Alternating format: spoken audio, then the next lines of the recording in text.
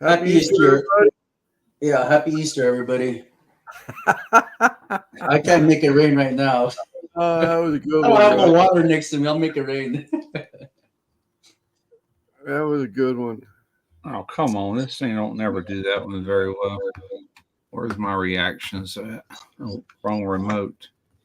Yeah, happy Easter, everybody. Bat, what's going, buddy? NBL, what's going, my Wait. Your yob. Do your yob. I Do your am. yob. I am. I'm calling them all out. There we go. There's the The rain. yob. Terry, what's up, Mr. Wepner? NBL. NBL. Then go ahead. And hello to everybody that said hey to me earlier. I was on here and I was doing it to my phone. So hey now. Hey now. Hey now. We talk about how full they were. We got a lot of people here already. Oh, man. Holy crap. It wasn't Easter food either. It was Mexican restaurant right behind us. So freaking good. Holy crap. Shout out to everybody who's saying Cuba in the chat. I would highlight your comment, but I'm not, I'm not the one in charge. Oh, suck it. I seen that online. Do your job. It said Happy Ester. What's that? On your title to this live, it said Ester instead of Did Easter. it really? God damn it. Did it?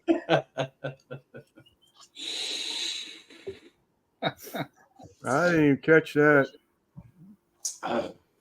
Apparently. Yeah, there you go. Jingo. NBL, you should have called them, bro. What happened is I did it twice. What's up, Randy?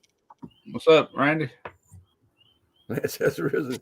I did it twice. I thought Simon made a new thumbnail for George and I, and I thought I had it, and I uploaded it, and it wasn't the right one. I said, shit. So I had to reload. Got Simon. I did get a hold of Simon. I didn't want to bother him on Easter, but I was like, man, I want that new thumbnail. So I knew George had it last week, but the one I had was the one for Simon and I. Same one, except it said, yes, I can, instead of 805. So I sent him a text and said, if he answers. So yeah, it's the title that you spelled wrong, not the thumbnail, where you actually no, but I had to go back. I went back in there again, and then I was all rushed because Simon had me as an administrator on his live, and it had me blocked out of my homepage. I couldn't get couldn't start a stream. I couldn't get a number, couldn't do anything. I said, damn it.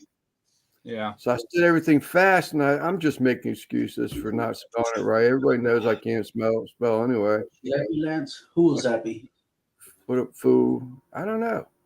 Was she happy? She must have. I guess so. Lover boy for a reason. Was she happy? The other Mexican. No, that was you, the other Mexican. You might talk about me. The gringo and two Mexicans. 65. I feel like a Mexican right now, man. I'm full of chimichangas and refried beans and Spanish rice, and oh my goodness, I'm about ready to pop. Yeah, two Coronas with lime. Here, let me show this video real quick. This little, the one I just showed you guys. Find it. Oh, here it is right here. I don't know why. Hold up. You get Okay, there we go. Heck yeah, man. Look at that. I should have filmed that video, but I didn't. That was just a quick hook outside, you know what I mean? Damn, we should have filmed that one. So that was just sauce and oil that you're frying in, or is it all sauce? It was all Frank's hot sauce. There's Mr. Russ Jones. Yeah, there's my dinner. Hell yeah.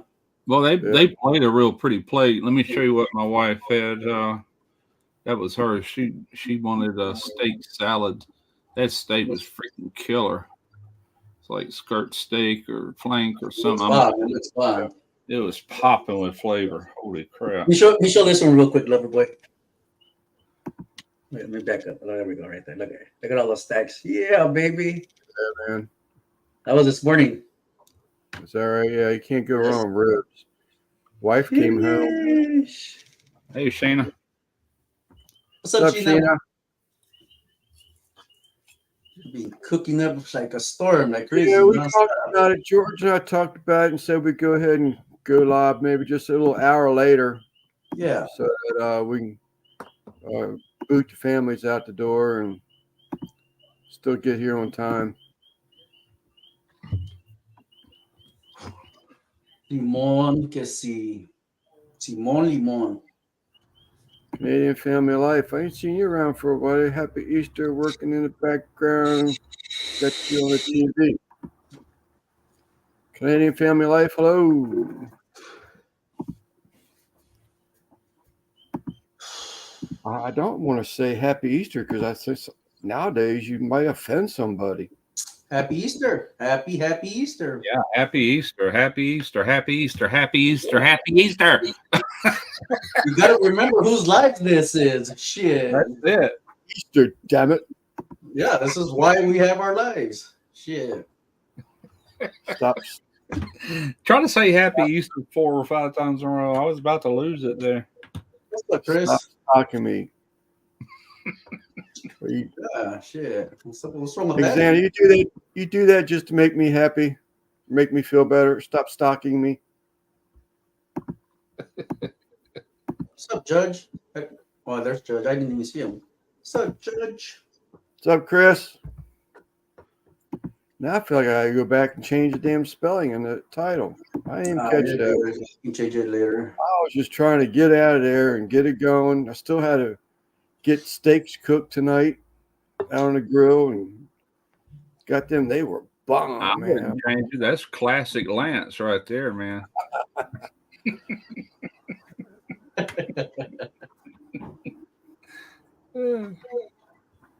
Oh man. Don't start that crap, Lance. You'll have us all yawning. I know. I took a good power nap a little while ago.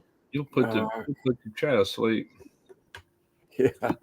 Come here, I'll put you to sleep, boy. This morning. I'll show you. I do have a couple pictures of them.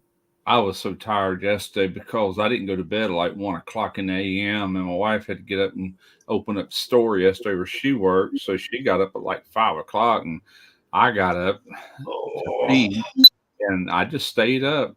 And it was probably about 10 o'clock last night, or might have been earlier than that. I dozed off right here behind me watching something on TV.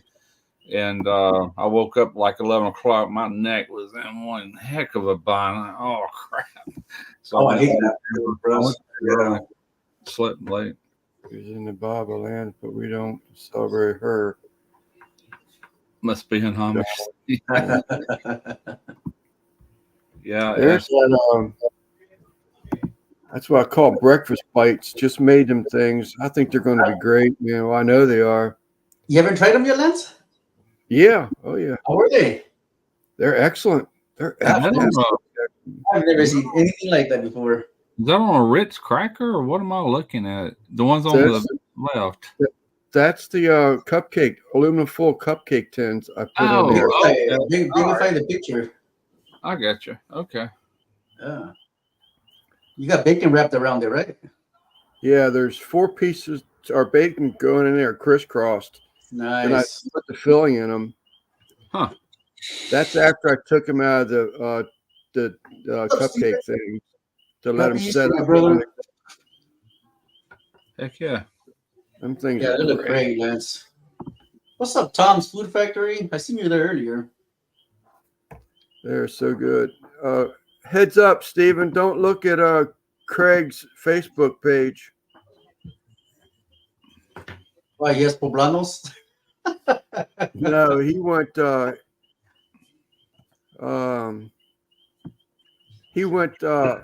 off course and went seafood. Okay. Nice looking batch of seafood too, man.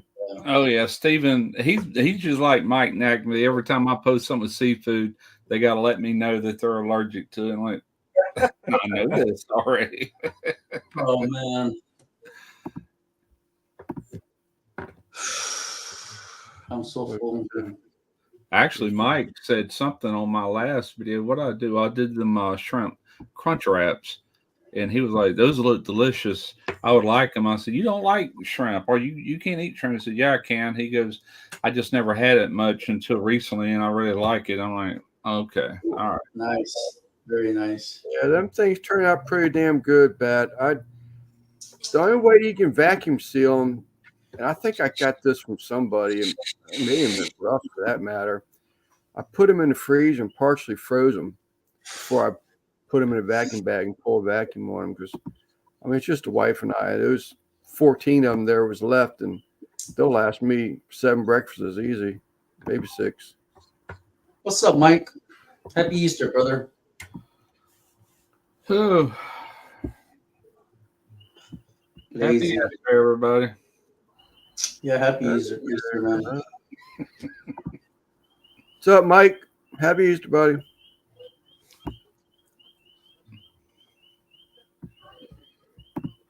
I think I saw him commenting on Keenan. So Keenan and his wife went out to dinner where his son is he's in training to be a chef. I mean, I'm talking about a chef, like, you know, you sip your tea, like high class stuff. A 5-star Michelin star or something like that. Yeah, man, this dishes, the platings this guy did, man, it was just blew me away. Very nice.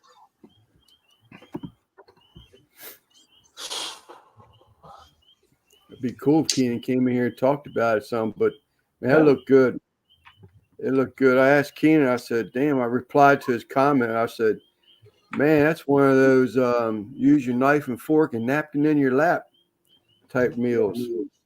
Line them up for an interview. Yeah, I mean, it brought it out like, you know, one plate, you know, appetizer, whatever it is, entree, or, like you know, or something like that. You start, you know, plate comes in, plate goes out, you know. Right. Actually, one of the things that was like a chocolate, some type of a chocolate thing, I thought that was What's up, CJ? I thought that was the dessert, and then he brought out dessert yet. I was like, man. Yeah. But yeah, it was a good meal. What's up, Mr. Shifter? What's up, Randy? What's up, motherfucking happy Easter ass motherfuckers in the house, huh? What's up, man? What's up? Chilling. Relaxing. Sitting there talking about Keenan's son working at that restaurant, man. I mean, tell you, man. Hey, Keenan's a cool ass motherfucker, man. I like the fuck out of Keenan. I do too. Did you see his Facebook, solid, bro? No, man. I haven't really looked at Facebook or anything in the last couple of days. I've been kind of like focused on getting Bailey this car and all that shit, and that I went ain't off really well. been social media too much. Yeah, that went off well. The Easter egg hunt leads you to a car. Did you see it on Facebook or what? Christy posted some shit. Yeah, I saw the Facebook page too. Man, my shit's kind of blowed out, huh? Did you get her something? Yeah, she got a Chevy Cruze. Nice. She got a Chevy Cruze, man. Fucking standard. I've been in there. I've been working with her on. Dude, she picked that shit up like that, dude. Nice. Like, Right. I just told her, I was like, look, babe, this is the way. So first thing I did was I got in the car and I was working the gas. I was driving. So I just had her shift, you know. I had her work the shift. I was like, put in second, everything. As soon as she got behind the wheel, bam, bingo. No big deal. Yeah. Heck yeah. No, that's great, CJ. She's one in a million that can drive a standard probably nowadays. That's the gray on my hair, CJ. Sorry.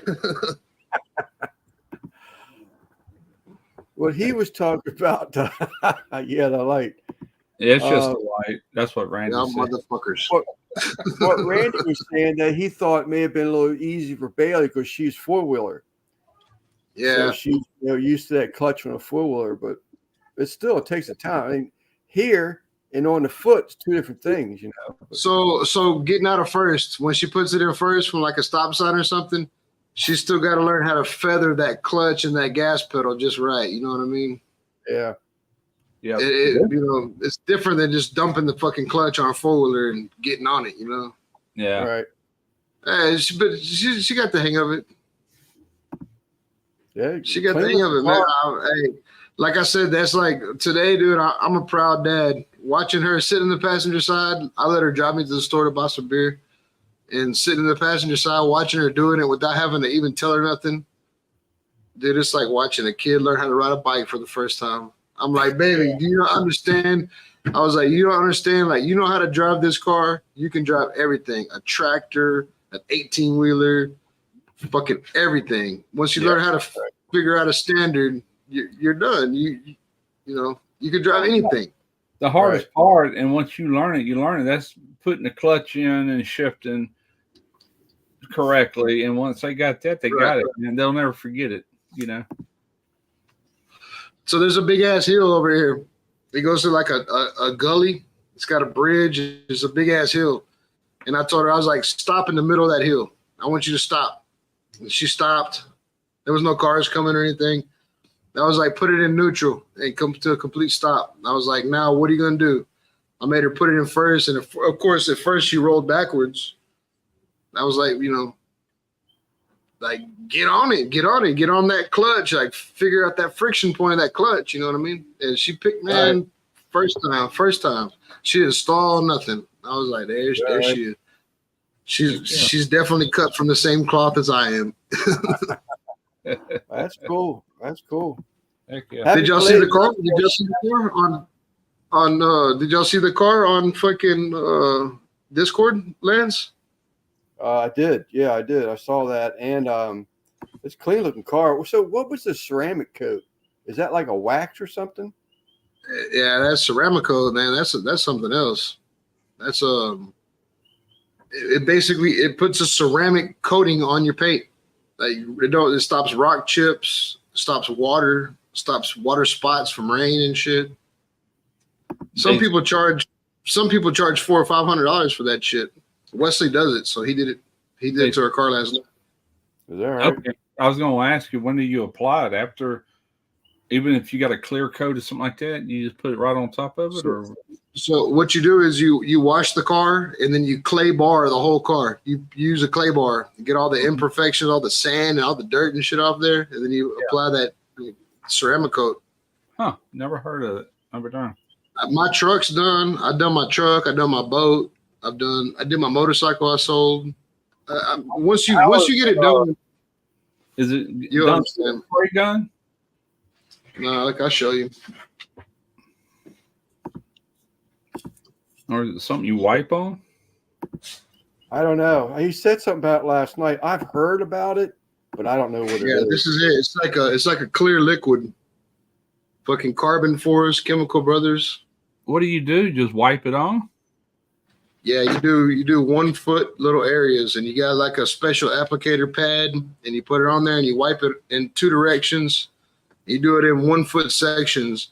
You let it dry. You let it dry for 24 hours. Wow, you're gonna be there. I'm telling you, it takes a little while. Yeah, that's why I'm saying, like, most people charge $300-$400 to do this shit. This bottle right here is almost $180. Wow. It'll do 4 cars. How much coverage can you get on that one little bottle? It'll do 4 cars or 3 trucks, Holy crap. That one little bottle. Yeah. Is that right? Yeah. You got to order this too. Like normal people, we can't buy this. You got to have a license, like a detailer's license or whatever, to order it. Huh. Wesley left it out here. I might drink some in a little while. You never know. Safety coach winner. Dude, when you see my Silverado, because I got a solid black Silverado, and it's been ceramic coated, and it lasts 3 years. They say it lasts 5, but it really lasts about 3. But when it rains outside, my truck doesn't even have a raindrop on it. The raindrop hits it, rolls off the hood, rolls down, it rolls off. Like, all right.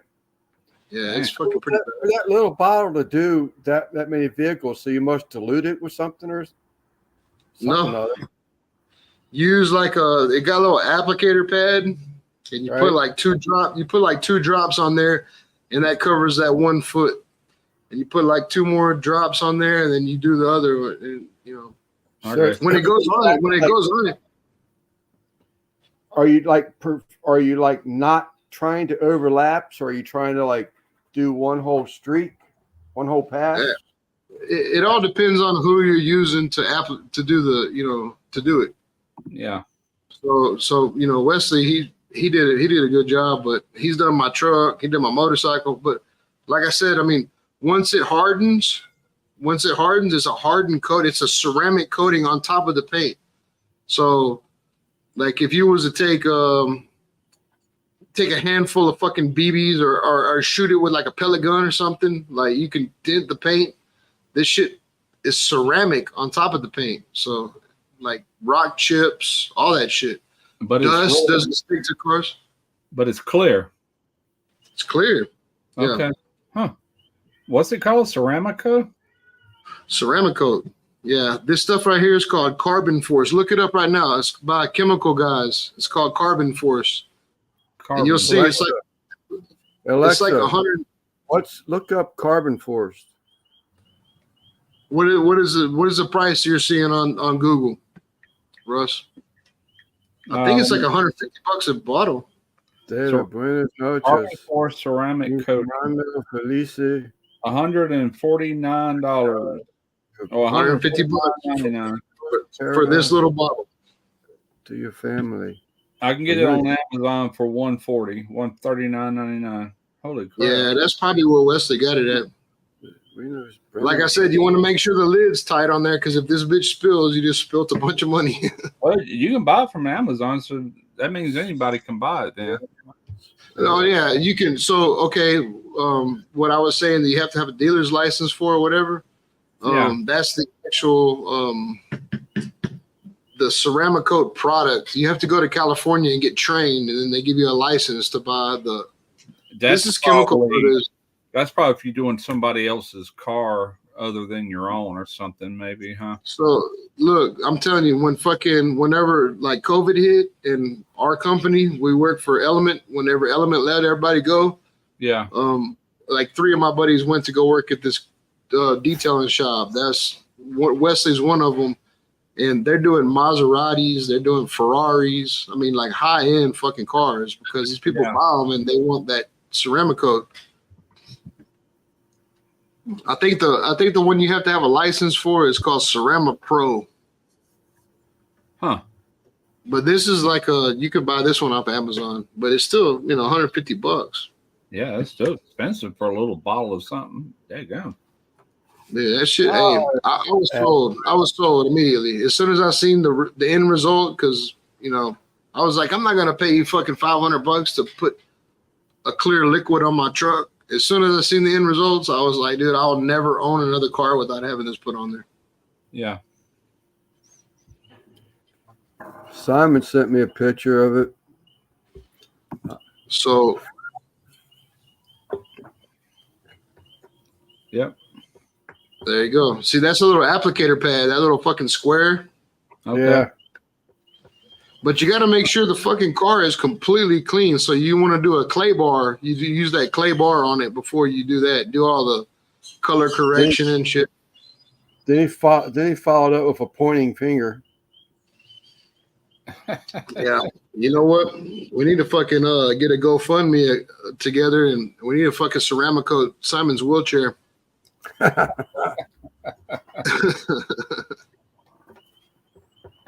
Anyway, enough about the fucking detailing part of let's talk about welding.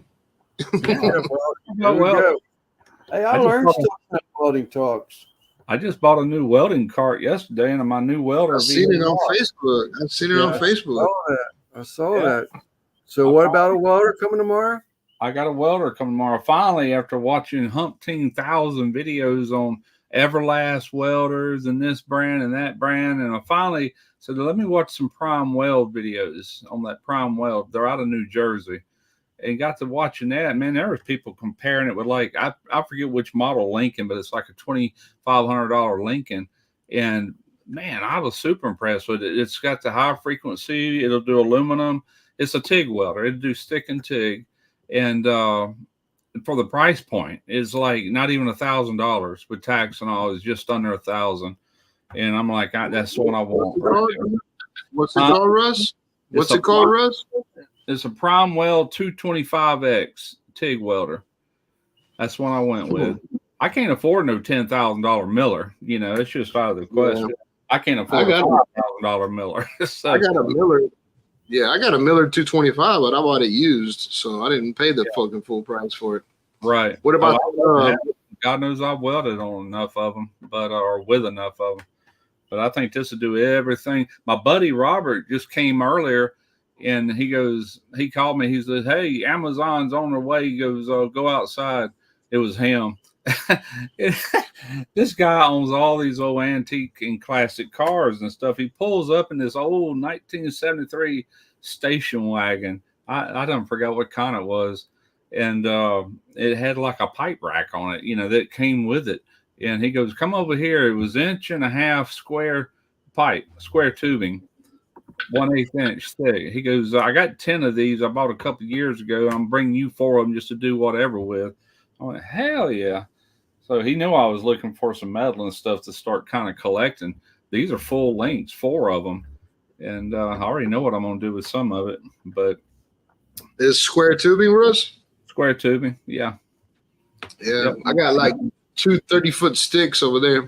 Mm-hmm. That's good to have, man, because you never know. So I don't know if you see my video when I built that shit for Uncle Steve, those balance beams. Yeah. Yeah, I used 2 30-foot sticks to build those. Okay.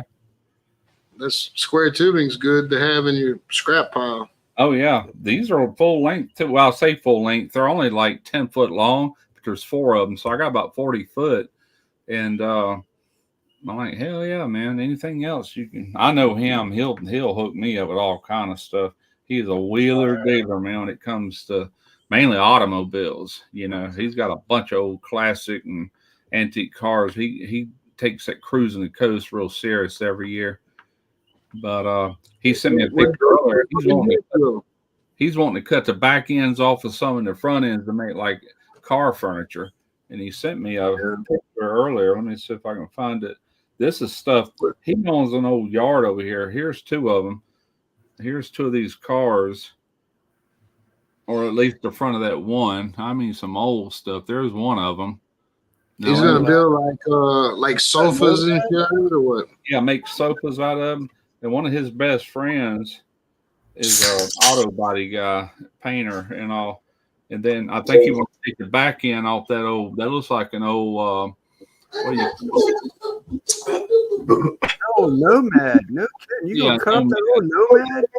You got an old Nomad. Look at Lance. Lance is like, oh fuck, oh my god. Look at the stuff. Look at the stuff in the background, though. All that's just old rust buckets, man.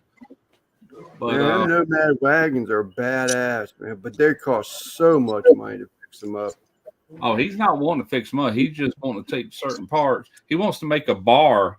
I think it's his wife, somebody she knows. He wants to take the back end. And I don't remember which vehicle. He wants to take the whole back end and cut it probably that deep. You know, tail lights back, or maybe it's the front end, and then up the side a little ways. He wants an L-shaped bar. Yeah.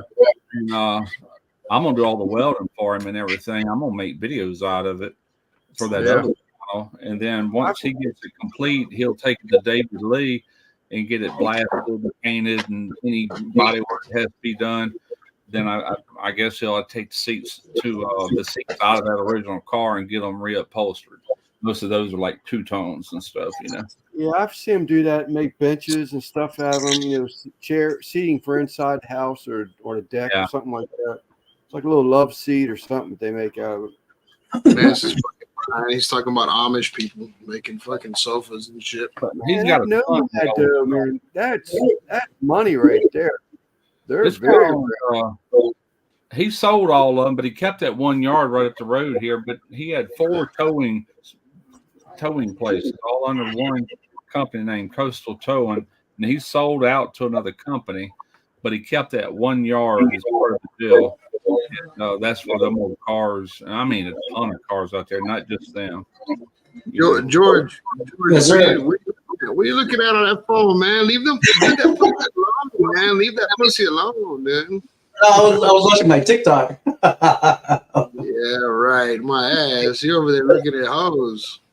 George is turned into a fucking pimp, man. Like I've watched him fucking since the Smoking Joe shit all the way to now, and like he's a fucking man whore now.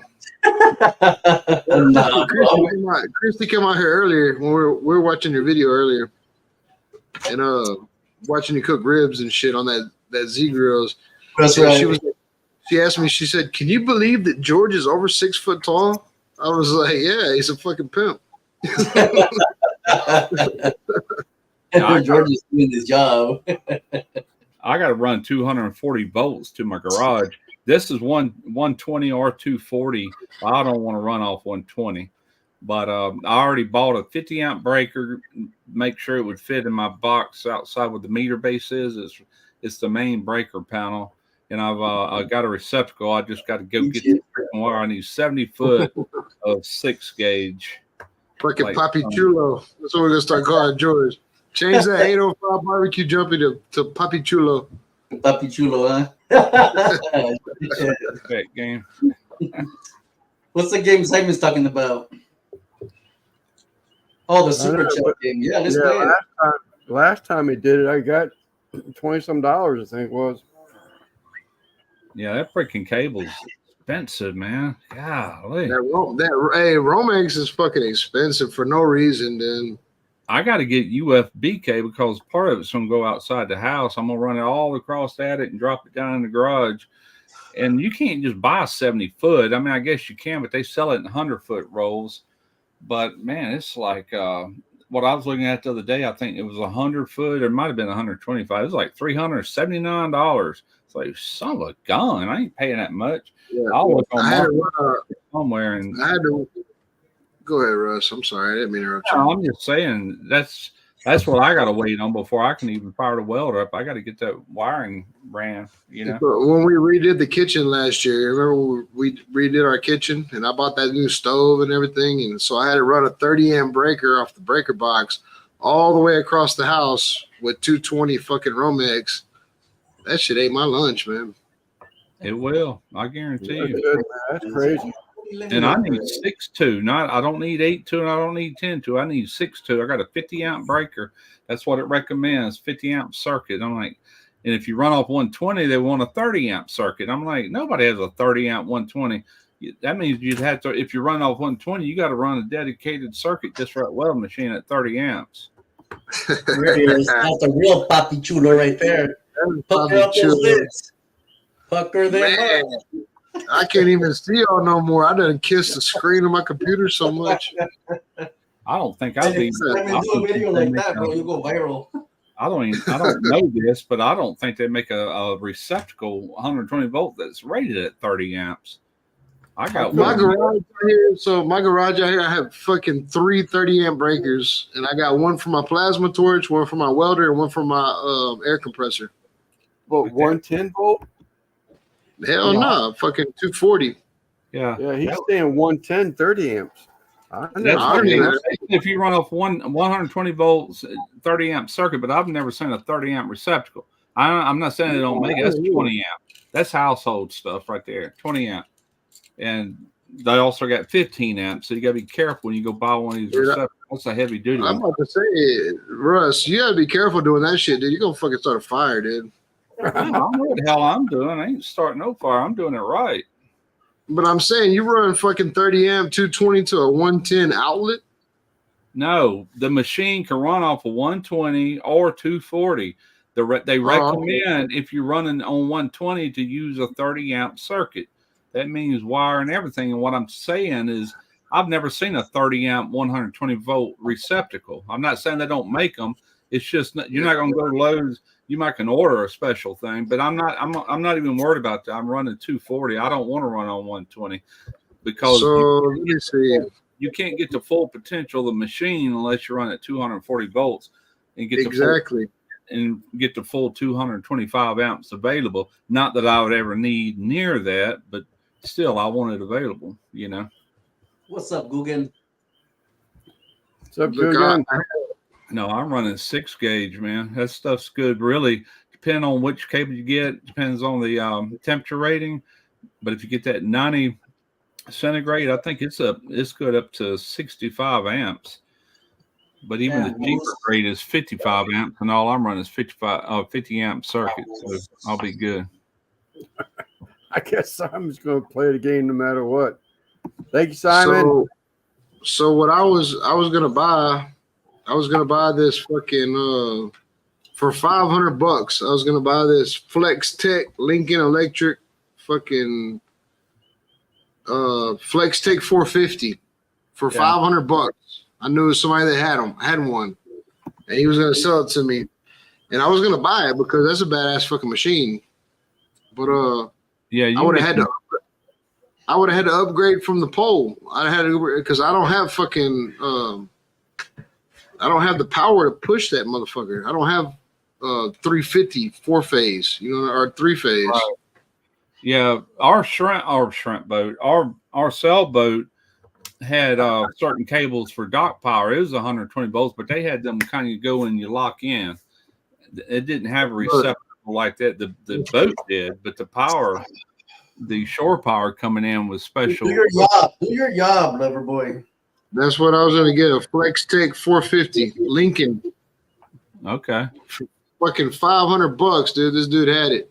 Damn, you should have jumped on that. I know, but I can't. I would have had to run. I would have had to run from my pole. Yeah. Oh, fuck. That ain't a standard receptacle. Look at it. Yeah, it's at 30 amp, 110 volt. That's at 120 volt. That actually at 125 right there. That's what I'm saying. I've never seen. And the reason I'm saying that, the machine has got a 240 volt plug. Then they give you this adapter that 240 plugs into, and at the end of it, it's got a plug that takes that kind of receptacle. Now, I don't think they make them in 30 amp. Here you go. What's this? No, this is They 20 might. amp. That's 20 amp, 250. So I'm like, why would y'all put that plug on there? How much is that rated? Oh, that's 250 volt. Yeah, that's 20 amp. That's the same thing I just showed you. But it don't matter. I'm not running on 120 volts, no way. No, I'm just curious. I've never seen one. It's got me wanting to have to look it up. Yeah. Russ said, I ain't starting no fire. I know what the fuck I'm doing. I just be licensed at this shit, man. Here's the Yeah, I don't see them.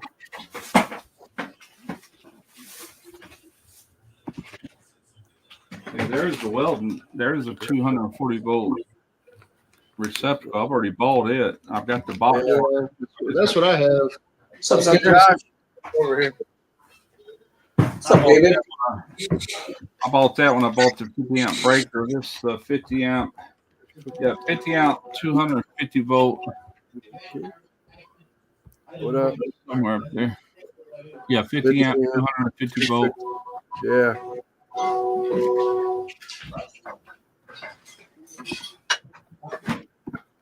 Train coming. I can't bring it over here. That's what I did on this. You can't see it.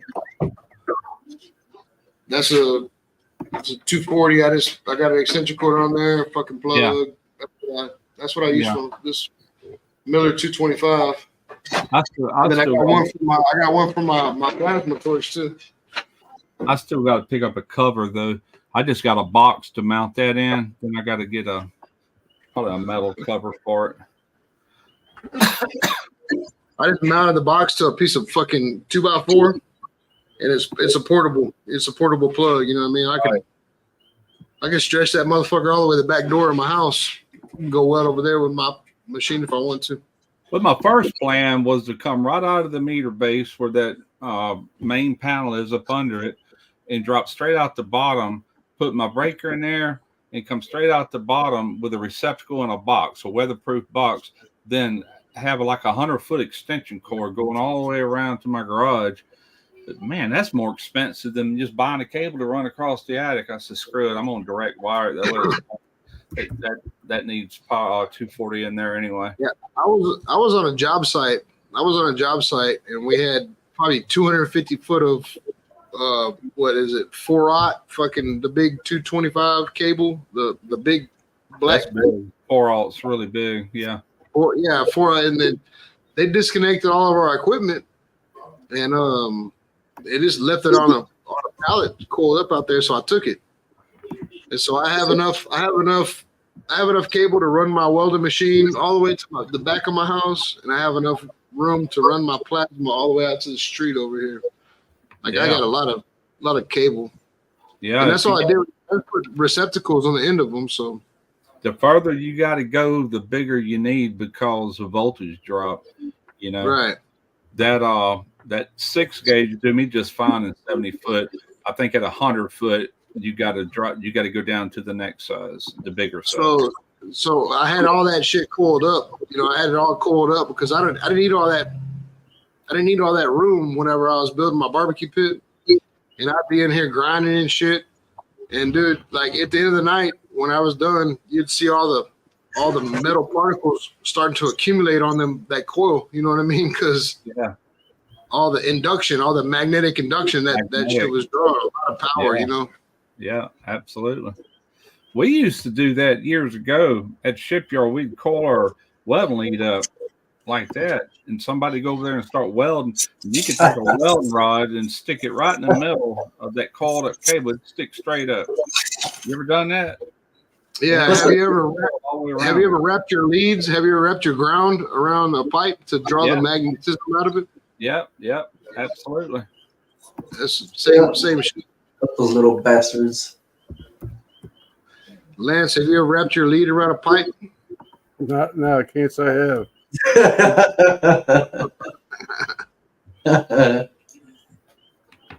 Heck yeah.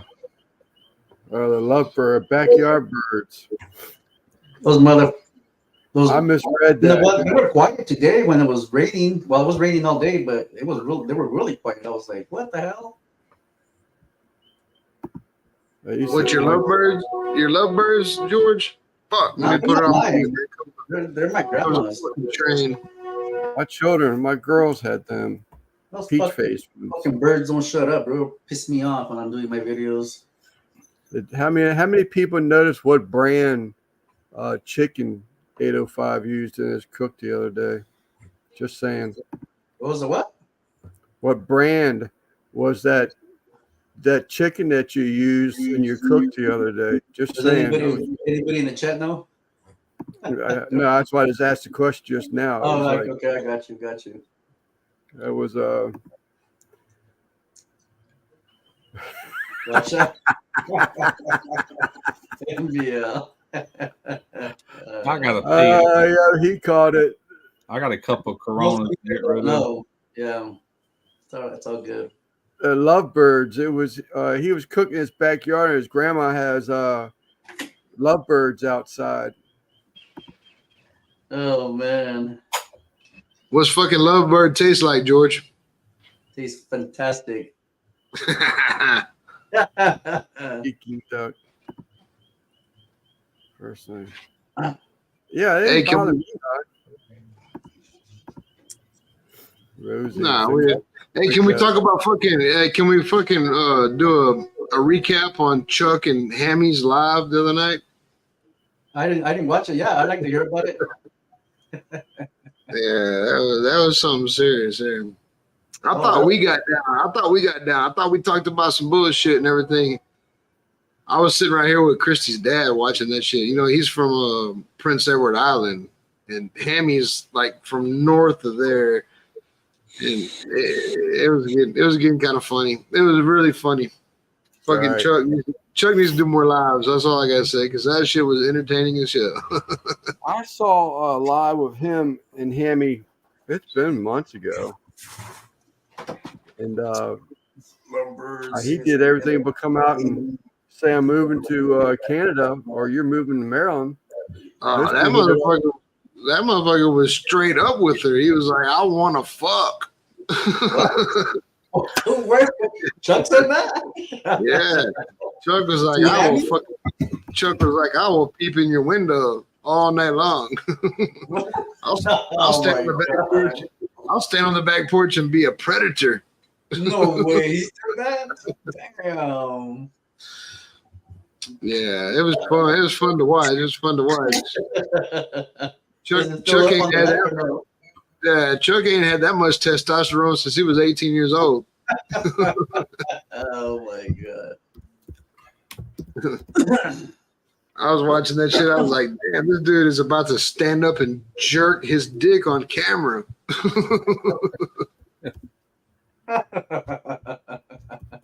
Oh man.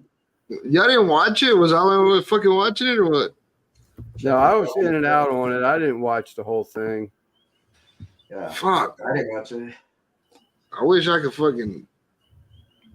Man, there was some shit on there that I would have recorded too. Like, I know for you, Lance, I don't know if you've seen it, but for you, he's saying fucking TLC, don't go chasing waterfall. He sang that. That's all right. Like, Yeah, he knows that's Loverboy's song. yeah, it was the whole time. It was like, fucking get Randy up here. Like, get Randy up here. I was like, man, I am not going on this fucking panel. No, I was busy anyway, but I'm just saying, I had it on the computer. I was like, hell no, I'm not going there. Y'all motherfuckers gonna be on the FBI watch list after this shit. They went way out in left field. Fucking Chuck, man. I couldn't believe that shit. Chuck let it go. He let the filter off. Put it that way. Damn. And I seen it come up on my feed.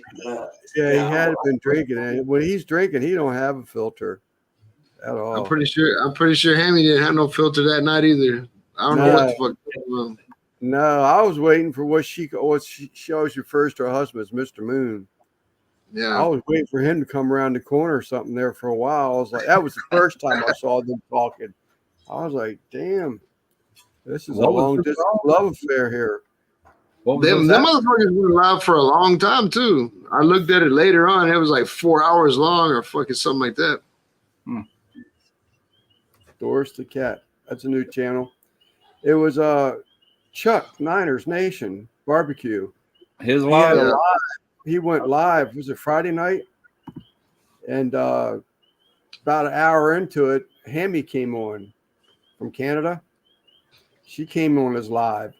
And she was on his live, I don't know how many months ago. It was months ago. But I mean, it was like a love connection. Yeah,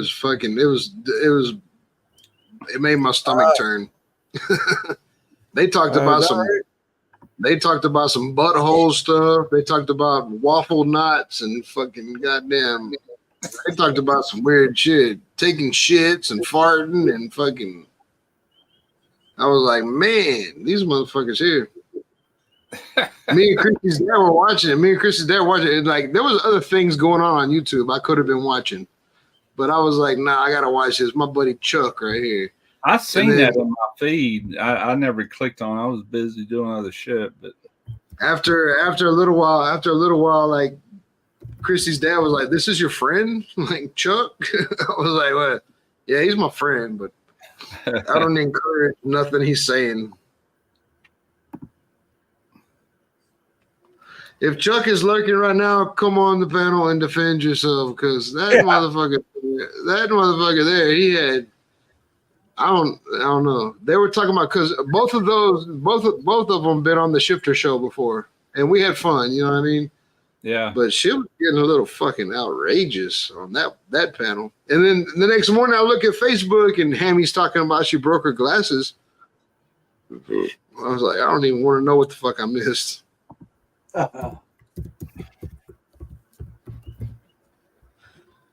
Anyway, I mean, I didn't mean to put that on your show, Lance, but.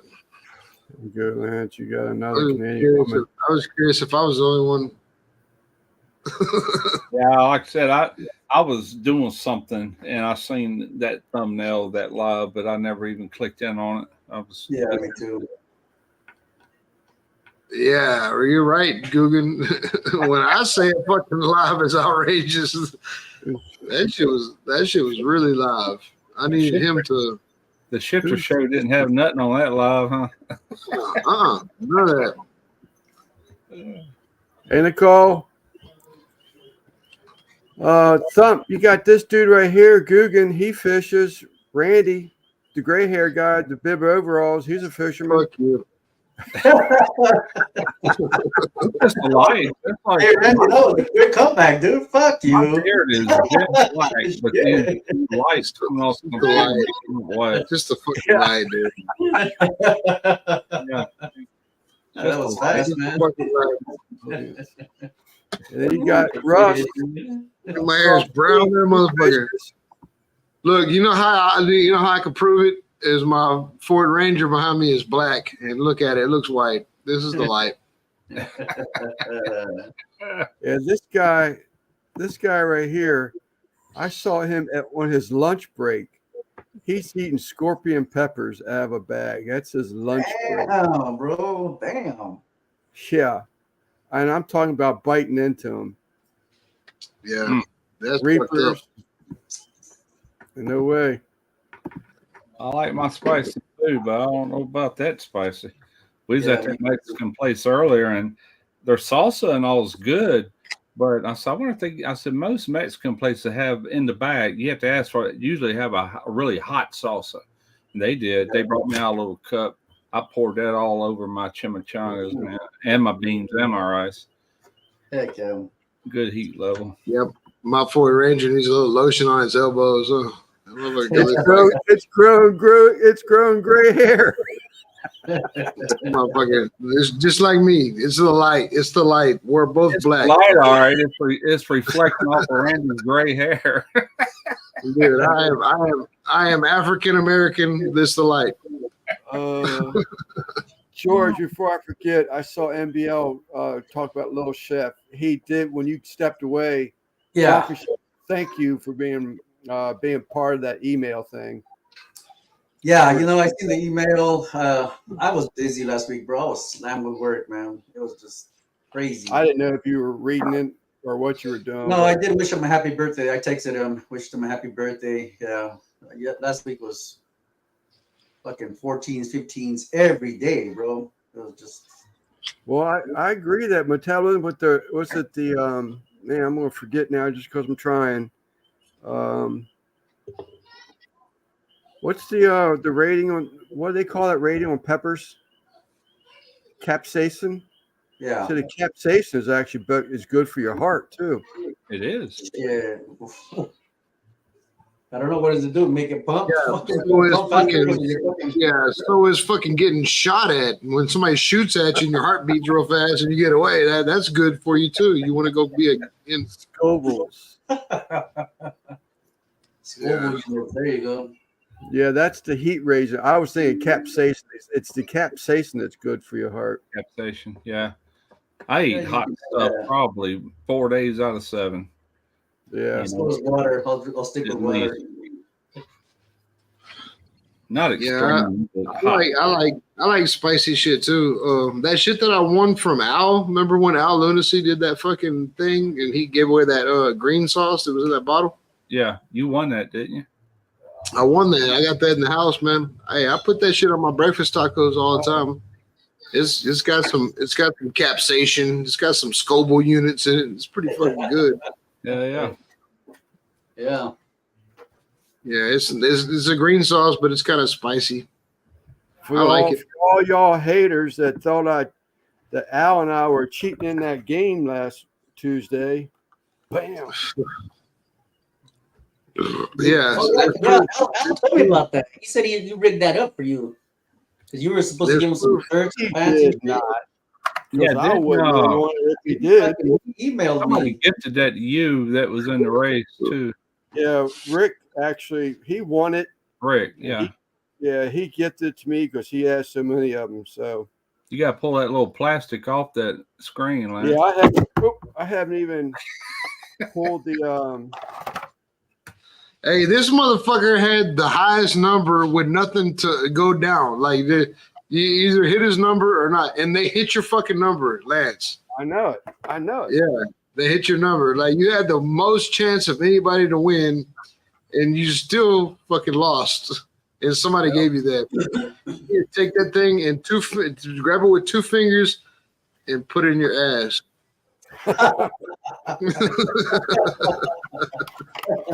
What is that? Like 85 degrees, Lance? I think he's going to rethink that. Not in Maryland. In Maryland, it's like 72.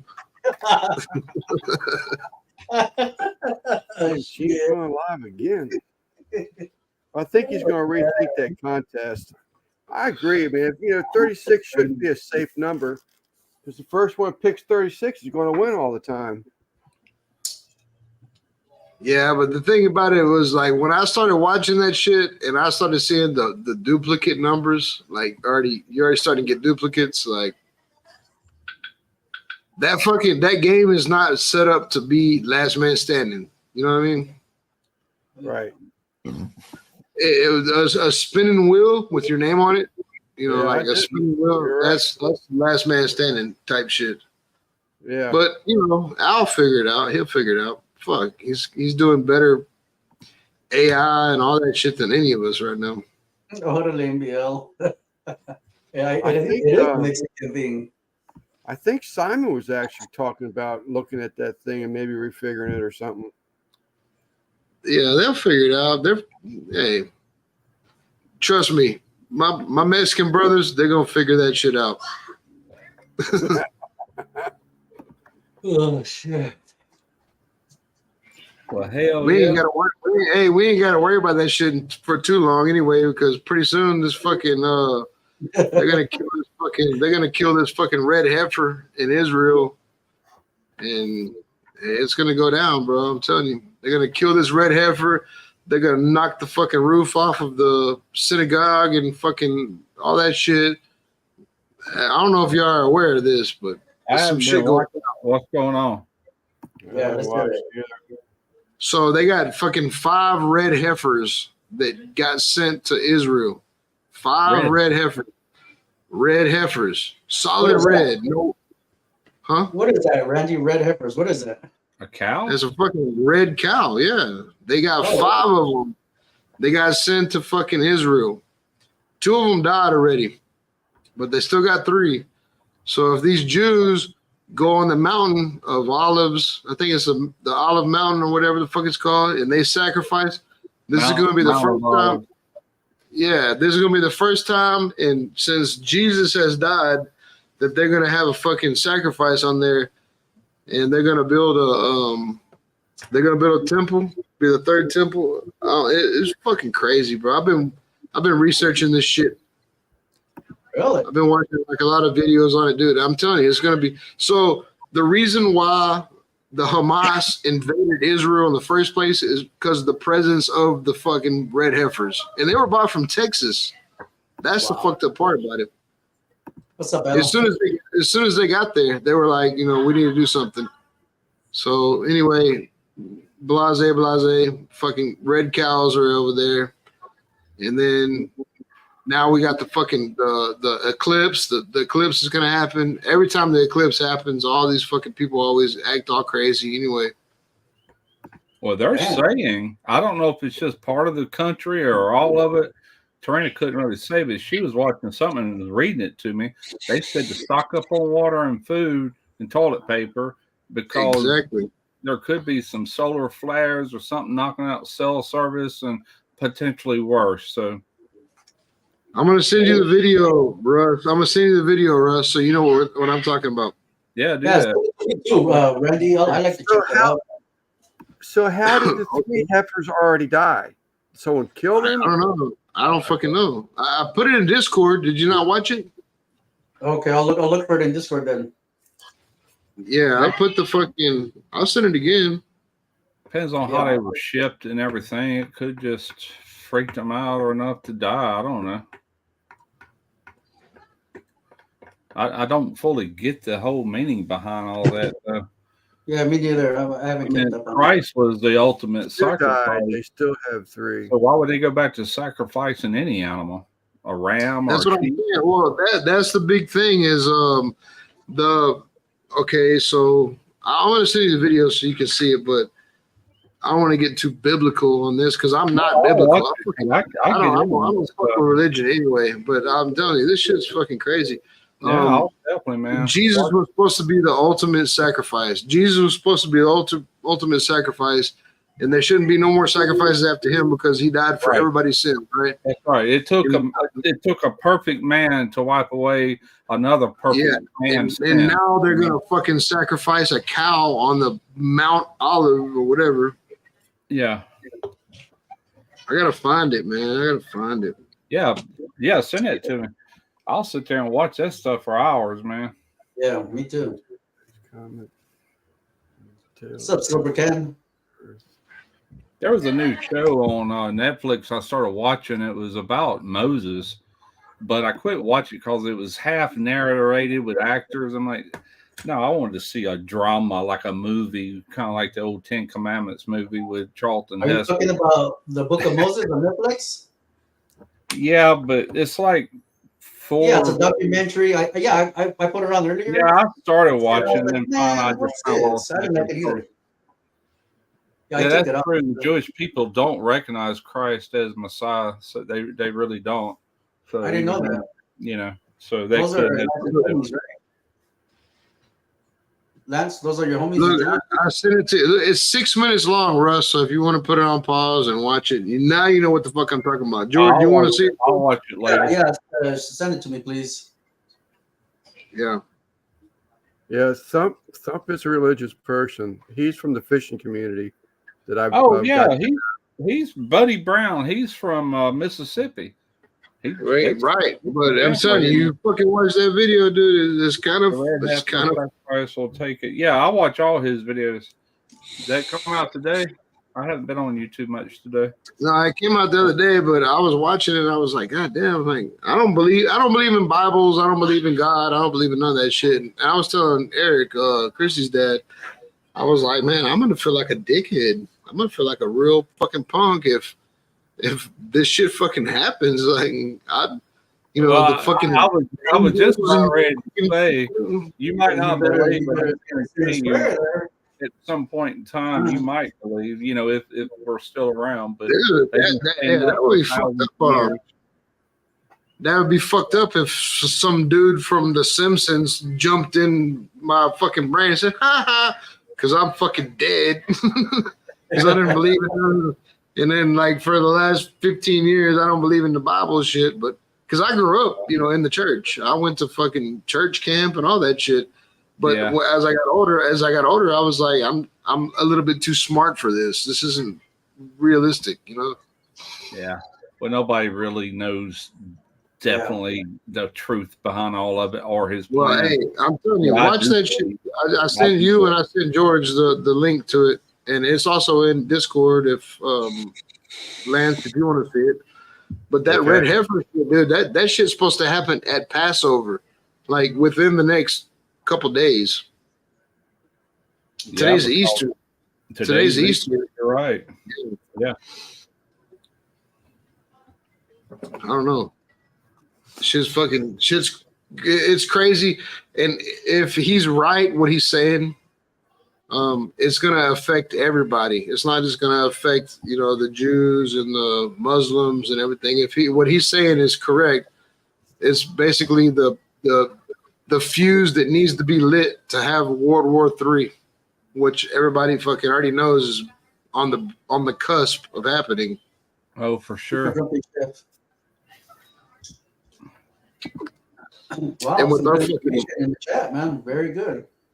And with our fucking robot president, he's gonna fucking be fully involved. What a time with all the crap going on to have a president like that. Holy crap. Could it get any worse? Yeah. You know what I feel bad for? Because you know what? I stand behind. I'll talk to him today, as a matter of fact. Bailey's boyfriend, Sean, he just entered, he's in the Army. He's going to be graduating from, what is it? The basic, whatever you go through first on the 26th. On the 26th of April. I already bought Bailey a plane ticket. She's going to go over there and watch him graduate and shit. But I feel bad, man, because he's going to be in the Army in all this fucking bullshit that's about to pop off. You know what I mean? Like, he's almost guaranteed to go see. Yeah, man, I'll tell you. You just never know. I knew a guy. He was drafted. He tried every way in the world to not be drafted, but he had no choice but to go. And he was in there his whole hitch in the army back in the Vietnam. Now more, they never once left the United States. And what he did learn, he become a lineman. Climbing poles, and he. So when he come out, he had a really good trade. But he was scared to death to go over there and get his ass shot off, which I can't blame him. Who wouldn't be? But as it turned out, he didn't even have to leave the States to go over there. He did his whole stay right here in the States, A lot of So that's the thing. I talked to Sean. I talked to Sean before he even shipped out. And I was like, are you willing to do this? I mean, he is. He's that dude bleeds red, white, and blue. And he was like, you know what? Whatever happens, Randy, happens. I'm talking to a 17-year-old kid. I'm 41 years old. You know what I mean?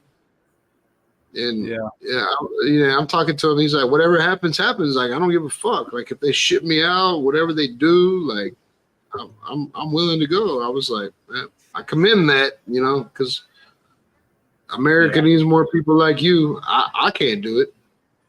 Like I said, I'm 41 years old. I got fucking pins holding my leg together, and all I know how to do is fucking cook. I guess I can go be a cook. Yeah. But he wants to be an Army Ranger. He's in there for a long time. He wants to be in the Rangers. So somebody brought up that movie the other day, Men of Honor, and I wrote it down. And anyway, I watched it again the other night, and I forgot I had already watched it once. That was a good movie. Yeah. It's a very good movie. They twisted off?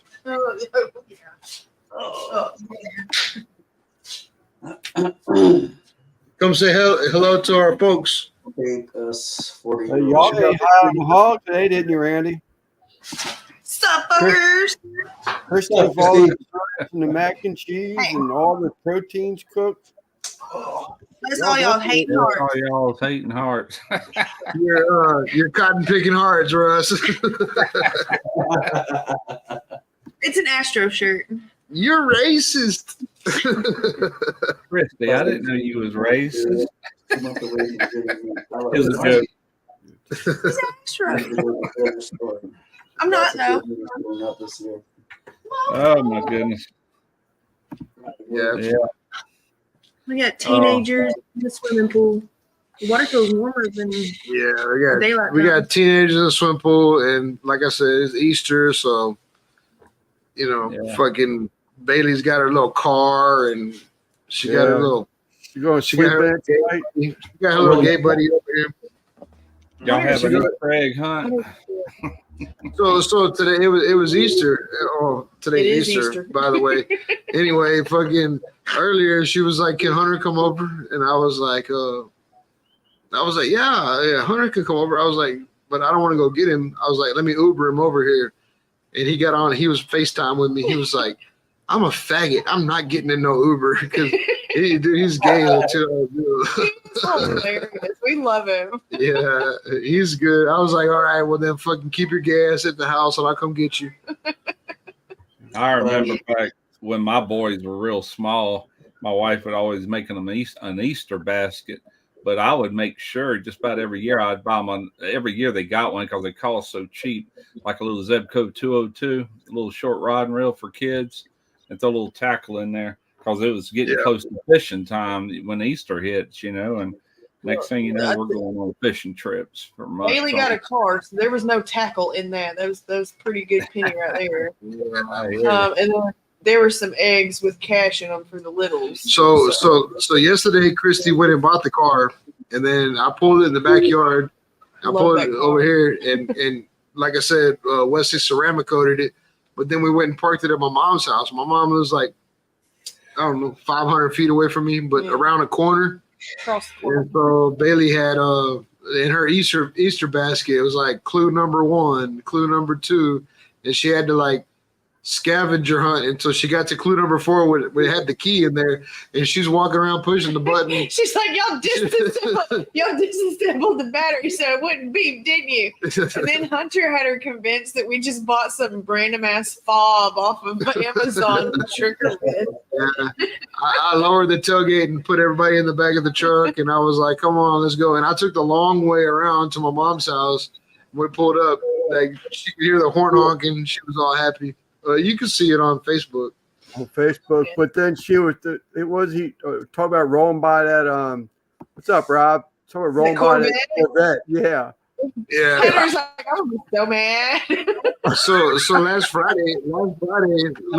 Friday, when I took her to go car shopping, we're in the fucking car lots, and she likes Altimas, she likes Malibus or whatever, and so she's just going in the line, open the door, looking inside, and she was like, "Daddy, this one's cute," and I'm walking up behind her, and I was like, "Shut the door, baby." She fucking opened the door to a Maserati. She was like, "This one's cute."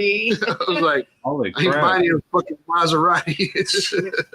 Hell, Mom did the same thing to a Maserati sports car. I was like, no, ma'am. Ain't Like- happening. Like, I ain't buying you a fucking $15,000 fucking car. That's too much. 15's too much. Oh, But you're looking at a Maserati? Like, yeah. Happy I Esther. live that one down. Happy Esther. I misspelled Easter.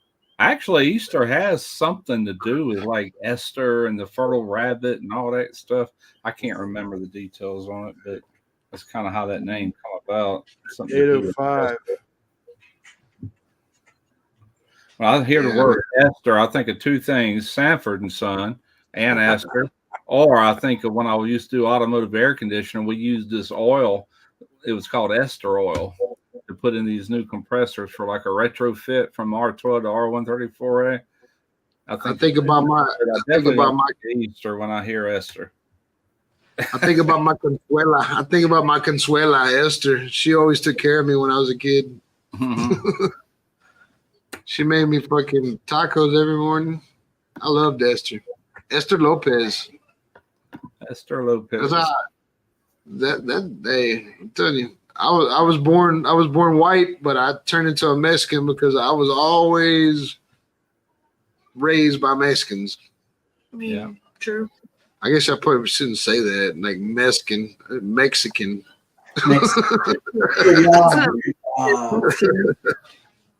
That's like It's- France. it's- She did all this Spanish, but It's me, Abuela. she was raised in Alice, Texas, most of her young life. You know, Look at nasty. I'm watching Alexander. I was thinking the same thing. This could go off the hook here, but everything's under control. Boys. Shout out to Esther. Out to Esther.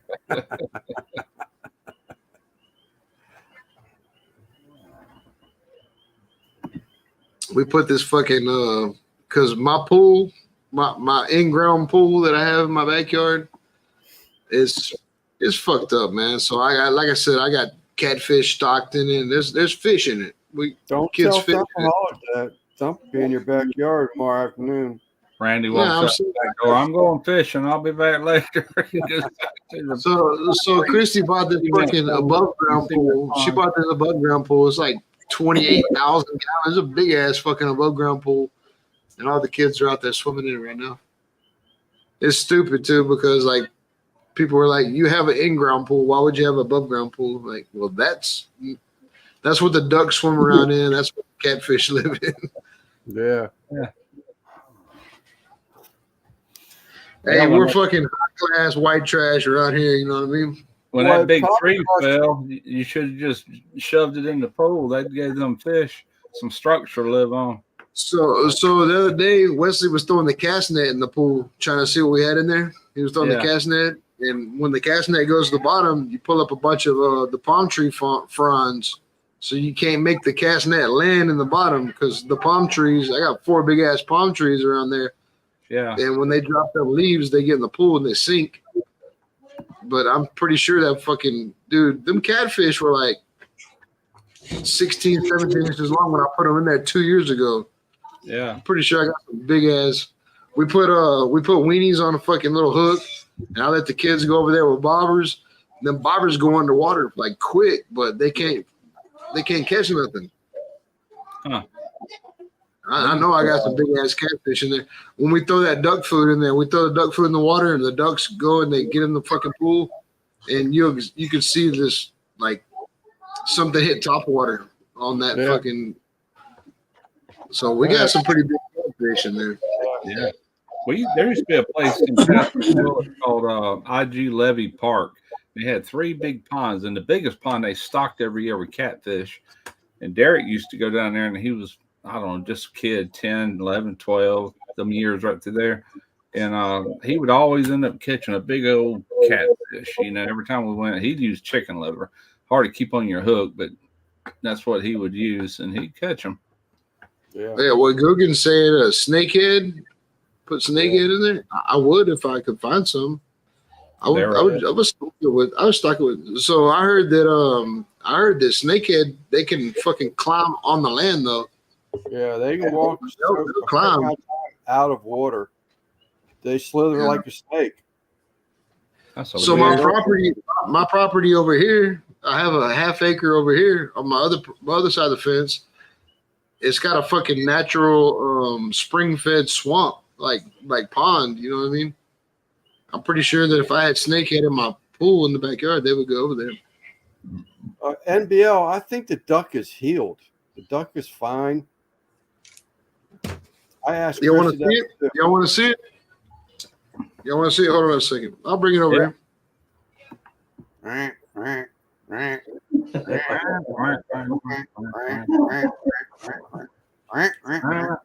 Fucking lay eggs for us right now.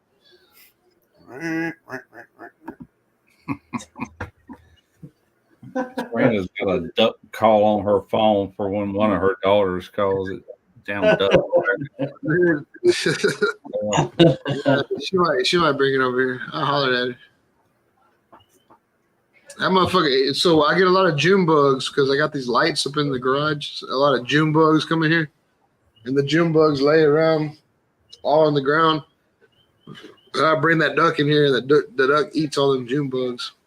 I remember being a kid, and we went fishing at a place in Wade, Mississippi, called Parker's Lake, and they have this bridge that spans over the lake.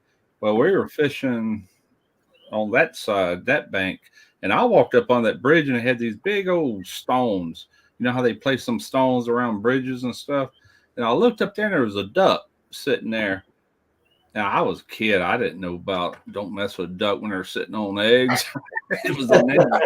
And I walked up that duck, and I reached to grab it. And, man, it bit the fire out of me. Oh, that's Bailey. Bailey. She dyed her hair. Yeah, I'm blonde. Yeah, well, I saw it before, but when you came in just now, you look a lot more like Bea now. I don't know if that's a compliment or not, but thank you. Yeah, no, I'm not gonna bring Ducko in because she's broody, and so she's bitchy. She actually had it in my hand today, but for the last couple of days, I hadn't even been able to pet her. She's just all fluffed up and pissed off all the time.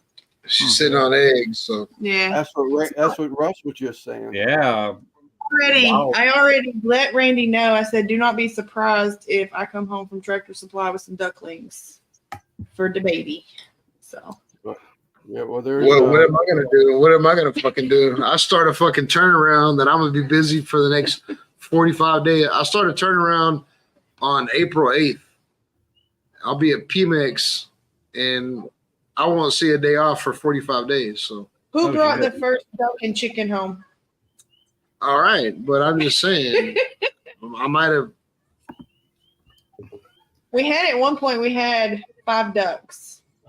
I just brought home some beer can chickens. I mean, all I want to do is cook them some bitches. No, because you said they were Cody's and Bears. I know this is going to turn into a fucking lifestyle. And then he brought me some. And he can't even eat that. Your schedule changed because the other day you were saying that you probably didn't have to do no more turnovers to July, so they sped that up on you, huh? Yeah, one job. The shop that I was at right now was supposed to be over at the end of April. Yeah, well, it ended early. Last week was my last day there, Okay. And so I had two choices. I could either go to fucking what? She's gone now. Anyway, I can either go to Louisiana or I can go to stay right here in Houston and run this turnaround. So I was like, fuck it. 45 days, that ain't shit. That's a turnaround. Yeah. And then hopefully after that, I'll run into this next turnaround. As soon as this one's over, the next turnaround that's in Orange, that'd be a 4-year project. So Wow. that's in Orange, Texas. You ever been to Orange, Russ? I've been through there going to Houston. Yeah, so it'll be in Orange. They're building Chevron's building a plant right there. They got That'll be a Orange, 4-year. Louisiana once you get in the Eric. What's Huh? up, Papa? Daddy Eric? Eric. No, I was Oh, saying, that motherfucker. Happy Easter, bro. I think Orange is one of the Eric, first towns you look. come into once you cross over from Louisiana to Texas. Yeah. It's a little bit of a drive from where I'm at in Channelview, but I'm saying, look, I can't bitch. I can't No, bitch because it's not far, but it's not that far, but it's a pretty good little drive. Yeah. Day in, day out. yeah. What's So up, Eric? Well, at least I you're know. in the house, man. I mean, most people do this line of work unless you're in one place all the time, like a shipyard or something.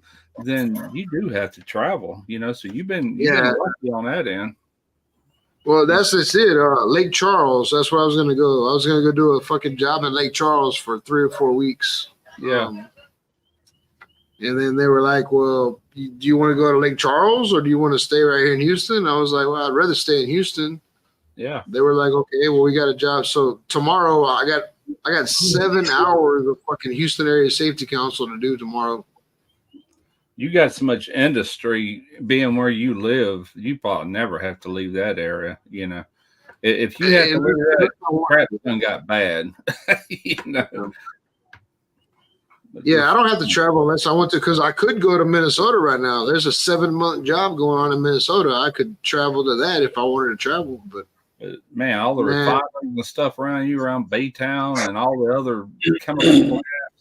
yeah. Hey guys, I'm gonna tap out. I'm freaking burned out. You guys have a happy Easter. Everybody. George, fuck that shit, George. You stay right fucking there. I woke up at 3 this morning, bro, and started fucking cooking. I haven't stopped all fucking day. George is about to go get some pussy. That's what he wants to do. Yo, tall ass fucking pimp. You guys have a good Easter Sunday. You guys take care, man. Hey, I love you, brother. Happy Easter. I love you too, man. You guys take care. All right, Hey, George. Take care. You guys take care. Later. What's up, Eric? Yeah, what the fuck's up, Eric? God damn it. Easter. Cough is awesome. I love watching him eat because he hangs on his bowl and his back legs don't touch the substrate. What is she talking about? The fucking turtle. I'm gonna go pee. I'm gonna go pee up here. All right. So she's saying when he gets in a food bowl, his back feet, because he's eating, his back feet are elevated.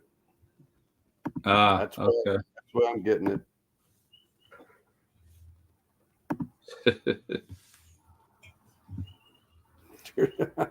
Enjoy your new cat. Oh man. Yeah, that's right. He'll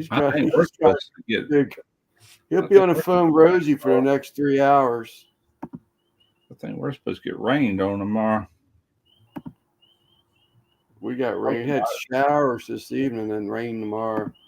Let me see what our outlook. Monday. No, it ain't showing no rain tomorrow. It's showing partly cloudy. Okay. So how's that baby life there, Eric? Cool. Y'all probably made that baby a crisp Easter basket already. Now we got 0% chance. Never mind.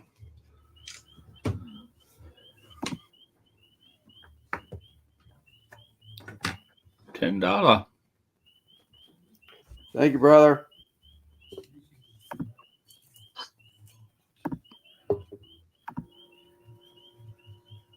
No, me too, MBL. He deserves it. He's happy now. You can see it. Thank you again, George. Are you breastfeeding him, Eric? Doing great. He's sleeping for now.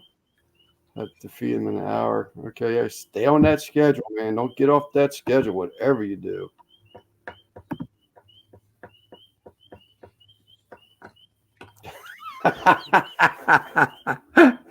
Did you see that 805? Happy Easter, everyone. Life is too short. Be happy. I found a kid's Oklahoma Joe's offset smoker. Oh, God. Hell, they grow up fast. You might as well get him the full size. Can't believe how quick kids grow up nowadays. Jeez. I know it. I can remember when Derek, when Destiny was born, and I'm sitting there holding this little infant, and here she is now, 22 years old. I'm like, holy crap. Can't believe that's been 22 years ago. Yeah.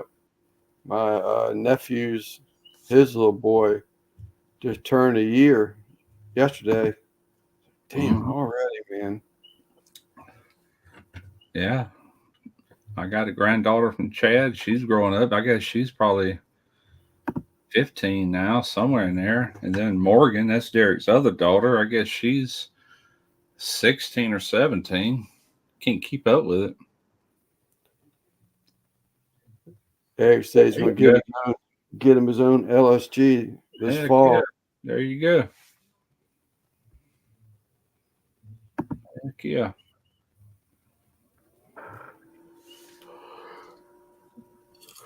I was watching something on Netflix earlier. It was it's like a reality show, like the cooking shows, but this wasn't cooking. This is like metal artist that works with metal and stuff, and they given these things that they got to do, and one of them was they had to make a grill, and it had to actually work, vent in and smoke and all that, and it had to represent some sort of animal or creature or something. But they made this one couple teamed up, and they took beer kegs, aluminum beer kegs, and they made like the shells on a lobster. Then they took a plasma cutter and cut out the tail sections. It was cool looking. I'm like, check that out. The whole top of it was like a lobster. You raise it up this way, and there was your grill and your grate and everything to cook on. What was the name of the show? It was on Netflix. I'm still watching it. I just, when you turn it off, when you go back, it'll start right back where you left off. Right. What was the name of that? Hey, there's a guy on Netflix right now that's fucking funny as fuck. He's a comedian. I was watching it earlier, but everybody showed up for fucking Easter and I couldn't finish it. It's called Metal Shop Masters is the name of the show. It's just a reality show, but look at the new what just came out. I think it came out yesterday or whatever. I forgot what his name is. Some dude, but he's at the Comedy Mothership in Austin. Dude, he's funny as fuck, dude. Really? He's talking about for a dude being tall is the same as a girl having big titties. he's like you didn't do shit. All you did was you were born that way. This shit's funny as hell, dude.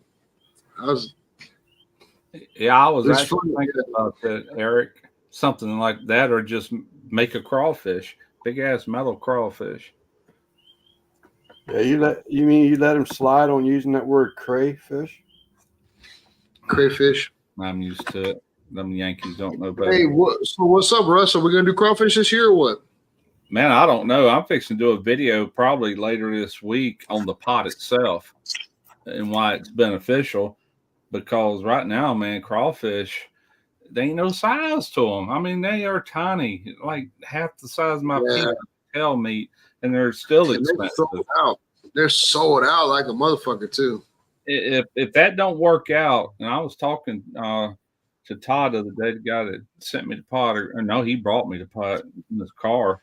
But I told him I just want to turn around and do a shrimp bowl or something, because I ain't spending no $400 for a stinking crawfish bowl just for a video. That ain't very helpful, 20 pounds of shrimp. Yeah, I can do that.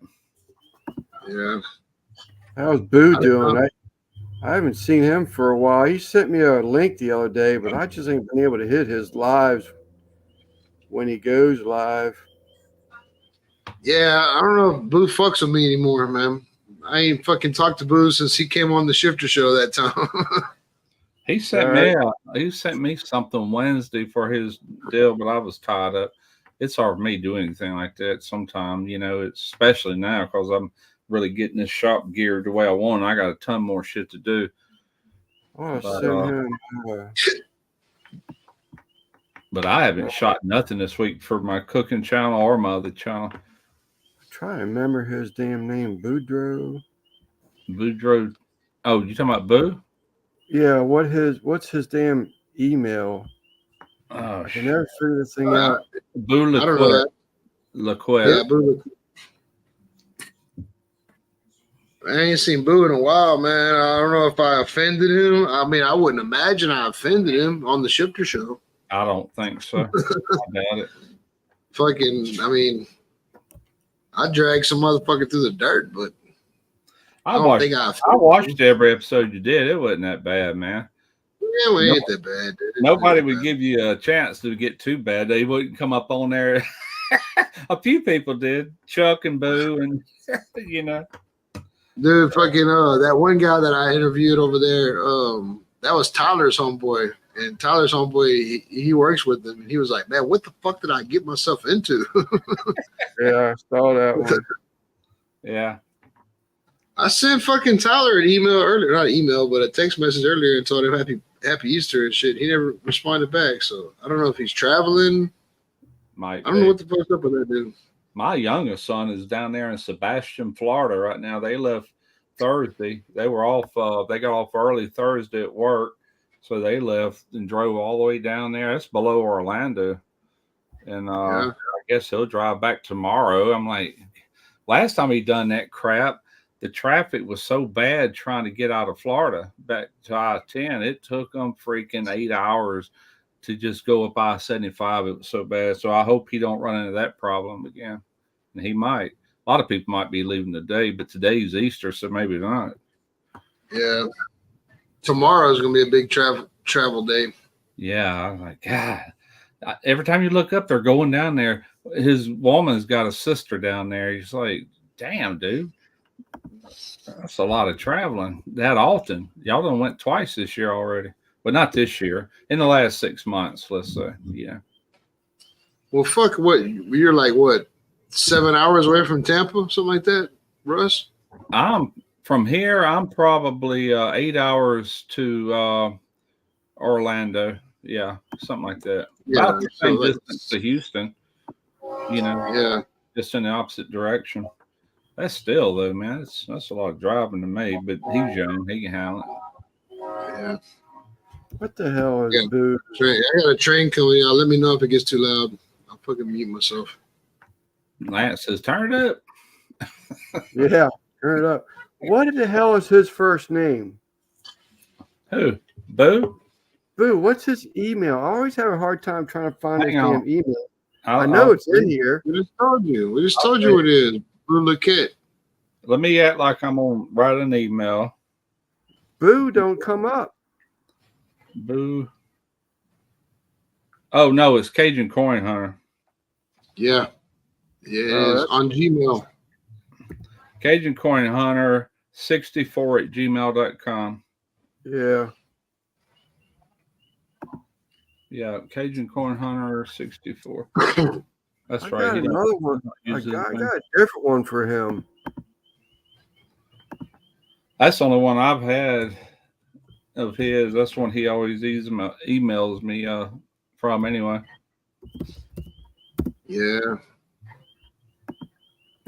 Yeah, I ain't talked to him. Like I said, I mean, I've seen he went live a couple times, and I go in there and say hi, but he don't ever read my comments and fucking. I don't know if maybe I offended him. I don't. I didn't mean so. to. I didn't He's mean probably to. You know, like me, I get so many notifications on my phone. I just turn them back on for Instagram. Just turn them back on, and it seems like every other minute something's flashing on my phone. So that's the reason I end up turning them off a lot of times because it drains my battery. That happening, 24/7. So I keep like Facebook. I don't get no notifications from Facebook. So if anybody comments on something I post or whatever, I don't know until I happen to go back in there, which might be a day or two later. I don't go on Facebook much like I used to, but yeah, I think Instagram is the only thing I get notifications for right now. Oh, did I you see that? I turned the notifications off on all my YouTube shit because it's got to be like every time I open my phone, it's fucking 5.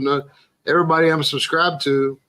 Yeah, notifications. You know what I mean? That's what I do. But I go to YouTube so much to where what I do, I go into my studio, and then from there I hit comments, and that lets you know if you got any recent comments. And then you can also see if there's any hidden comments, something that got sent to the hidden pile from saying something wrong or putting a link in there or whatever. All those go to a separate box, and I'll go in there and read them, and I'll decide if I want to, let it go public or if it's worth going into my. I haven't looked at YouTube Studio in so long, man. Look, I don't even know what the fuck. But yeah, I turned all the YouTube notifications off. I haven't on my new channel yet. David Hernandez has commented. Yeah. Bats commented. Dude, I ain't fucking. I'm sorry, y'all, if y'all are watching Bat and David Hernandez. That's all I got. Yeah, it's easy to miss them. Even if you get the notification, it's easy to miss it because if you're working, you're not looking at your phone. And, Dude, it's I'm really not. Yeah, it's like, I'll turn that shit off. But I still have them on for my new channel. That's only because it doesn't get a lot of activity yet. But once it does, I'll turn it off too. The notifications, Dude, I'm telling you, like I really sometimes like I don't look at Facebook for 2 or 3 days. I don't look at Instagram ever. I don't look at. Oh, you sound like me. I thought you did the Instagram thing. I never could get in the habit of it.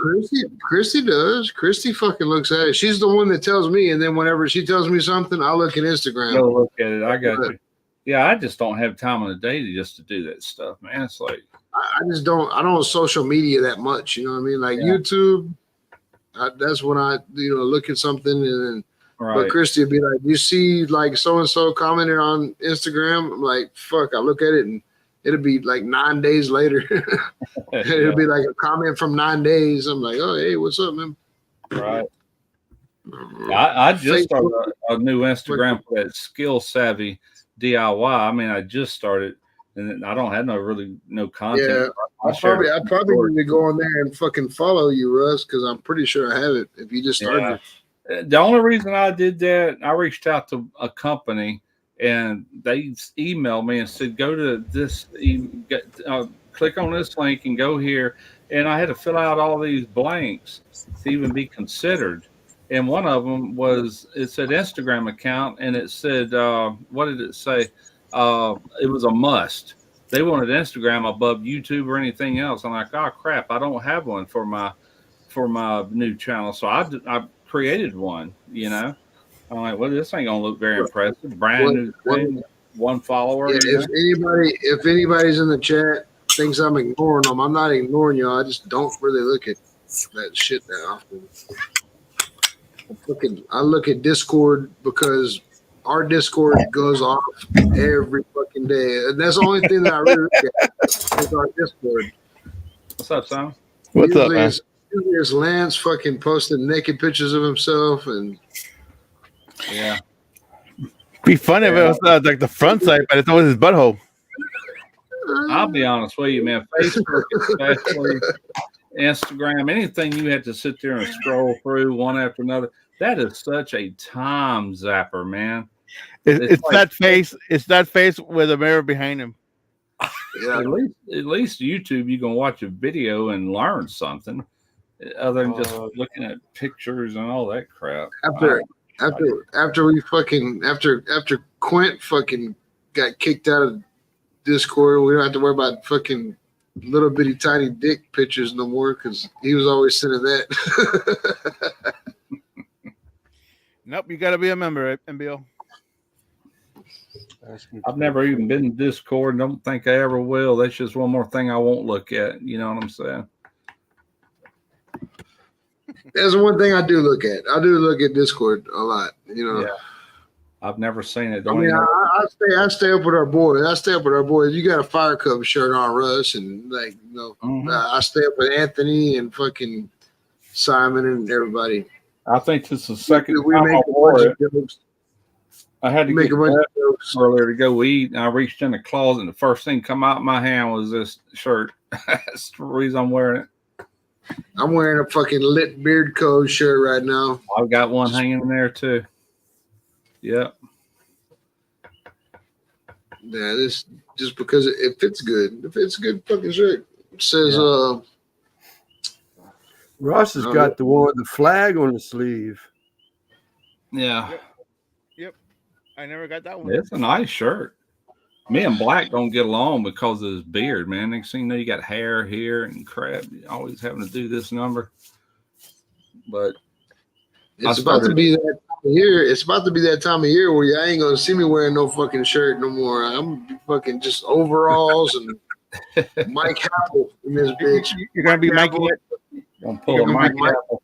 Drinking out of a fucking flower vase.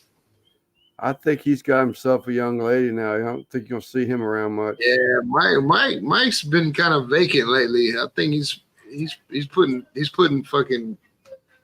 pink to pink right now.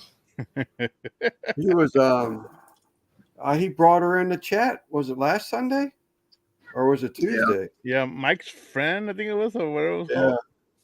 I think it was my live. Was she like Mike's crush or something like that. Mike's crush. Yeah. Yeah.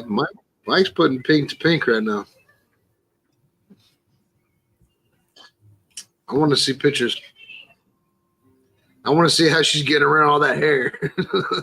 MBL must have seen her. What's up, Anthony? There's Anthony right there.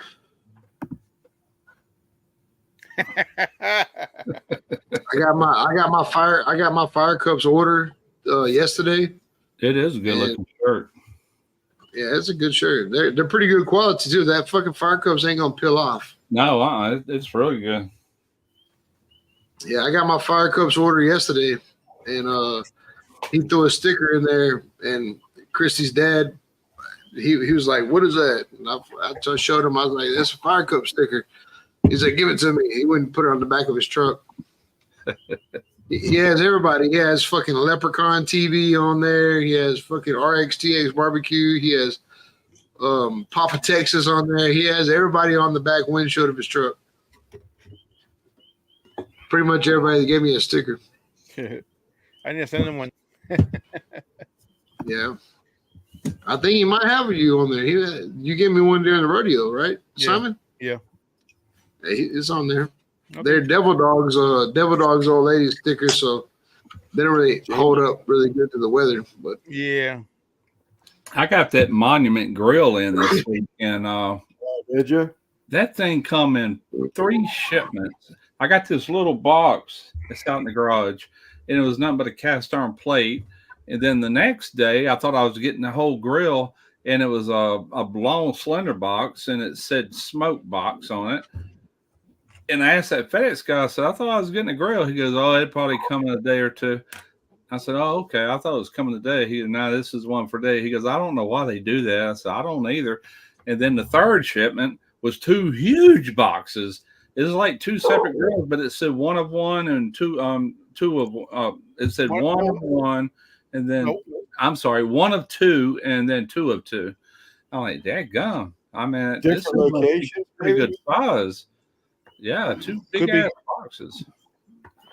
I mean, everything's coming from different places. they send you the fucking deluxe edition or what, Russ? It's a brand new in 2024 Denali. It's for this year. They're not even on their website yet. And I'm like, but I don't have to have it uploaded to the 15th of April, so I'm gonna take my time putting that together. If I get started later this week, I gotta get started.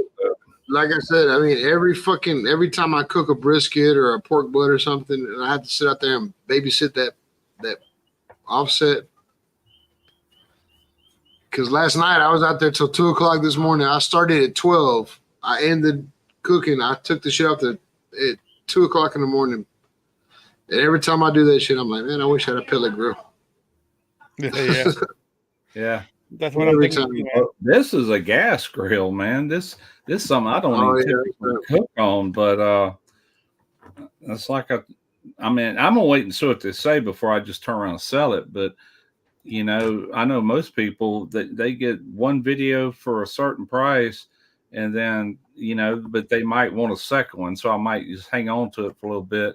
But if not, I'm gonna turn around and sell it. I just don't use a gas grill.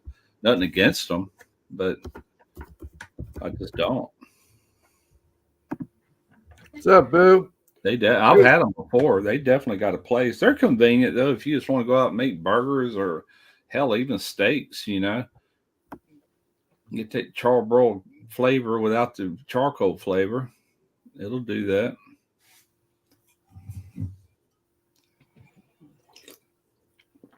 Well, I guess it runs on propane. Goofy's got the infrared stuff. They got a pellet grill. I'd have been more interested in one of their griddles, to be honest with you, but that's fine. It don't matter. Whatever they want.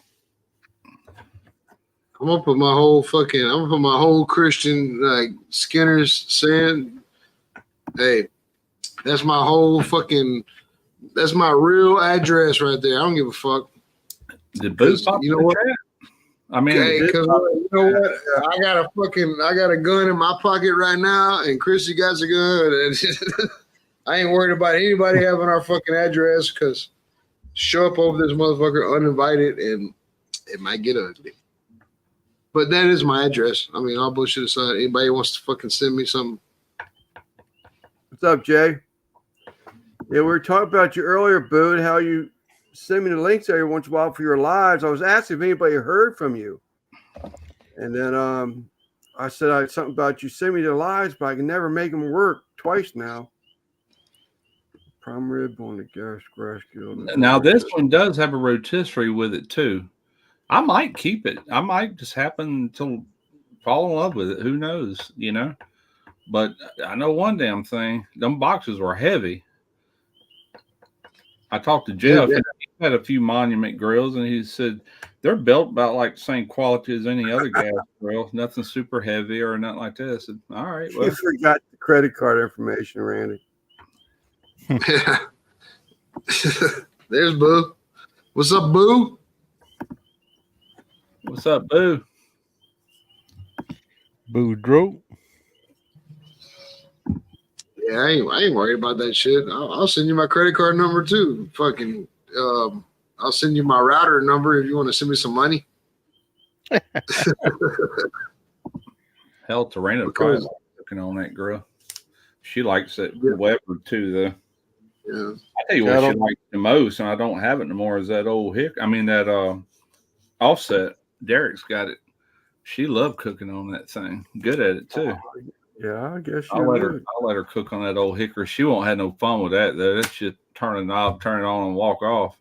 Right. Too much like cooking in the oven, but sure tastes better. Man, dude, Christy made a fucking apple pie today. Like scratch ass apple pie. Did y'all see it on Discord? Yeah, apple. I don't have Discord, but did y'all have ice cream with it?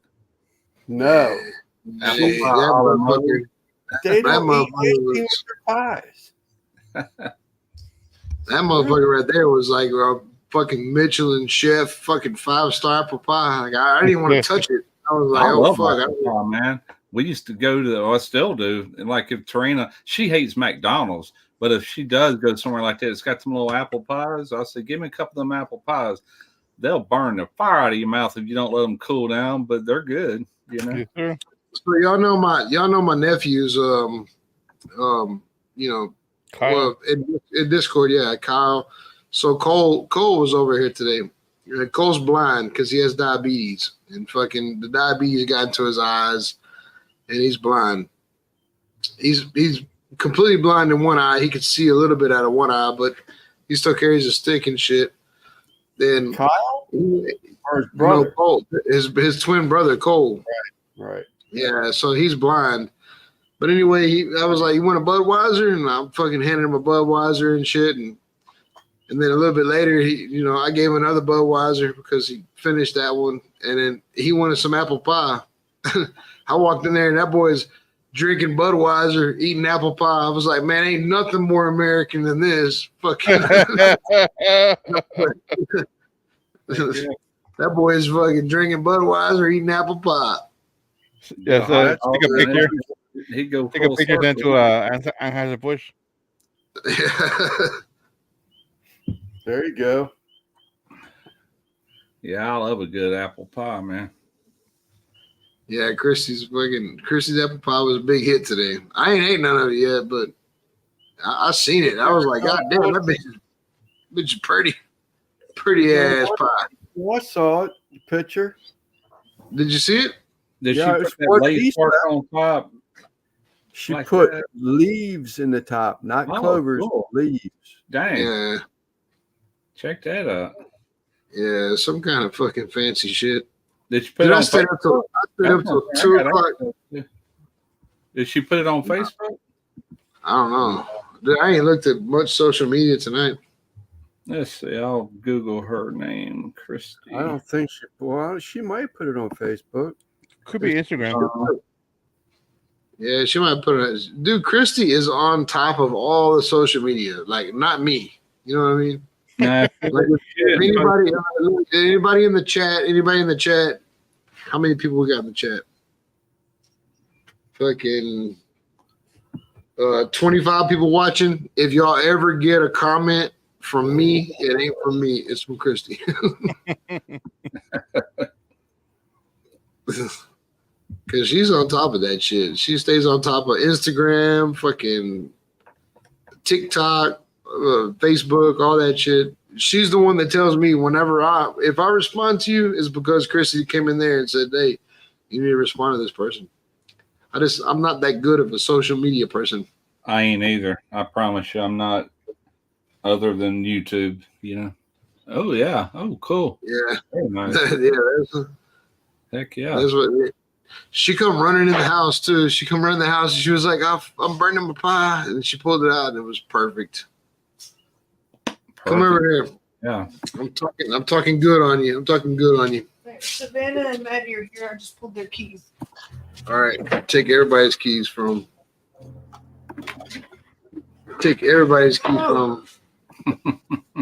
Yeah, here's the 5-star Michelin chef. Oh, shit. That's a good looking pie, Christy.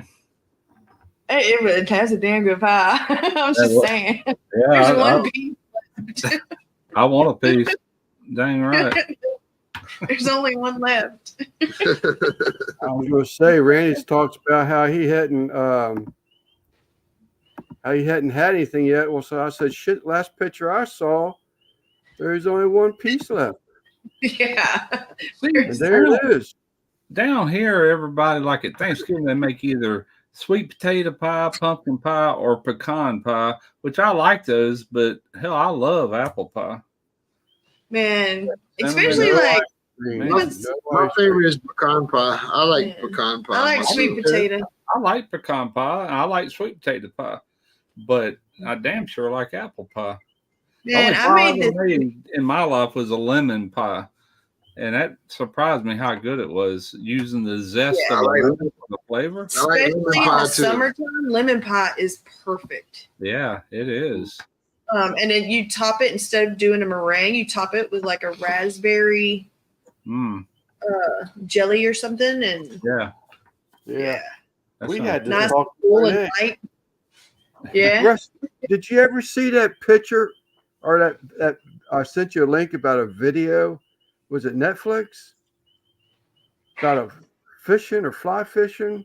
I guess they were like prepper. No, Russ. They were like preppers, and they fished or something like that. What's up, John L? So John, I sent you a link, Russ. Did you ever get that? Probably. How long ago was that? Last week. I was just curious if you ever Yeah, watched I it. did. I was busy. I forgot all about it. I didn't have time to look at it, or I forgot about it.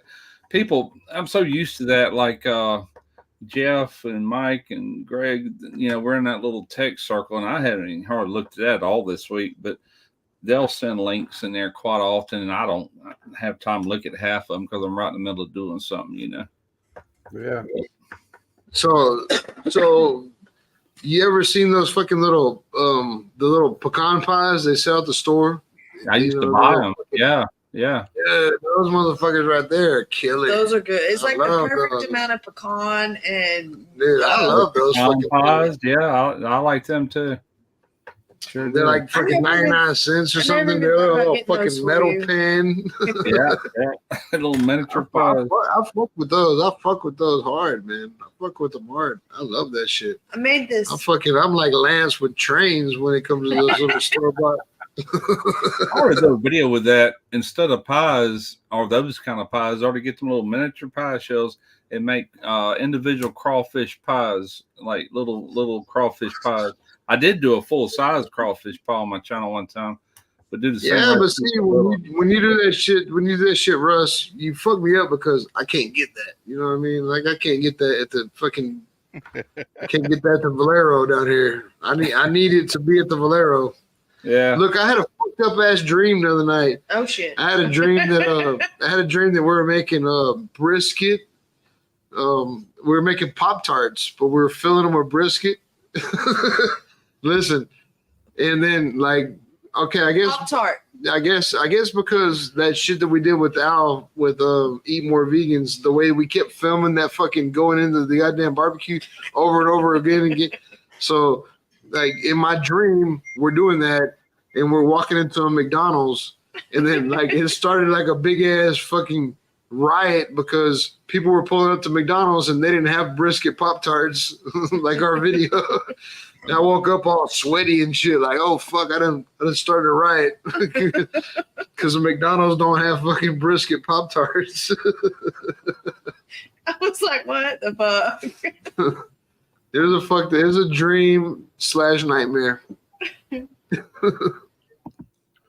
Yeah. I think it's only fair that I show Guggen's cake. Oh, That was cake, the bunny cake, Yeah. the bunny cake. Oh, I'm sorry. I was thinking about when you said pop-ups or whatever. I was thinking of ooh, nice. Look at that spread. Man, Guggen's got too much money. Yeah. He's not on the same level as us. He's not, man. Fucking rich ass motherfucker. Are you listening, Guggen?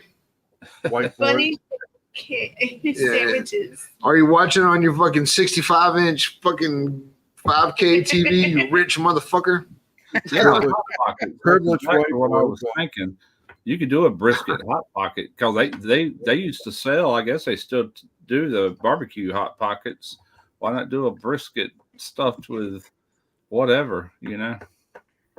Baby, will you reach me some cans out there? I don't know you can see that, but that's Couple Randy like cans. 5 years ago. What are you watching? One of my previous lives. Put me on big screen, Lance. I finally got some propane. I'm gonna fire that old hickory up before long. And Still have mustache and no beard. I got a fucking fire cup shirt on. Yeah. His hair, let's say his hair. Oh Is his hair shit! black or is that a hat? It's a hat. It's a razor hater hat. I take advantage of that one. I knew it was a hat. It gets down like that sometimes. Leaf crusted brisket. As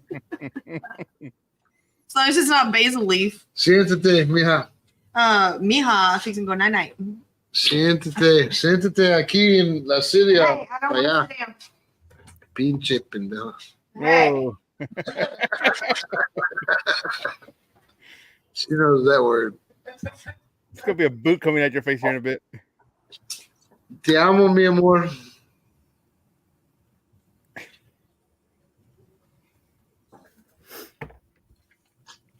Simon, what are you doing over there in the dark? Are you trying to do a Zach video or what? With the TV in the background? It looks better. It's pretty cool, actually. Yeah, I mean, I have the ring light right here on my other camera. It kind of like that. Kind of looks like remember like Brisket Medic, the way he's doing there with the TV in the background and shit. Yeah. Yep. I like it though.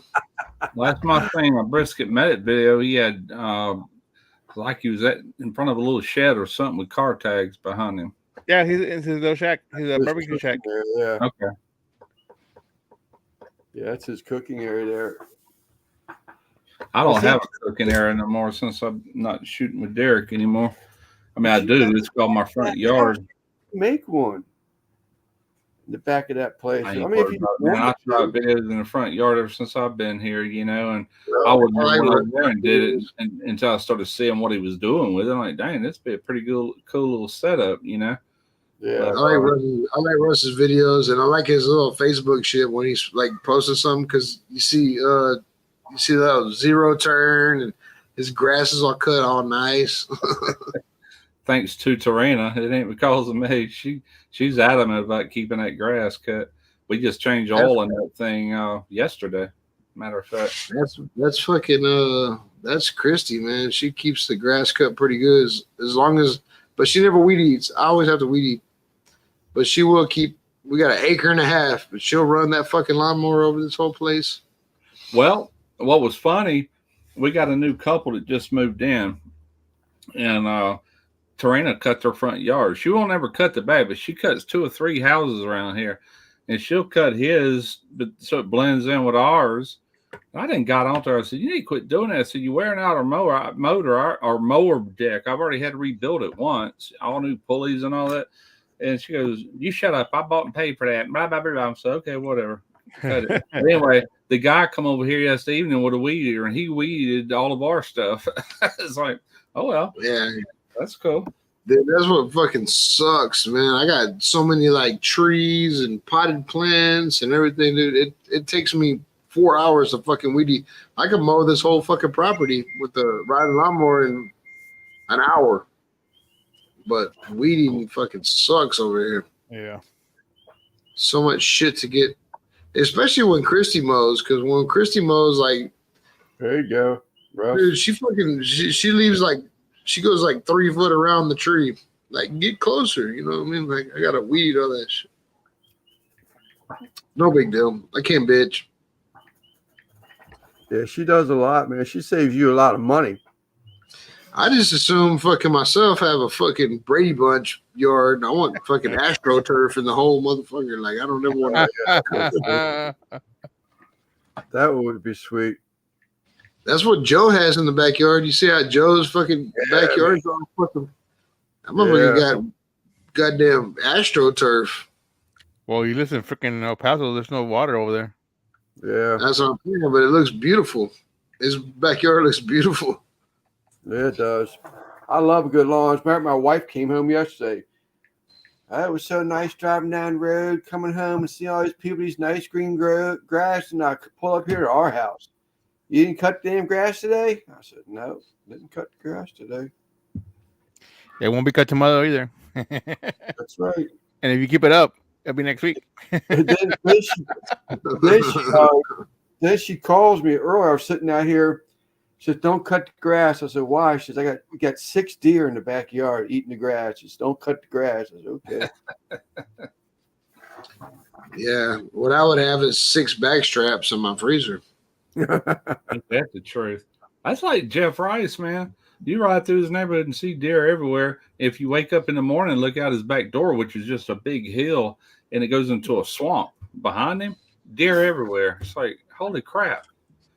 Yeah, Dude. we have coyotes around here. Like, fucking, I'll be out here at night, and I could hear them fucking coyotes because we got a big ass creek behind us, and then I got a swamp on the other side of my property, and I could hear the fucking coyotes out there fucking yelling and shit. Oh yeah, we got them. Not here where I'm at, but local woods and stuff. Have for years, many years. A long ass time ago, I used to see deer. I used to see like little little whitetail and shit. But now I guess there's so many. We got hogs and coyotes, so I guess they ran all that fucking game out of here. That and they eat. There ain't enough food source to support all of them. You know, they have to run deep in the woods, I reckon. Same problem here, man. Everybody's got a hog problem, I think. Feral hogs. There was that TV show where all they did was trap wild hogs. I think they were either out of Louisiana or out of Texas. Louisiana, this state here's got plenty of them. Texas, Florida. If y'all watch Deer Meat for Dinner, he does a lot of hog hunting on his own property. He'll trap them and then, or whatever, or just, hunt them. Most people like to trap them. That way they can feed them what they want to finish them on. And then eat them, Yeah, I know Jeremy, Franco's Farms, he had a fucking wild ass hog pull up in his pig pen and just fuck the shit out of all of his pigs, and now he's got a bunch of pregnant pigs. See, that almost happened to me and a buddy of mine on his property, and the pig pen is still there. We built an 8x8 hog pen, and we put a divider in the middle that we could put in or take out, and we'd get 3 hogs at a time. It had a concrete slab, automatic feeder, water, all that good stuff, and we'd buy 3 hogs and raise them up to slaughter. And we'd get one over here to itself and put that divider in because he was getting ready to get slaughtered. But long story short, he got a phone call one day. We were both at the shipyard working. This is years ago, man, back in the 90s. And his wife said, "Your hogs are out of the pen." And he got a hold of me. I said, "Man, there's no way them hogs got out of that pen." Before we got home, she called back. She said, "No." She goes, "I thought it was our hogs. It's wild hogs or in the yard around the hogs in the pen." So by the time we got there, the dogs had done run off 2 of them wild hogs, but there was one big old burly Russian boar, and he was just walking around that pen with them. One of them hogs must have been in heat, or all of them were in heat. I don't know. But he's like, "Damn, my guns are at my grandma's." So, well, run over there because she lived just right up the road. He went and got a shotgun and brought it back, and that hog wasn't going nowhere. He wasn't studying us. We're just standing there in a wide open. So he snuck around the woods to where he can get a shot without hitting our hogs, and killed and shot that big old Russian boar. And I had my I call it my sticker. It's what I stab our hogs with to bleed them out. Go right up on that collarbone and stab them in the heart and let them bleed out as soon as they hit the ground. Then we're used to dealing with female hogs. I'm like, "Oh crap, we got to cut his nuts off." So cut his nuts off, And we end up hanging that dude up and skinning him out, Yeah, that's what. So Jeremy ended up killing that fucking hog, but it still fucked a lot of his pigs. So now he's got a bunch of pregnant pigs. Yeah. Oh well, that'd be fine. But yeah, that was sure enough. That was sure enough Russian boar. Them pigs, them pigs are horny from the get go. Oh, when that little piglet ready to fuck, they got that corkscrew dick. Yep, they sure do. They sure do. I've seen fucking piglets lined up on each other, all fucking corkscrewing out like they're too young to even fuck. And them motherfuckers be lined up on each other, like 5 of them, fucking all trying to hump each other. I know I've told this story on here before, but Chad won a full-blooded Duroc hog at a rodeo. They lined the whole arena up with kids going from one end to the other. They turned this pig loose. So whoever catches it, it belongs to you. And my younger son caught him. He was only like 12 years old, and he run him down and caught him. He was used to being around hogs anyway because of us raising them. And I had to literally hog tie that thing. I was on a little Nissan truck with no camper on it. We had to tie his legs together and lay him on his back in the back. He got out of there twice. And twice I had to pull over and retie him. So we caught him. We named him Houdini. And we did not mix him with our other hogs. We was raising him as a pet or whatever. So E.T., that's my buddy, Ed Taylor. We called him E.T. because he's short and everything like E.T. was. But anyway, he come over there with one of them pot-bellied pigs that was in heat. He wanted to get that pot-belly impregnated by this doo-rock, and so we let him go at it. And I always heard that they had a corkscrew, and they sure do, man. Like, holy crap. Freaking corkscrew dick, yeah. It is the weirdest thing, and I'll never forget it in a million years. But the next day we showed up to work, and E.T. bust up in there where we all met up at. He goes, this is back when Jeff Foxworthy was a real big comic, the Blue Comedy Tour and everything. But he busts up in there. He goes, if you bring your entire family to a pig fucking, you might be a redneck, you know?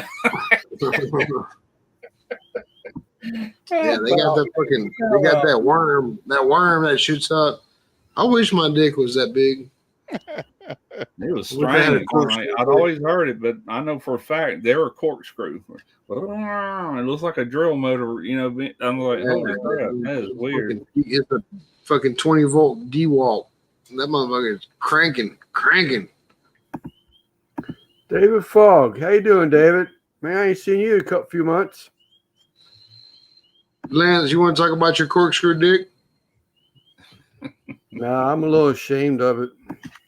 Ah, man, don't be ashamed, dude. Yeah, but he got that little pig pregnant. Next thing you know, there was a bunch of little half Vietnamese pot-bellied pigs running all over his place. Then he calls me one day. He goes, you want to go pig hunting? I said, where at? He goes, in my front yard. I got to get rid of some of these pigs. I said, I ain't eating none of them little nasty jokers, man. Heck no. So Bailey had a pig. Bailey had a pig named Moo. That pig was it was black and white like a cow. We got a cat named Moo that's fat and black and white. Same thing. Yeah. So he was black and white, fucking white. Anyway, that was her pig. And like I said, when we got it, it was small. We got it neutered though.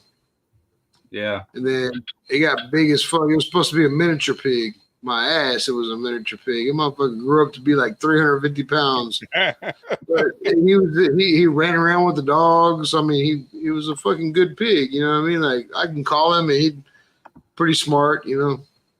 Come over there and fucking eat food out of my hand and shit. And one morning, smart, they say, you know. So I had drained the pool and I had pressure washed it and fucking got all the moss and shit off of it. Fucking, I was in the process of filling the pool back up with water, but I'm on a well, so I can't just turn it up wide open. You know what I mean? Like, I got to do like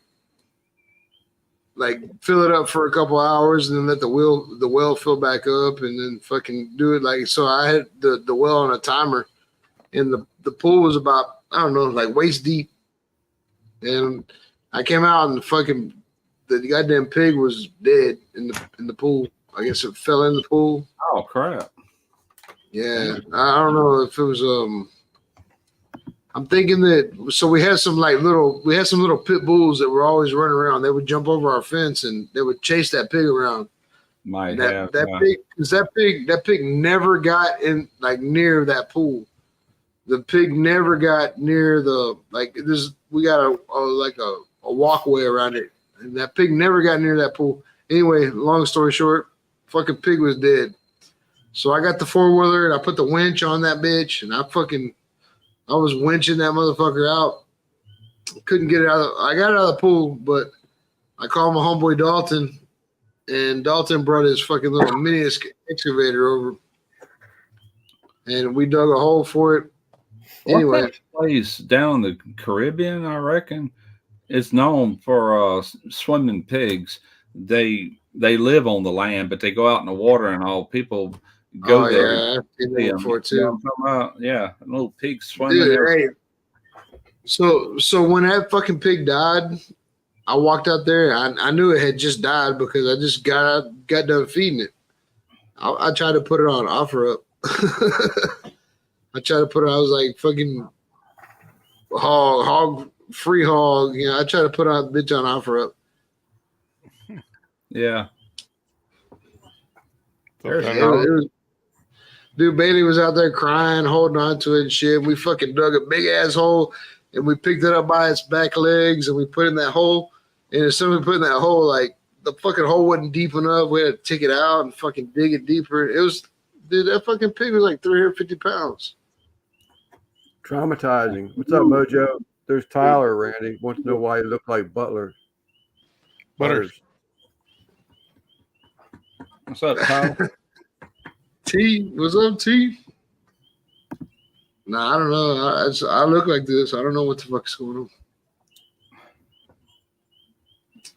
Russ told me to comb my hair like this.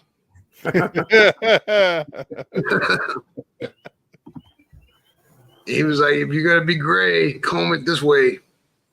What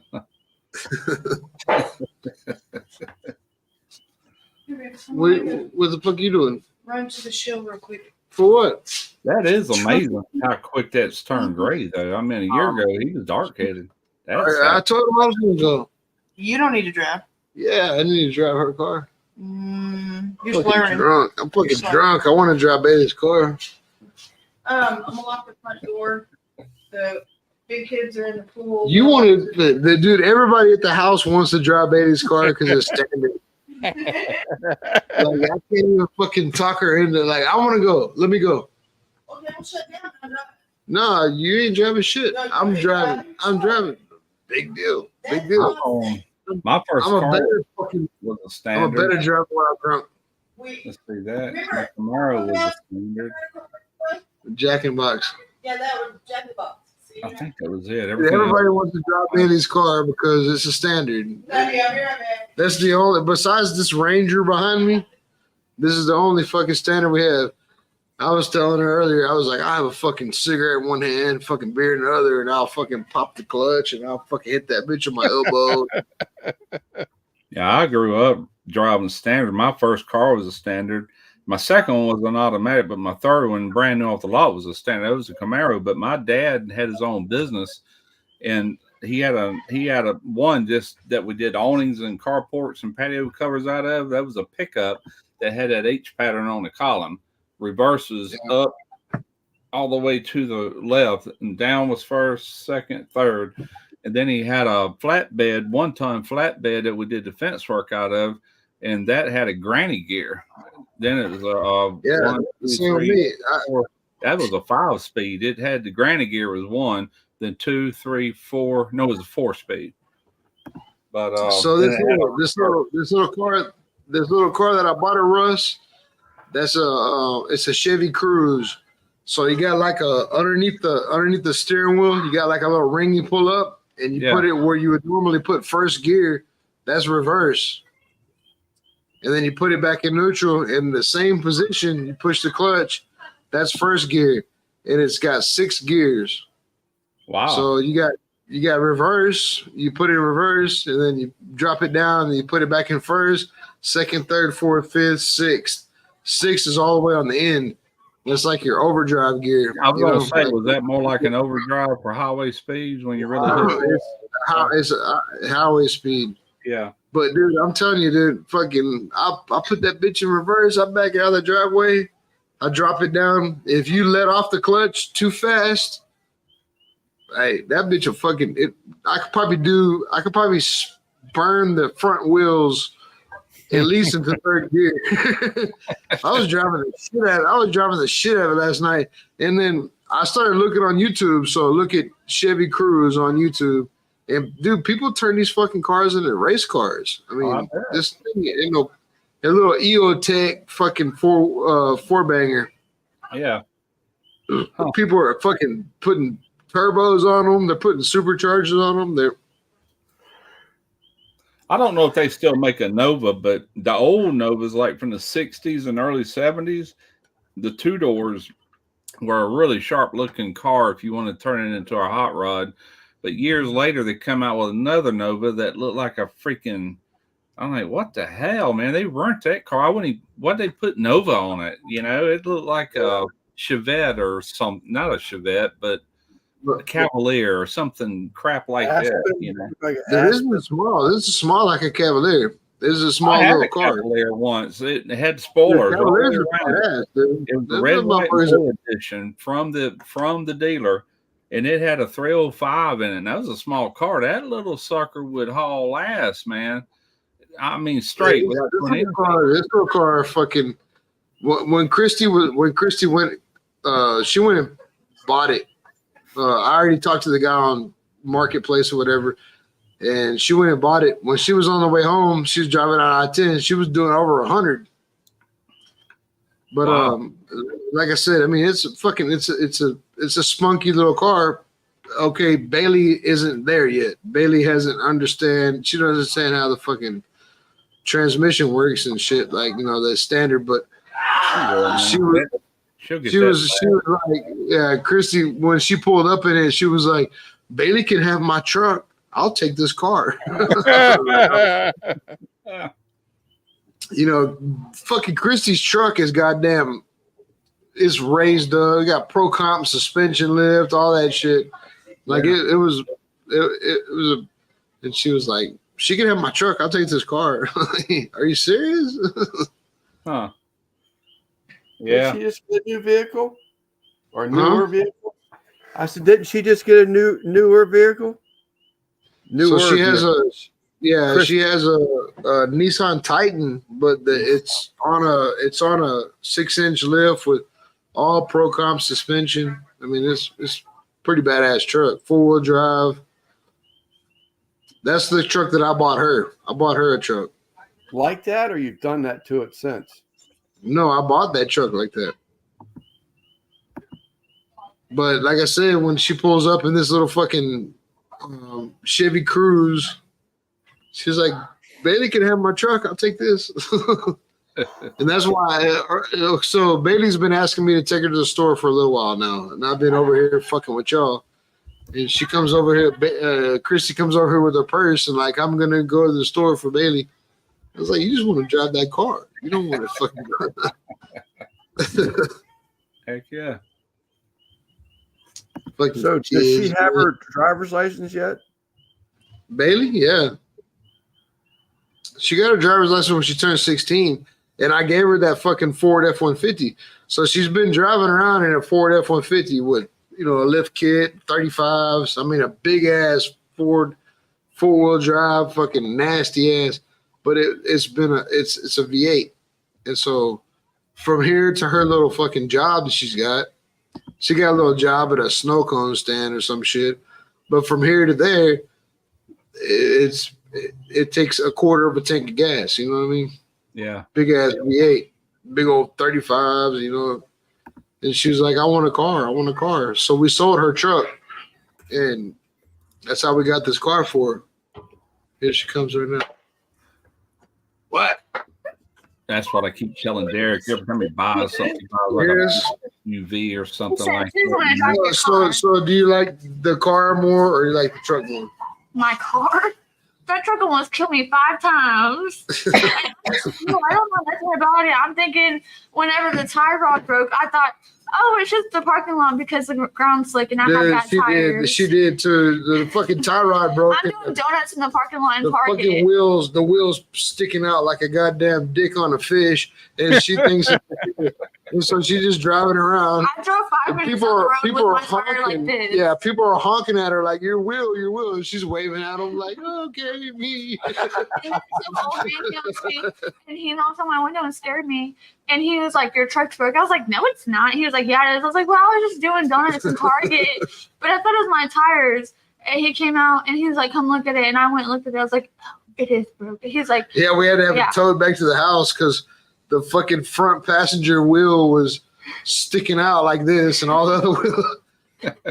Yeah, I'm just a girl. But she's young, so she didn't even think. Like, she was like, I felt like it was pulling to the side for some reason. I'm like, yeah, your fucking wheel wasn't rolling straight. Like, how far did you drive it? She was like, well, just from here to there. Like, you drove that motherfucker for miles with the fucking wheel just sticking out. And the guy was like, where do you live? And I was like, Channel View. And he was like, we're in Baytown right now. You do not need to drive home. You need to call someone. I was like, okay, we had to call a tow truck. Yeah. They come over and I had to put all new wheel bearings in the fucking passenger side. And then whenever my wheel hub broke, whenever you had to do that, I was driving in, where was I at?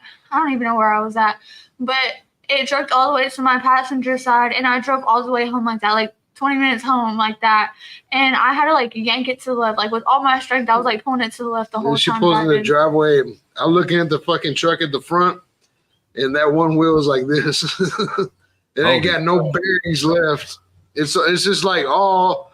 The only thing that's holding it on is the brake caliper. Damn. That's the only thing holding the fucking tire on. Good Lord. But I named my car Doodlebug. So if y'all talk about it, call it Doodlebug, not my car. Doodlebug, yeah. Doodlebug. Chrissy I just took opened up this Live 360 the other day to see if Chad had made it down there to Florida with his family, you know. And I looked at his speed. At one point, he was going 100 miles an hour. Then he slowed down to 97, then 98, then 100. I'm like, holy shit.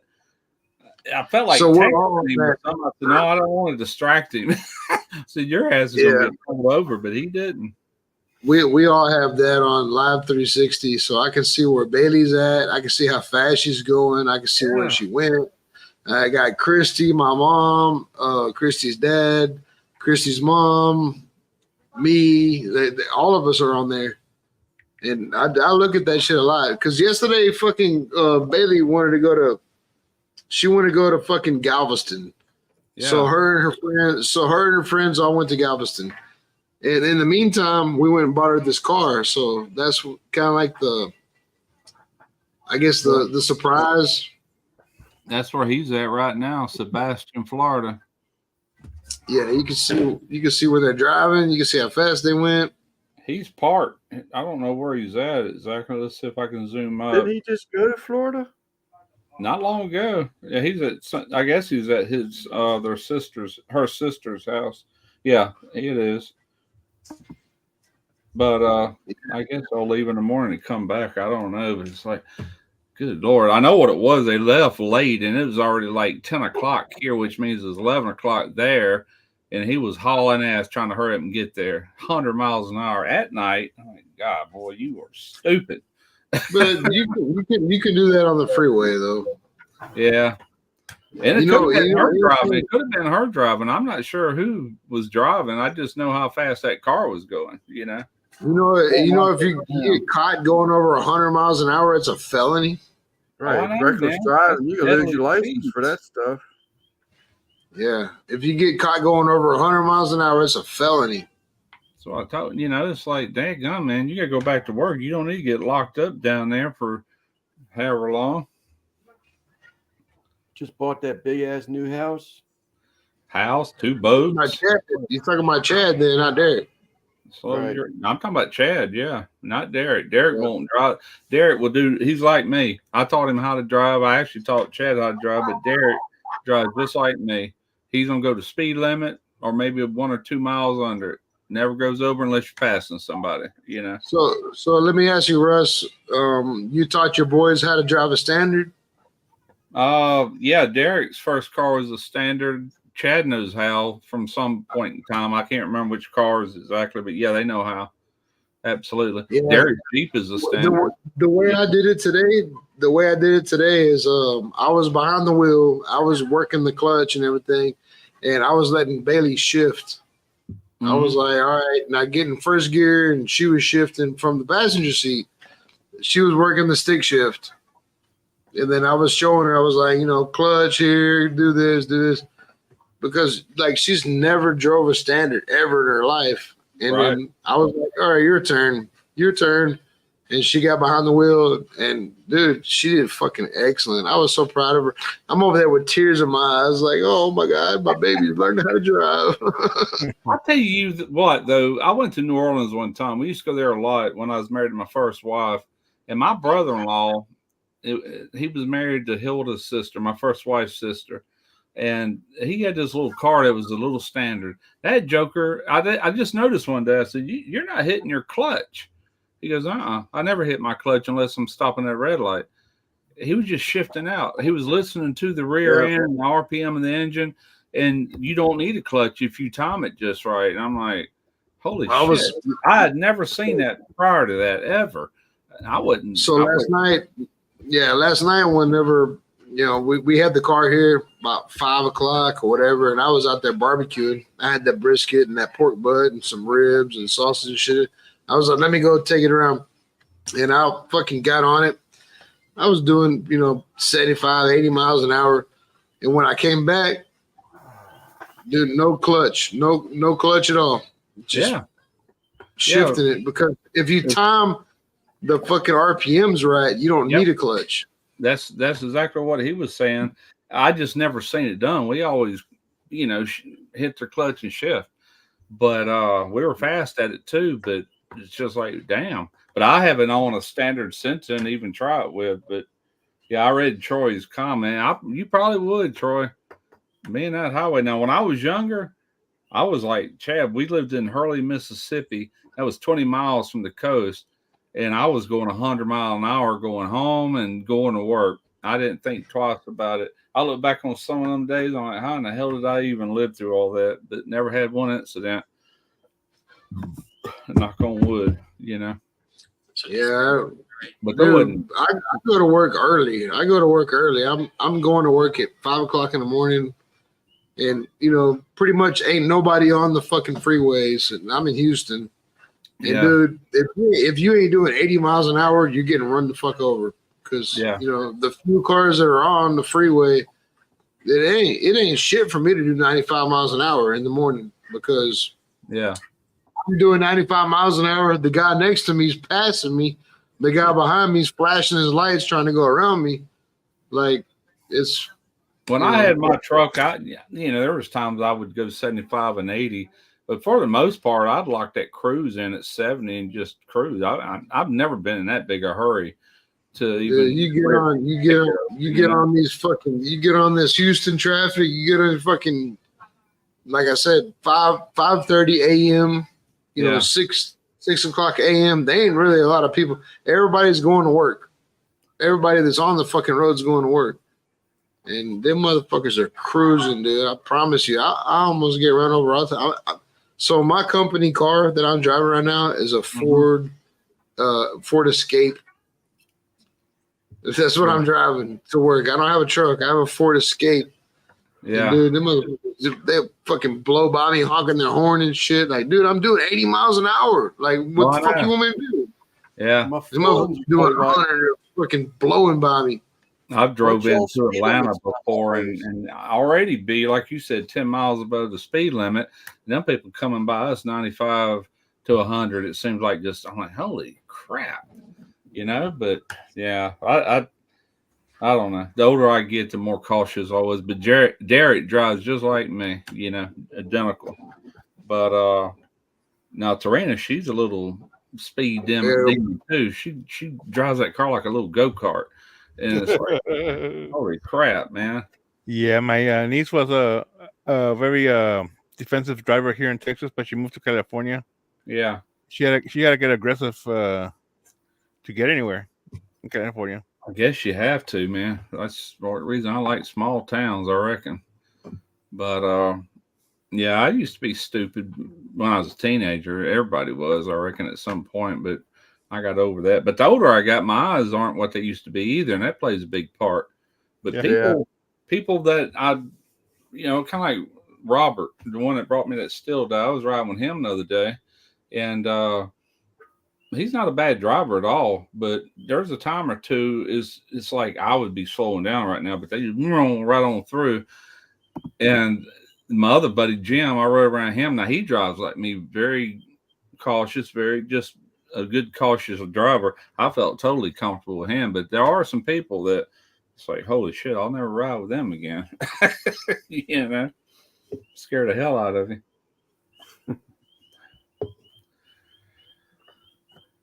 Yeah, Atlanta, man.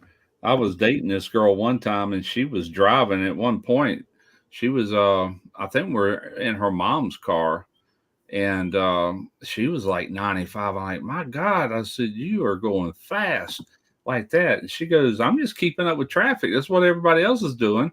I said, okay, whatever. But hauling ass, I mean. But I noticed that with Chad up there in Philadelphia. He was like a speed demon up there. He goes, man, they don't pull nobody over here for tickets. I said, really? He goes, you've never seen nobody pulled on the side of the road. It's like they don't care, so they just do what they want. I'm like, Don't want to get involved, I reckon. So much crime up there like it is. Couldn't deal with that.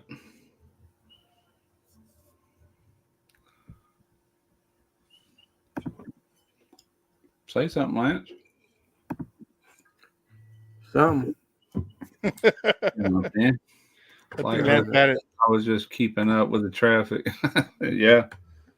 Well, that's. I got to looking around when she said that, and pretty much everybody's going that speed limit. And I'm like, damn. I guess we would get run over going 70. Yeah, he's big city. That's why I was asking Randy earlier. What's the speed limit on the highways around there in Texas? Yeah. Sometimes it's like 75 in some places. Is that right? Yeah. Well, we're 55 in most part. As you get out on like going towards West Virginia or something, then it goes up 81. You can get, I think it's 70 or 85 miles per hour.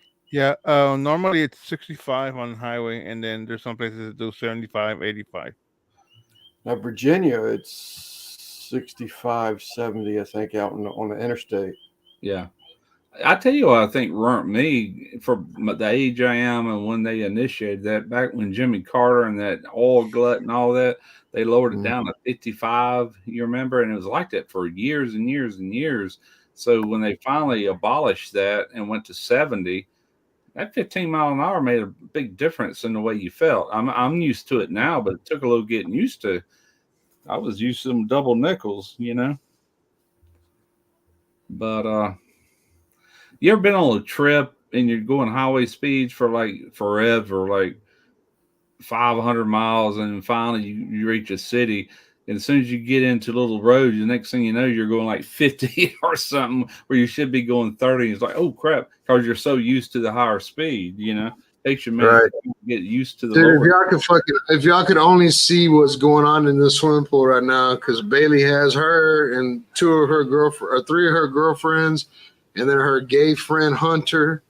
If y'all could only see what's going on. I was over there a minute ago. I went over there and I was like, man, what are y'all doing? They're all fucking laffy taffy. Anyways, I wish I had a camera out there to fucking show y'all what's going on. It's ugly. You have one in your pocket? Bunch of fucking teenagers, bunch of fucking weird teenagers. That would probably be a bad thing if cars were throttled to go no more than 70.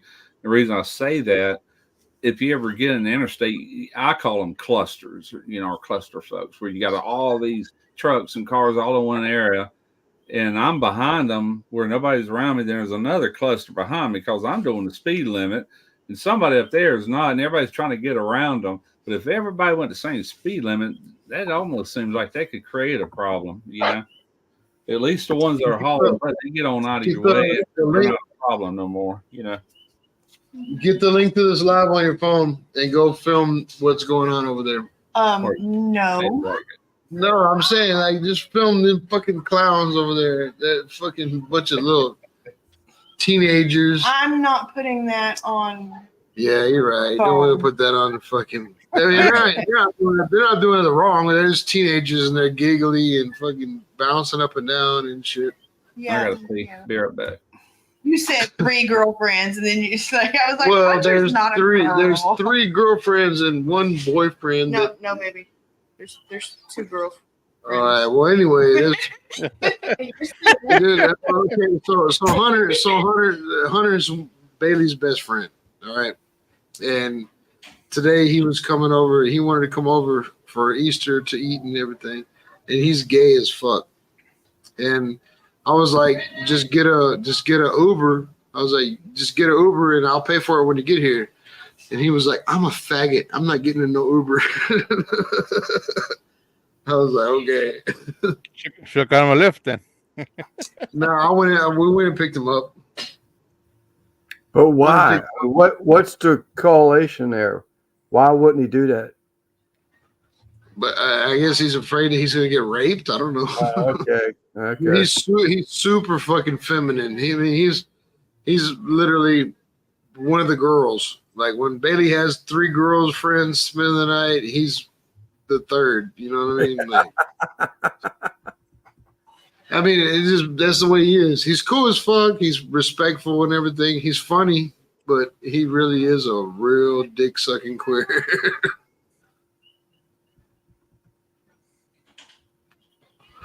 He might have had more sex than all these girls had. You hope. Yes, ma'am. But yeah, I'm just saying, like, fucking Chris is over there fucking with them right now, and they're dancing, they're listening to music and shit. Fucking 16, 17-year-old girls, and it's funny. It's funny watching them. So what does Bea think about the car? Dude, Bea will not ride with her sister. I was like, go get in the car with your sister. And she was like, nah. Why? Bea will not ride with her. Oh, speaking of welding, now that Guggen mentions it, that machine I got at 240 volts, and I had to go back and look, but it's like 100% duty cycle, man. Like, holy crap. You know? Really? Yeah. 100% duty cycle? Yeah.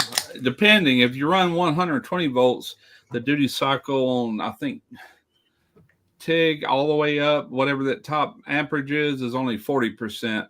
But on 240 volts max amperage, it shows it on the website. It kind of freaked me out. I'm like, damn, 100% duty cycle. That's like shipyard machines there, man. They just run all day long. You ain't got to worry about it. That's amazing. That's amazing. If you got a fucking 100% duty cycle machine, that's amazing. I've been watching videos and can't nobody make it turn off. Nobody, you know. And this fucking also what 220? Yeah, 220. That's what I'm gonna be running. I already got the breaker and all that. I just got to get the wire to run it. This Miller that I have, this Miller 225 is only a fucking what 85% duty cycle on 045. Yeah. Wire. Let me see if I can find that on this other computer. Well, no, I'll have to find it on this computer to share it. Y'all just keep talking. I'm looking. Well, I got a question for you. I want to see. I think you already sort of kind of hinted to something, but you didn't really come out. What is your big project with this welder? I mean, is there a reason why your buddy brought the steel over for a big project, or you just bring it over? No, he brought that steel over. He said, use it any way you want to use it. He goes, I've got other steel for our projects, but most of it's going to be like car furniture. You know, like where you take the back end of a car and make a couch out of it or stuff like that. Yeah, I just thought maybe you were going to. So yeah, I got to put a new channel. There's going to be a lot of welding involved, but he asked me today, he says, is it going to be strictly welding? I said, no, it's going to be all kind of things. It's already started with other things. So, but I definitely want to incorporate welding into it, you know? Yeah, but the duty cycle of a machine is how long you could run it in a minute. No, right? 10-minute window. 10 minutes. If you got, let's say you got a machine that's got 60% duty cycle in a 10-minute window, that means you can weld 6 minutes at that amperage, top amperage, whatever that machine can peg out at. I thought it was 1 minute. No, it's 10 minutes. It's a 10-minute window. And then, which means you can weld 6 and then you got to let it cool for like 10. But 100% duty cycle, you can run all day long, but you're not. I mean, you weld and, you know, do this, do that, weld a little bit. But let me see if I can find that. Y'all keep talking. I'm going to search for this. Let's see. Hey, Russ, have you heard about them Yes Welders? They're called Yes Welders. I've looked at them. I've looked at every weld machine on the market, too. I have definitely looked at them. That's what Franco has. Franco has a Yes Welder. And it's 100% duty cycle. Yeah, I've looked at all of them. Let's see, TIG welders right here. Let me find the one. Did you see that, Randy? 325, 225. Yeah, I mean, I'm 15 minutes away from Franco. If he don't have the material that I need to build my pit, you know what I mean? Yeah. Dude, I'm ready to build another pit too, man. That fucking reverse flow that I have, dude, it fucking eats so much wood. I probably put 20 splits in that bitch in a fucking 14-hour cook.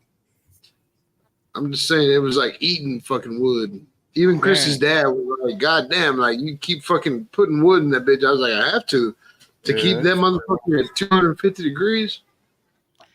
Yeah, 2 splits every 30 minutes. Be about right. I think I did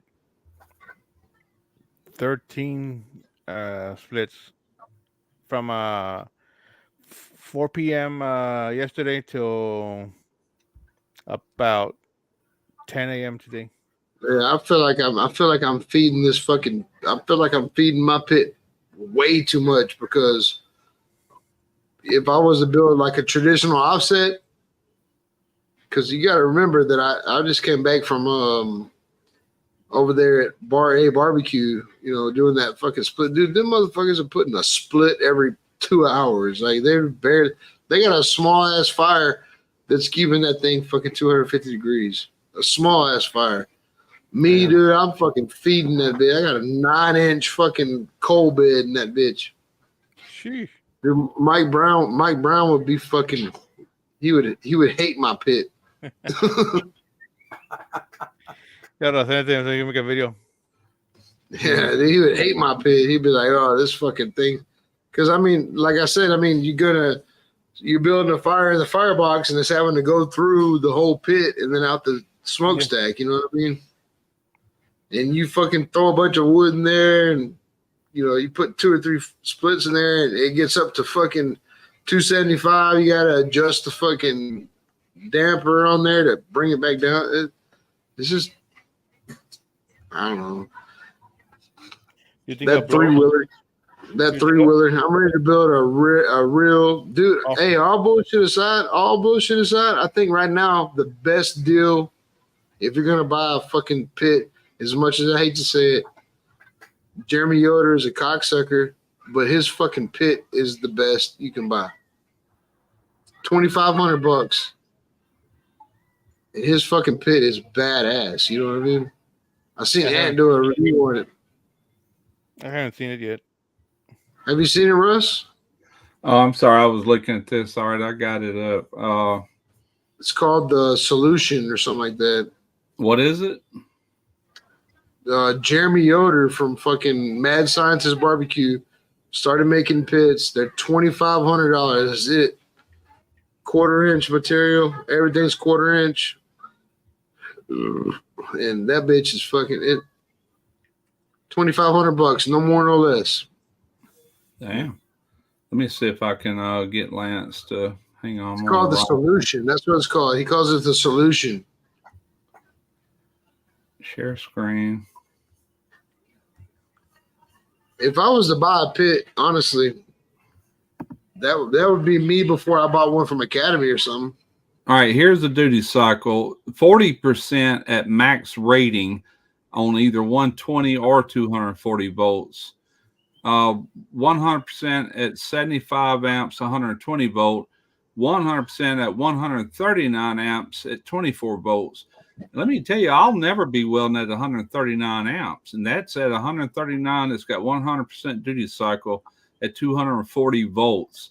Now, if I max it out at 225, it drops me all the way down to 40%. But my God, I would never be welding.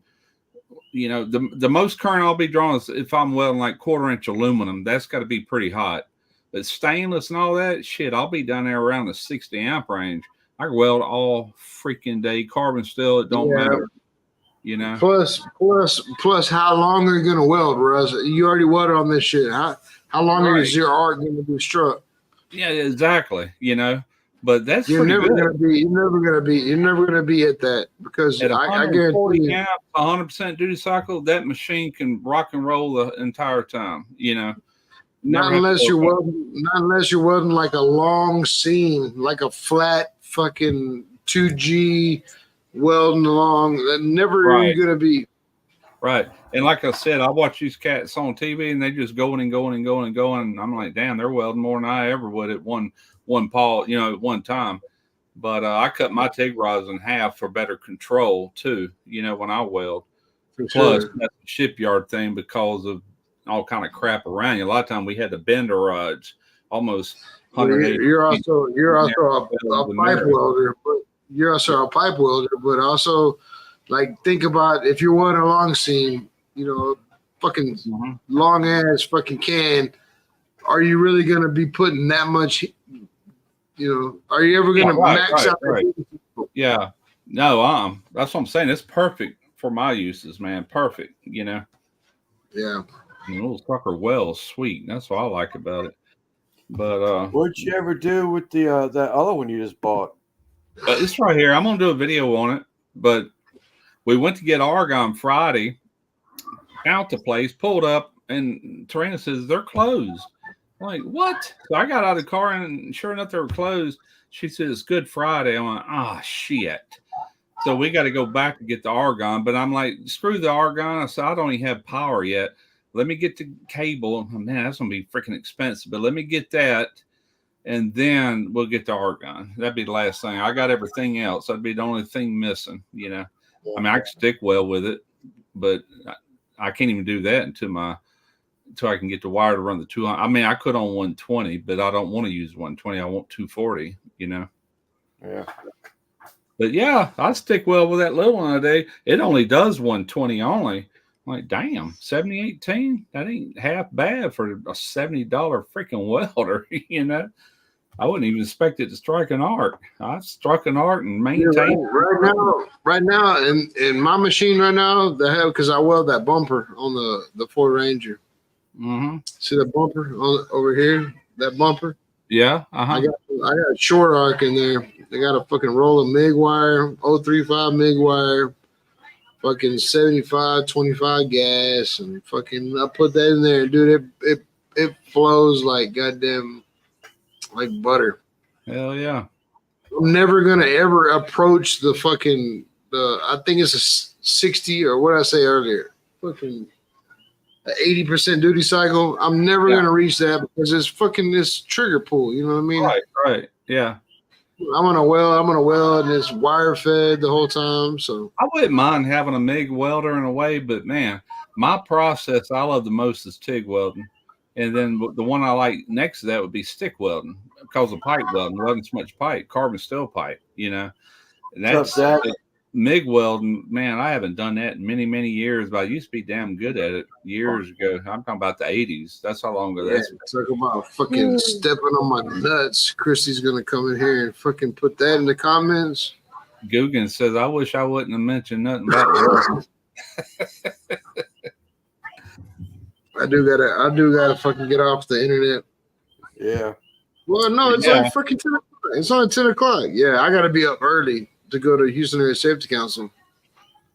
Now that one machine I was wanting, it has a digital display and it's got a menu where you have to go in that menu and set everything. Which this one's got knobs every freaking where, man, for your up slope, down slope, all that kind of stuff. It's got 2T, 4T foot control. It's got also a finger control. And it's like, I like the knobs because you ain't got to run through a menu and try to find what you're looking for. Each knob does those functions right in front of you. So I trust that better, to be honest with you. But, so, yeah. Lance, what do you know about knobs right in front of you? Is it Christy says she just wanted to know what time, so she knows what time to get you up, I guess, before she got out to bed. She already knows I'm gonna be fucked up. I've been drunk all weekend. I'm gonna wake up in the morning. I gotta go to Houston. I gotta go to Houston at 6 o'clock in the morning. I gotta be there. Holy shit, dude. You know what safety council's like, huh, for us? Mm-hmm. That sucks. I got 7 hours. I got 7 hours of that shit to do tomorrow. I went to it was either 7 or 8 hour OSHA class. We all had to be OSHA certified to work at this one chemical plant in Mobile, Alabama. It was on a Saturday, 8 hours or 7 hours, whatever it was, did not pay us for it. That was on our own time. That freaking sucked. Had to watch. I get paid for it, but no, I didn't get paid for that. And still, we were all about it. So you're in a little booth. Like if you put your elbow like that, you hit the person next to you. If you fucking stretch your feet out, you hit the person in front of you. You hit their feet. Like it's a little bitty desk. Yeah. It's got a goddamn computer screen. You put the headphones on. Never have I ever been to Houston Area Safety Council when both earphones work at the same time. Like you be sitting there watching that video, and like one of them will cut out, it'll start static and cut out. The other one cut on. Like none of them will ever fucking work right. I used to have to take them hearing tests at Ingles once a year. You get in this little booth and you put on these headphones, and just a whisper on your face, you could hear it. It's like, but you had to be real still, couldn't cough, couldn't do anything, and you hear these little beep, beep, beep, beep, beep, beep, beep, beep, beep. So what I have to do is I don't have to take respirator. My respirator shit's good till next year. So I don't got to shave, but I got to put on the fucking headphones and I got to watch this shit. It's a stupid video. And then you got to take a test at the end. And the test is fucking foolish because it's like if I am your father. It's like if the plant blows up, what do? Make a cup of coffee, fucking jump over the fence, fucking call your homeboy, or fucking like alert. It's stupid. Fucking this like they 4 questions. They're ridiculous. The ABC questions are ridiculous. Like call Simon and ask him what his next video is. Call Lance or fucking report to the primary muster point and scan your card. Like, I hate those things, man. God, I don't miss that crap at all. Holy crap! Yeah, 7 hours of that shit to do tomorrow. Well, every time I used to hire into the shipyard, and I had probably hired in 4 different occasions from layoffs and not come back when they call you back and stuff. And they always had them safety orientations that freaking tie up a half a day, But God, I never had to take an OSHA test until I went to work at Degussa. That's a big chemical plant there in Alabama. And you had to have that OSHA certified card. It was good for so many years. So you didn't have to take it again, but that's been years ago, man.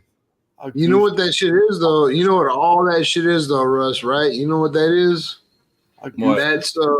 That's fucking insurance for these fucking chemical plants. That way you can't sue them.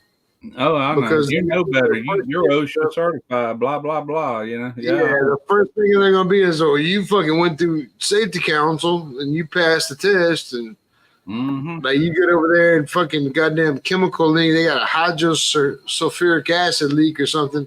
Like, well, you knew better. Yeah. Like you can't sue us now.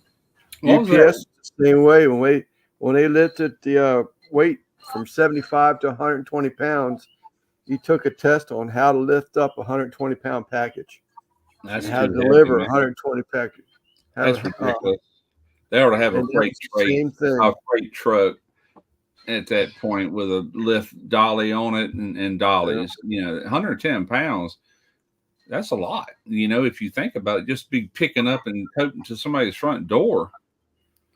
Well, wait till you had to go up to the apartment buildings. That package stayed the hell in the truck, and you went up to make sure they were home first. For toting that thing all up them steps. Yeah, that's crazy. That's why so swole. And that was 3 different attempts that they weren't home. You made 3 attempts. Nowadays, motherfucker comes here one day, and I wasn't here, and he takes my fucking train back up the road, and I got to go to a different destination to pick it up. Yeah. Come on. When I worked at the shipyard, as part of your training, when you hire on, you are not allowed to lift anything over 50 pounds. And that applied to women too, but 50 pounds ain't shit. Okay. I can get along with that. So trust me, these pipe fitters use it to their advantage. They have a rigging department. And let's say you need to put a big span of pipe up in the top, like up in the top of a ship or whatever, you call hand riggers. And you fill out a thing, and they'll get there when they get there. And they come with all their chain falls and I-beam blocks and all this stuff, and they lift all that pipe for you. And then the fitter gets up there, actually makes fit. And then the welder's like, on standby. He's, all right, need a tack. And we get it all tacked up, get temporary hangers on it, whatever it takes. And then the riggers can turn loose. They're actually ones that manhandle all that stuff. It ain't the pipe fitter, you know. If it's over 50 pounds, he ain't got to lift it. That was pretty sweet. But the problem with that is you would think it's crazy. They would not even allow like pipe fitters to operate certain things like a freaking chain fall unless they were certified on it. Come along, you had to be certified. You had to be certified. Any lifting device. Yeah, any lifting device you got to be certified on. If you get caught with them ratchet straps, that's your ass, man. You don't use that shit in the shipyard. so that's an hour of my day tomorrow. My day tomorrow is gonna be 1 hour of that fucking thing. I already looked at the course scaffold, like working off scaffold. Yeah. I've been to them courses where you cannot alter. Let's say there's a scaffold board. You need to pop it up because you got a pipe run that you can't do it. You got to call the scaffold department. They got to move the whole thing. You know, I got my blood going. Which is cool. You know, we can sit back and wait on scaffold carpenters. They ain't no problem. You know. No, that's just it. Like you got something to do. Like you cannot fucking modify scaffold. That means even taking the wire off of something. Right. The handrails. Yeah. Can't do it. Absolutely. Simon. He's Simon, a ship. What? Simon was asleep. You seen that? He was fucking passed the fuck out. I'm texting. That was our local fire truck. Yeah, Chad, my youngest son, he's a ship fitter is what he is now, but he used to be a scaffold carpenter, and he can tell you all about them scaffoldings, you know, as far as, but they're a lot better than it used to be. You know what Ingalls used to use for years is inside scaffolding and scaffolding on the outside. It was freaking lumber about 2.5, maybe 3 inches thick, this wide, and you could see the treatment they did on these boards. And they use that and angle iron and cable for handrails. That was it. Now they got like professional store-bought stuff. I guess OSHA made them go to that. That's real safe or a lot safer, you know. But for years, they used freaking lumber and angle iron and use that to Mercer, however good that welder was welding on that angle iron. And trust me, I've seen them fall. So, Lance, you got your. I'm looking at your chat right now, dude. You're not doing shit, bro. What do you mean? He ain't doing his job. You ain't doing shit. You ain't highlighting nobody. You ain't fucking entertaining nobody. It's just me and Russ talking at this point. Yeah, we just go there and sleep. We're shipyard. I had that highlighted. I answered this question. And Guggen said something about that, and I was ain't nobody talking about pussy. People want to hear about pussy. When's the last time you got some pussy, Lance? Well, I'm surprised somebody hadn't wanted, in the chat hadn't want to hear more about trains. Train, that's right.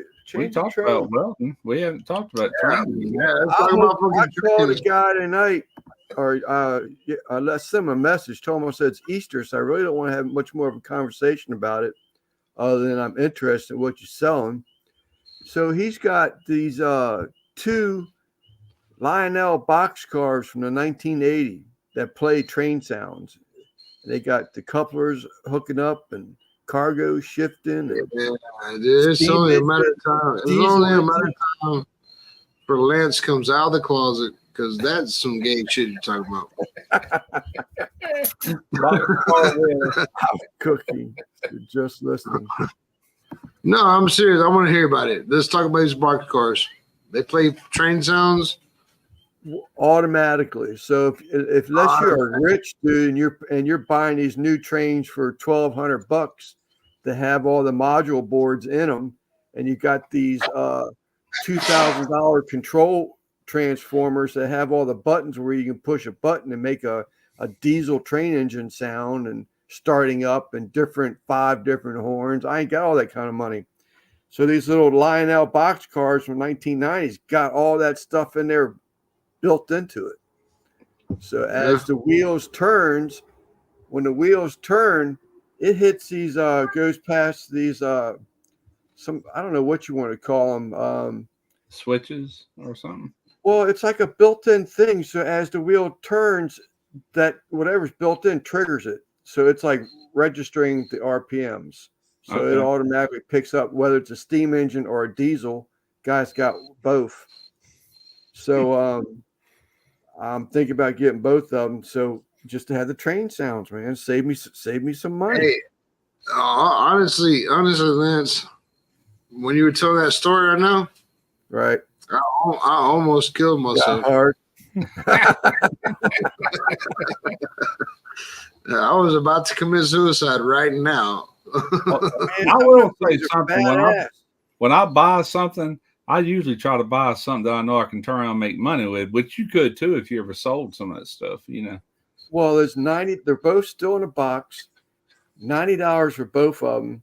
And I looked them up today, and they're running about $135 each. Let's get a GoFundMe. I'll be the first to put $20 in it. Let's get a GoFundMe for Lance put together a boxcar Willie. You ain't even gotta do that. Just send a super chat. No, I don't want YouTube to suck up none of that. Let's get fucking Lance. Let's get Lance to 150,000, whatever he's trying to get to. Send it PayPal through family and friends. It won't cost. Yeah, let's get him. He's not disabled. He's not hurting. He don't need a wheelchair, but we need to get him to this fucking point. You know, when he was talking about that transformer that does all this stuff for $2,000, I'm like, damn, that would buy one hell of a welding machine right there. I know. That's why I don't pay it. That's why I ain't paying it. Ain't no damn way. Yeah, that's crazy. Fucking Channel View train. There it is, the fucking Channel View train. That sounds like a 1957 fucking right there. That sounds like a 1957 there, son. Oh, that's definitely.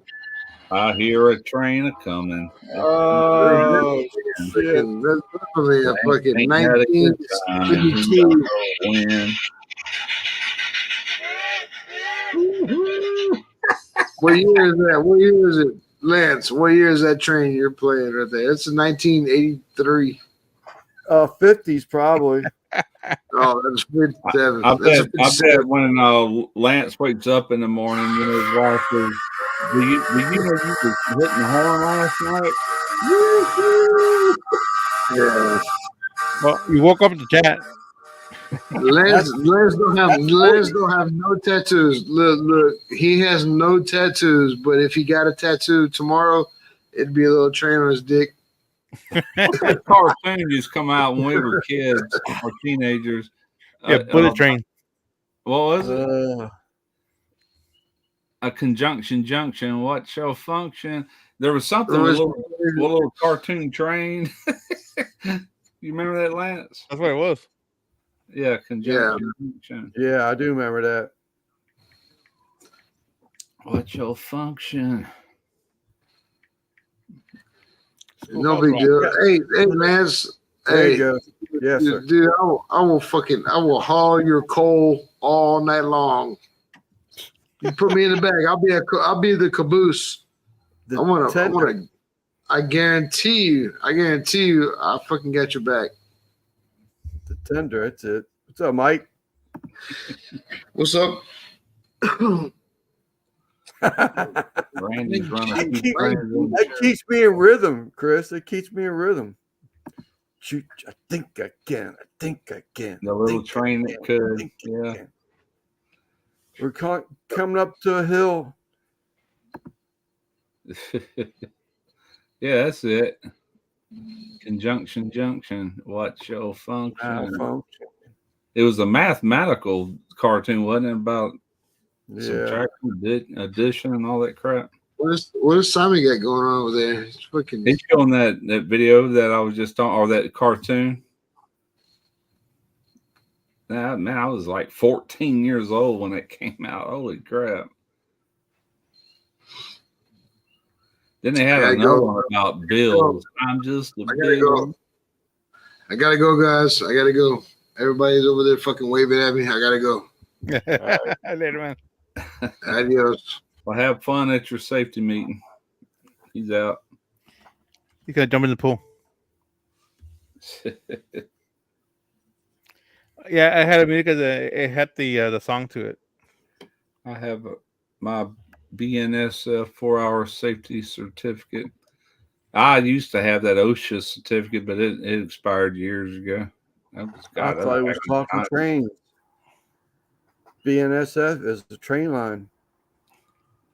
I'll never forget one time we were at the shipyard and we were on these assemblies, which means that's just like a puzzle piece off of a boat or a ship. And OSHA was in the yard and we knew it. And they come up on that little cubicle, and my welding lead had a bare spot in it, and I knew exactly where it was at. And all I had to do was take my hand and roll that cable, and it would ground out and sparks going everywhere. But the OSHA representative, there was a couple of men, but there was a woman in like a dress suit, and she's up on there with nice shoes and everything, and they're looking around, taking notes, and we're sabotaging this place. I was standing around the corner. I took my welding lead and turned it. They couldn't see me. All of a sudden, sparks everywhere. And she kind of startled her, startled all of them. And we're over there laughing, and she's writing down. They end up shutting our unit down for hours until we straightened all that crap out. Kind of backfired on us. They sent us home. I'm like, dadgummit. It was fun though. But there were problems that need to be addressed, man. We made damn sure they knew it. Yeah, OSHA fines companies, man, when they find a lot of crap wrong like that. Yeah. And they shut them down until they get it fixed. That's it. They wouldn't open that unit back up until we took care of them problems, including that welding lead that I arced out on purpose. Yeah, I mean, you got to get it fixed, and then you got to get it approved. So they got to go back and come back and re-inspect it. Yeah, right. Sure do. Good old days. 30 hours because I'm the trainer, but Cal OSHA is way strict. Oh, I can imagine. I believe that California, they're strict on environmental stuff, especially like EPA stuff. That's where it all starts. Really, it kind of starts there, and then it trickles across the country. I think of exhaust when I say that, kind of like the catalytic converter and stuff. A lot of that happened or started because them big cities like Los Angeles had all that smog problem and everything, and they kind of addressed the problem. Then it filters across America.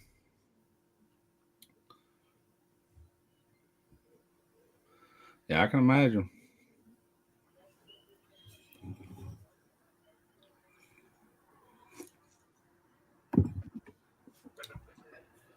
I can remember working in that shipyard wearing leather tennis shoes, no steel toes needed. They didn't even have harnesses like with a harness that you tie off with. They had safety belts that if you ever had to use it and rely on it, it'd probably break you in half, break your back. So they're all compliant now, but they were like one of the last places to ever really get fully OSHA compliant with everything. I hated when they went to steel toes, though. I used to bounce around them ships with them tennis shoes on, man. I was light on my feet. Loved it. They never hurt. I used to wear the black Reeboks. UPS didn't require steel toe. You remember the white leather high top tennis shoes you could buy? That's what I wore for years until they outlawed them. You couldn't wear cloth even, and they had to be leather, but they allowed them.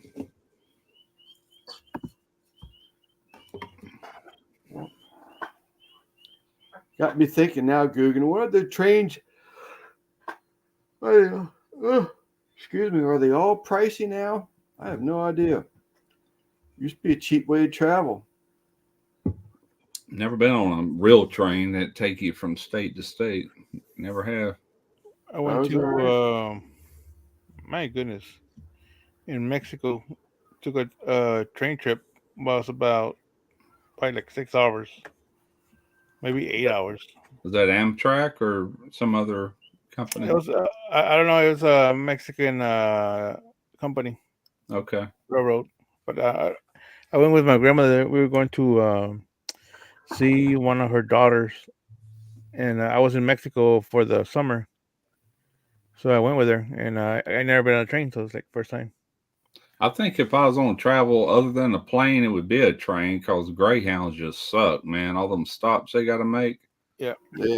buses. They've got excursion trips like out of PA and West Virginia and all that. Sure do. And Virginia, they take you up to New York and stuff. Yeah. Guggen's saying trains are more expensive than airplanes. I wouldn't have thought that, but Wow. I wouldn't either. Figured jet fuel costs a lot more. What does modern trains run off of? Those steam? Like they always have, or what?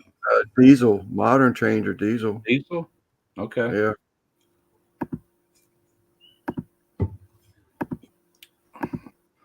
Yeah, that makes sense. Hopped a few. There are a few good YouTube video reviews on these train trips you can take. You get to see some cool scenery and seems like decent food. Yeah, it Yeah, would I be mean, just to experience it, you know? right. I mean, they actually have chefs and stuff on these trains, but the sleeping quarters, I mean, for what I've seen of them, they're small. I just watched a guy do a review yesterday in Pennsylvania, but those were the old passenger cars.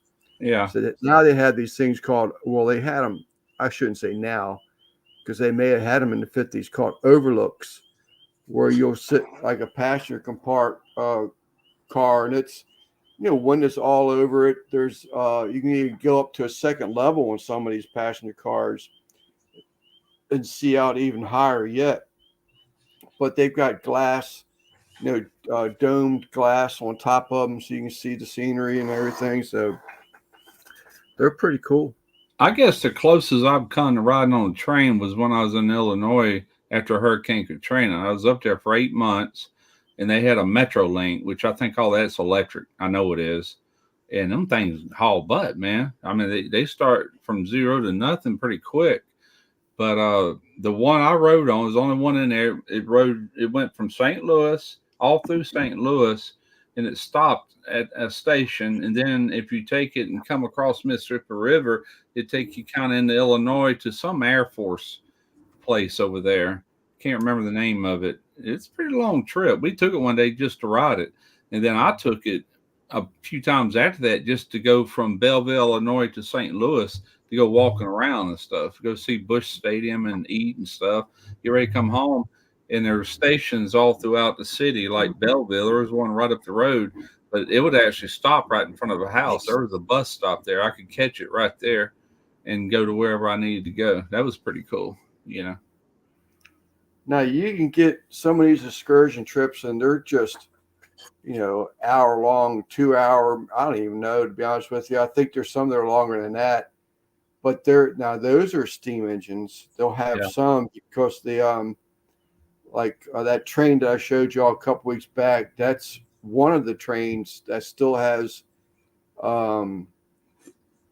So they have these boilers, and their boilers are actually guaranteed to be good for a certain amount of time. They have life left in them. It's like a fire extinguisher. Yeah. When you have a fire extinguisher recharge, it's good for a certain amount of time. Right. Well, these boilers are the same way, and they'll take, instead of being a total loss and the millions of dollars it takes to restore some of these trains, they'll use them for excursion trips.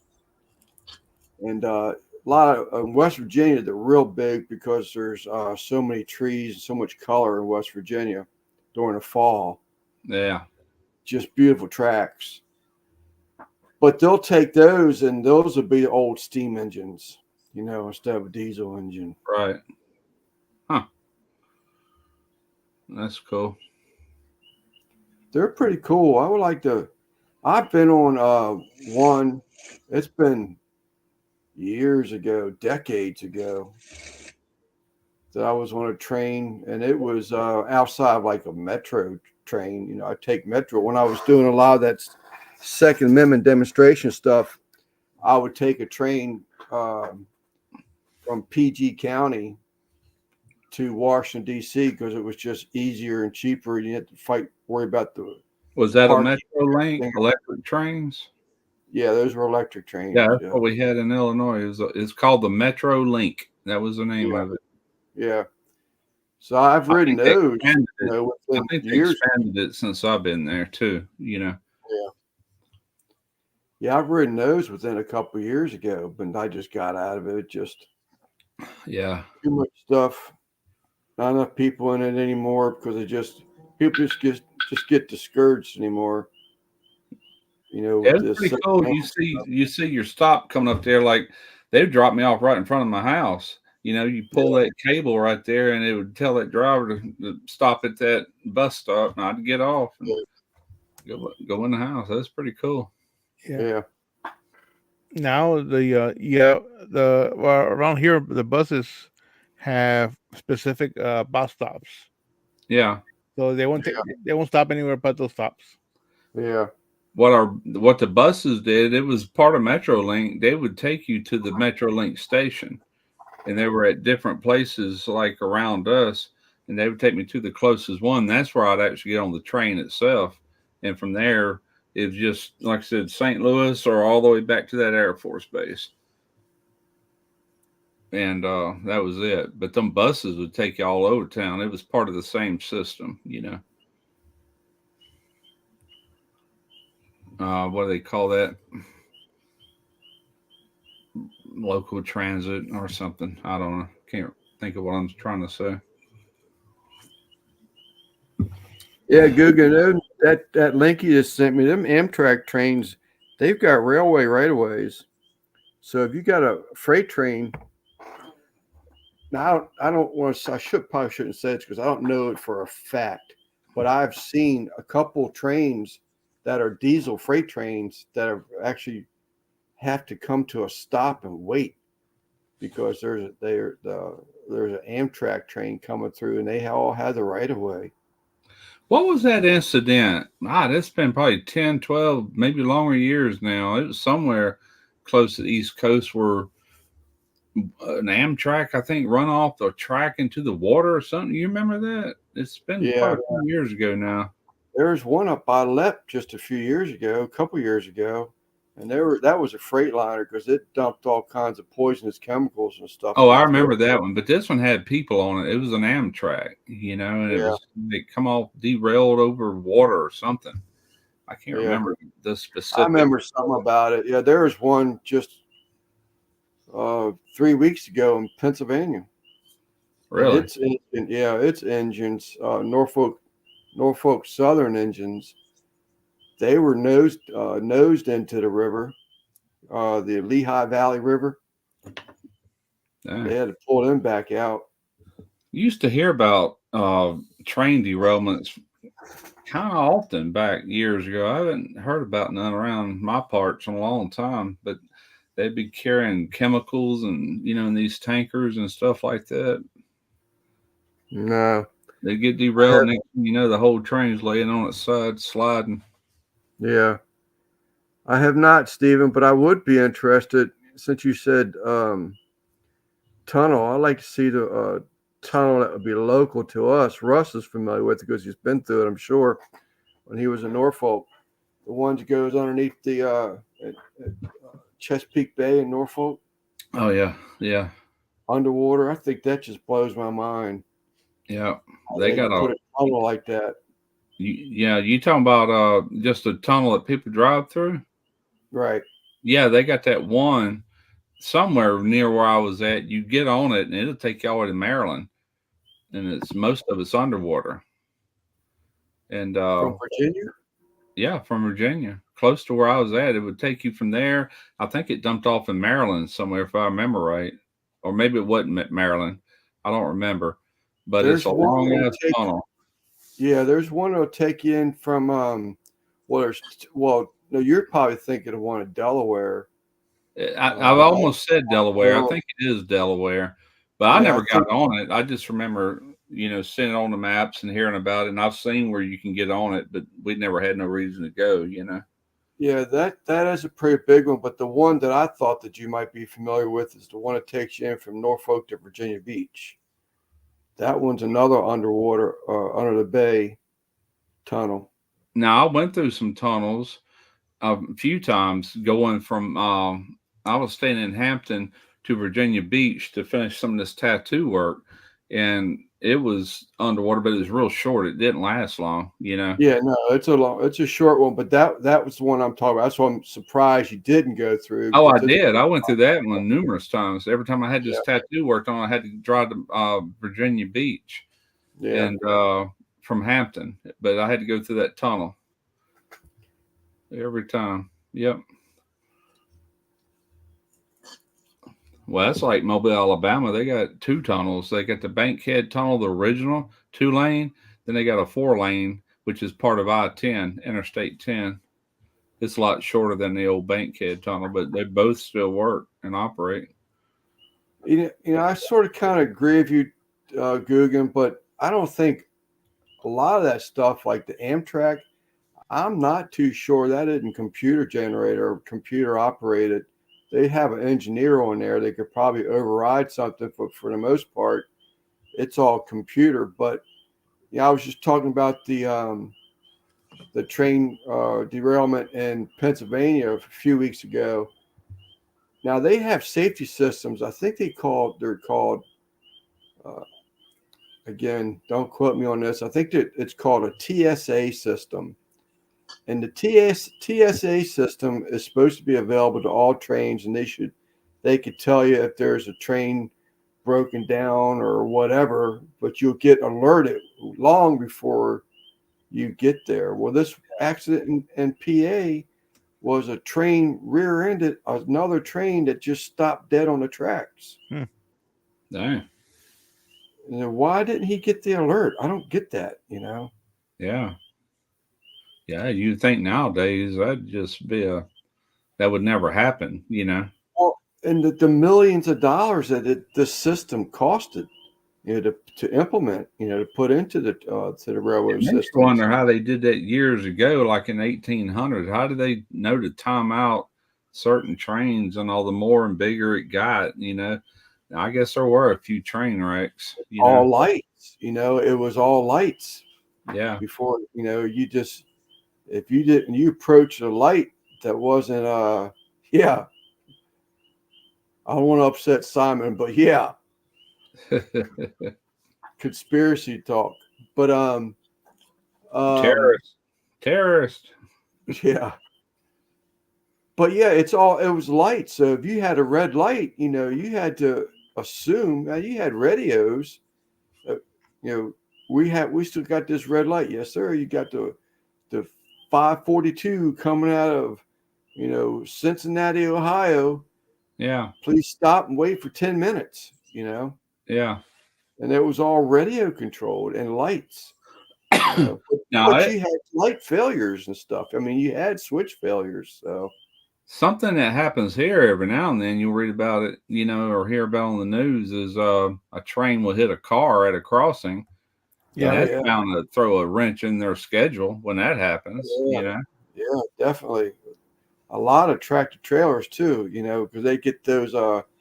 They got those humps in those old country roads sometimes, and you get those low boy trailers or tractor trailers, and they get stuck on them humps. Yeah. Next thing you know, trains coming through there, and them trains bust. Simon, I sent Simon some links. El Barrio, he had talked about these Mexican trains. I was curious about it. I started doing some research on them. You hear beeping? Huh? Y'all hear beeping? It's my frogs. Oh. It's frogs out here. Russ said he heard them before we went live. I heard they're all out here. But the one in the box. It must have rained recently. The one in the box. Oh man, we've had so much rain. It's ridiculous. That's when they go need a break like that after rains. We got rain all day tomorrow too. Yeah, we get them here too. They're kind of cool looking, a little green. They got the little suction feet on them. Little suction cups. They'll get on the front door. You'll open up the front door and there'll be stuck to the glass door, the storm door, looking at you, little suction cups. Well, what it is, right beside our front door, we got a glass door that you got to go out of, but there's a light right there that attracts insects. Right. And them tree frogs are just sitting there ready, you know. They'll raise hell like that here too. I haven't heard them in a while, but after rain and stuff, they'll get busy. Well, crickets, they got their time of the year. Yeah, tree frogs are cool. Yeah.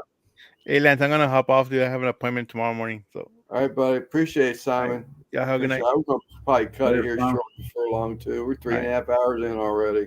Yes, sir. I don't know how we do this. All right, you too.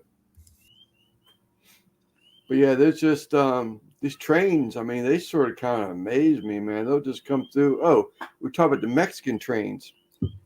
They were talking about how these Mexican trains are traveling at 90 to 100 miles per hour. Dang. Yep. Diesel power, and see them suckers get into accidents. Man, when they come through towns, there was a guy that was like filming it as they're coming through these. We're talking about Mexico, where there's just dirt roads. Yeah. Crossing the tracks. And they come busting through there, and it's just a big ass dust cloud. Heard this one guy. He was not the one doing the recording, but he was the one that was walking along, and he said pinche something. I can't remember what it said, but he said pinche. I laughed. I said I knew what he's cussing about. But they just create these big clouds of dust, and I tell you what, man. If you're in the way, you're going to get run over. See, here, they got speed limits when they come to a town. They got to slow their ass down, Yeah. And they do. I think they come through here pretty quick, but not that bad. They're still going slower than highway traffic, In Mexico, you ought to see these trains busting by there. I was like, damn, man. These guys are flying. Yeah. But they had one I just watched the other day that the turbo blew up on it, on the diesel engine. Yeah. The turbo blew up on it. Boom! You saw all this stuff and fan blades flying out the B unit of the train, and just flames just shooting out. But that's crazy that there just happened to be a camera running when all that happened. It's like, damn. They have these things that's called rail fans, and you'll find them on YouTube. They're called rail fans, and what they are, as a matter of fact, in Strasburg, Pennsylvania, Chris, they just they showed the location. It's a big YouTube channel, rail fans, and they showed, and there's a sign that actually says right there, rail fans, video camera here, and you look up, and there's a 24-hour nonstop recording of trains going through the areas. Yeah, I actually watched Mennonites get on those trains about a month ago. I was like, it was dark, but there was enough light on there. Just like, what the hell are the Mennonites doing out there this hour when they were getting on the train? Huh? Only rail fans? No. Only rail fans. Yeah. But you said something about trains in town. I watched a video of a train. I think it was Tennessee. It actually went through the center of this little town. So there's businesses on both sides. There's cars parked up against the curbs. A little old town in Tennessee, and a train track, big old diesel coming through the town. But it's there, like you said. I mean, it's probably maybe 15 miles per hour. Yeah. Going through town, and of course it's going so slow, and the track was so long. You see all these cars backed up to these other intersecting roads. And I was just amazed to see this big ass train coming over, and it's dwarfing all these cars that are parked on the shoulders. And I used to live in a place years ago when I was married to my first wife, and Derek and Chad were little boys.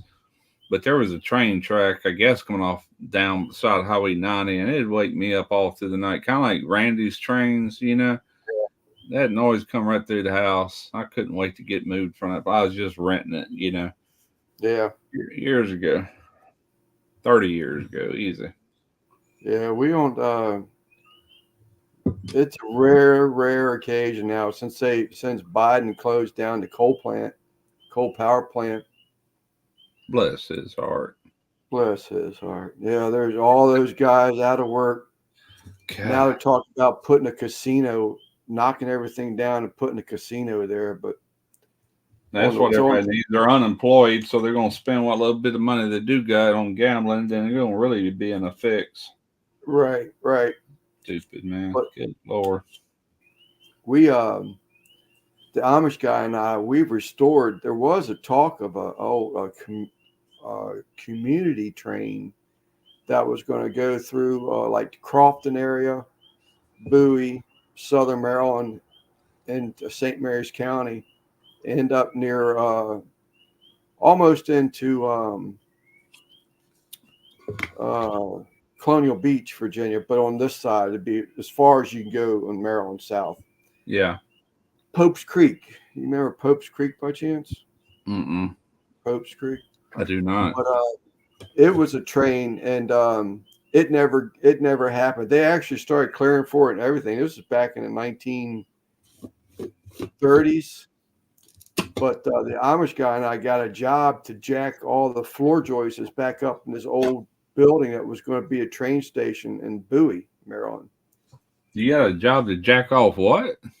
the timbers that were, I think they were 8x10s or 6x10s, and they had rotted underneath this building. And we got a job to jack it off, and sister onto it.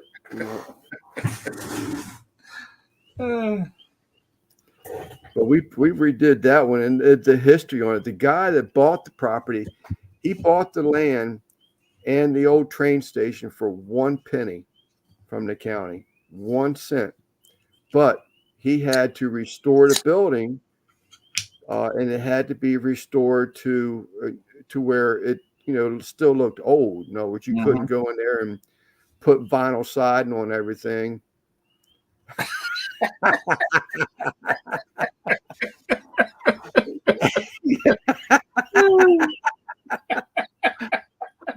Jackass. I thought he was in bed. I thought he was too. Oh my God. But anyhow, you had to restore this thing. And we had to have the old brick columns rebuilt and everything, and the pillars for the supports. But this guy would buy old Studebaker New York cabs, and he was storing them inside his train station. That's what he was bought that building for, to store his collection of New York Studebaker cabs. Huh.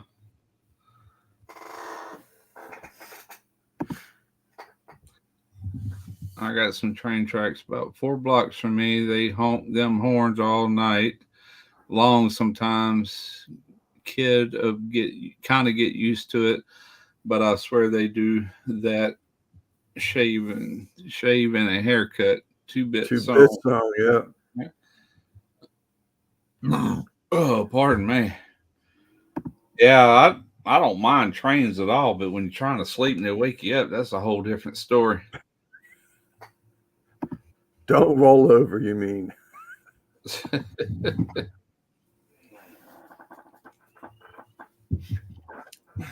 Oh my goodness.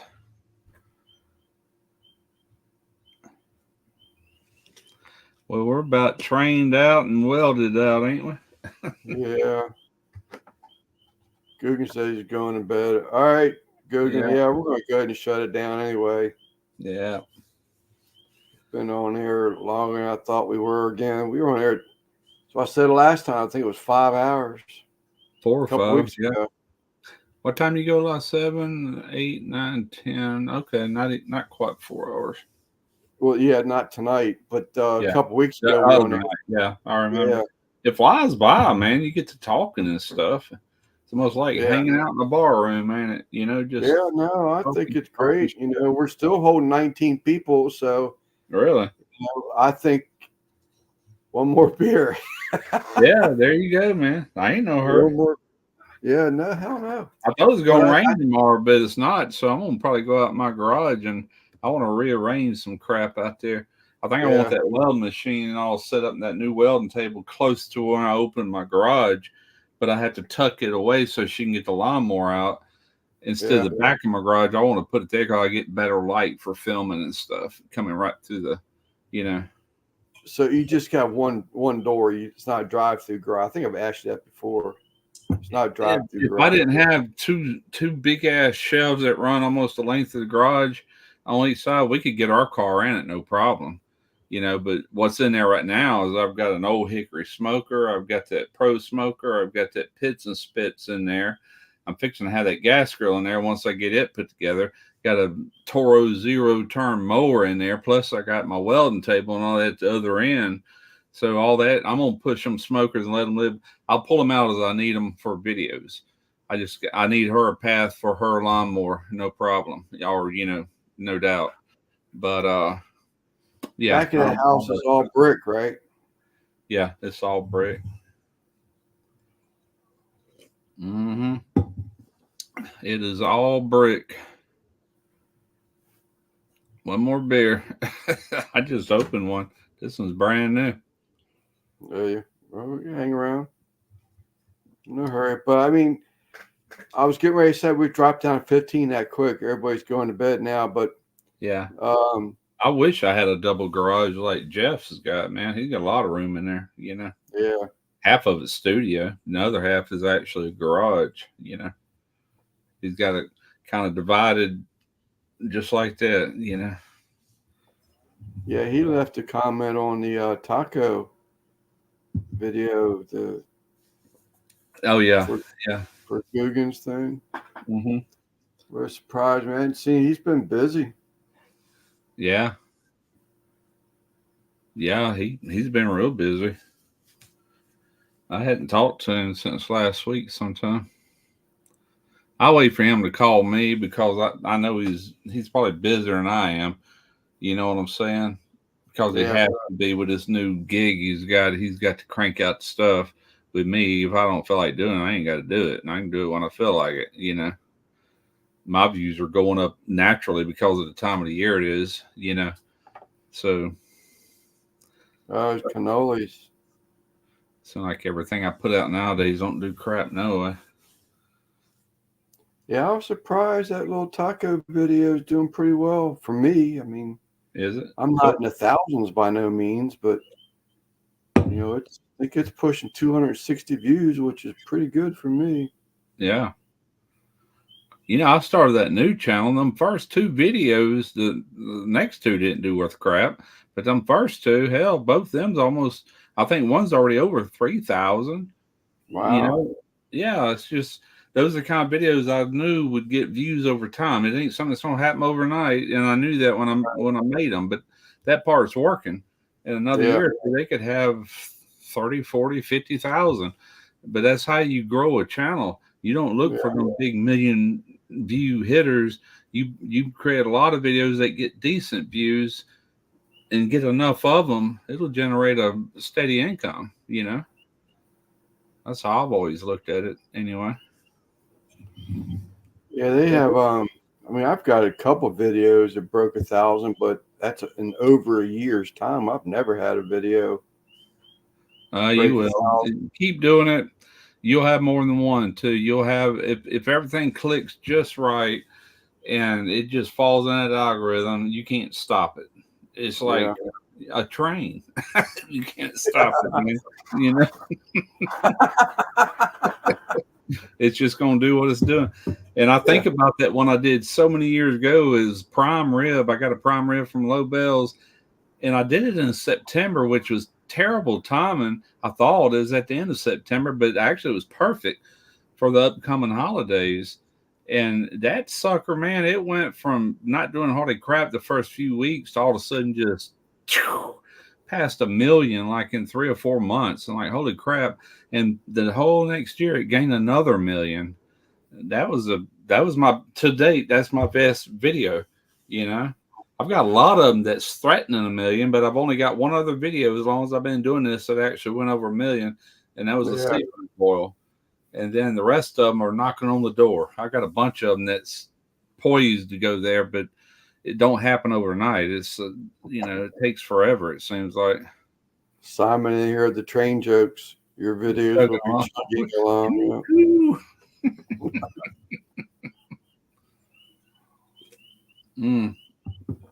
But yeah, it's all you can do, really, man. Is just keep hitting record. I'm trying to, Russ. It's just so hard, but I know it's nothing easy about it. I think a lot of people start this thinking it's going to be a cakewalk, and it's anything but a cakewalk. I'm one of them. There is nothing that Reicher could say, that made me believe that I couldn't beat that. I've always been like you that, really too. can. It's just it don't happen the way you want it to happen, like really fast. That's one thing. Yeah. But if you're consistent enough, and I noticed your last video, you were so relaxed, you acted more like you do on these lives, and I'm like, perfect. That was a really good, easy to watch video, and you do all them like that, and the right videos don't click sooner or later. Just Yeah. Well, I think it's just sort of the attitude too. It's just like, I've taken the time clock off of it. Yeah. It's just like I did it. Yeah. I don't care if it's 20 minutes or 8 minutes. I don't care. It takes what it takes. Yeah. What that I meant by as far as weekly and stuff. Yeah, the weekly thing, the quality thing. I'm just going to enjoy it and put out a video. And like everybody was telling me, just video what you're going to eat. Stop buying all this shit just to make a video with it. And that's what I did. Right. I mean, I'm cutting out. That's kind of where I have to be right now because, face it, briskets and stuff like that is expensive. I want to do a brisket so bad. It's just like I hadn't even priced them. They might be down in price. I don't know. But, and I will. But the crawfish thing, that's just not possible right now. I'm not spending that kind of money on a freaking crawfish bowl when I only get a plate full, and I'm absorbing all the cost. Right. Now they keep saying try this other place for these briskets, and I haven't, to be honest with you, I haven't even looked into them. I'm just, when you're paying that kind of money, even if it is at a cheaper price than the $10 a pound around here for a brisket, I still just can't get past that thing where I want to put my hands on it. I want to see it. I want to pick the one I want. Right. What was discouraging me, like, let's say I go spend $100 on a brisket, and briskets has never done very well for me on my channel, even though it's a barbecue channel. As well as I do, it's other stuff that always does better, but I can either spend $100 and maybe settle on 5 or maybe 6,000 views over a week or two, maybe not even that much nowadays, or I can buy a pack of hot dog wieners and a hot dog, make this good looking hot dog and get 40,000 views. Which one makes more sense for me to do, Right. It's crazy. I agree. I get it. That little taco video, I was really surprised the way it's doing, but I just, I've got people saying, put out another taco video, That's true. That's true. Go through your channel, look at all your videos, see which ones hit the best, and do those videos, or do that kind of video. And YouTube kind of decides for you. With me, it's seafood boils. If you look at my top 10 videos, I promise you half of them are boil related, nothing to do with barbecue whatsoever, But I hate that because it's like, YouTube would have picked the most expensive thing in the world for me to have to do, because them seasonings are not cheap, and the seafood, or especially crawfish, they're definitely not cheap, not this year. And it's so I'm lucky if I get one a year out. If I was in a position to do a lot more, then naturally I get a lot more views, but I just spent all this money, so I'm not getting ahead, Right. No, I know it kills me. I would love to. I'm surprised your pocket brisket didn't do well. The stuffed brisket. Oh yeah, I was expecting that one to do very well, and Take you know, off. but it didn't. It's like I've never seen this before, but that might be what's wrong with it.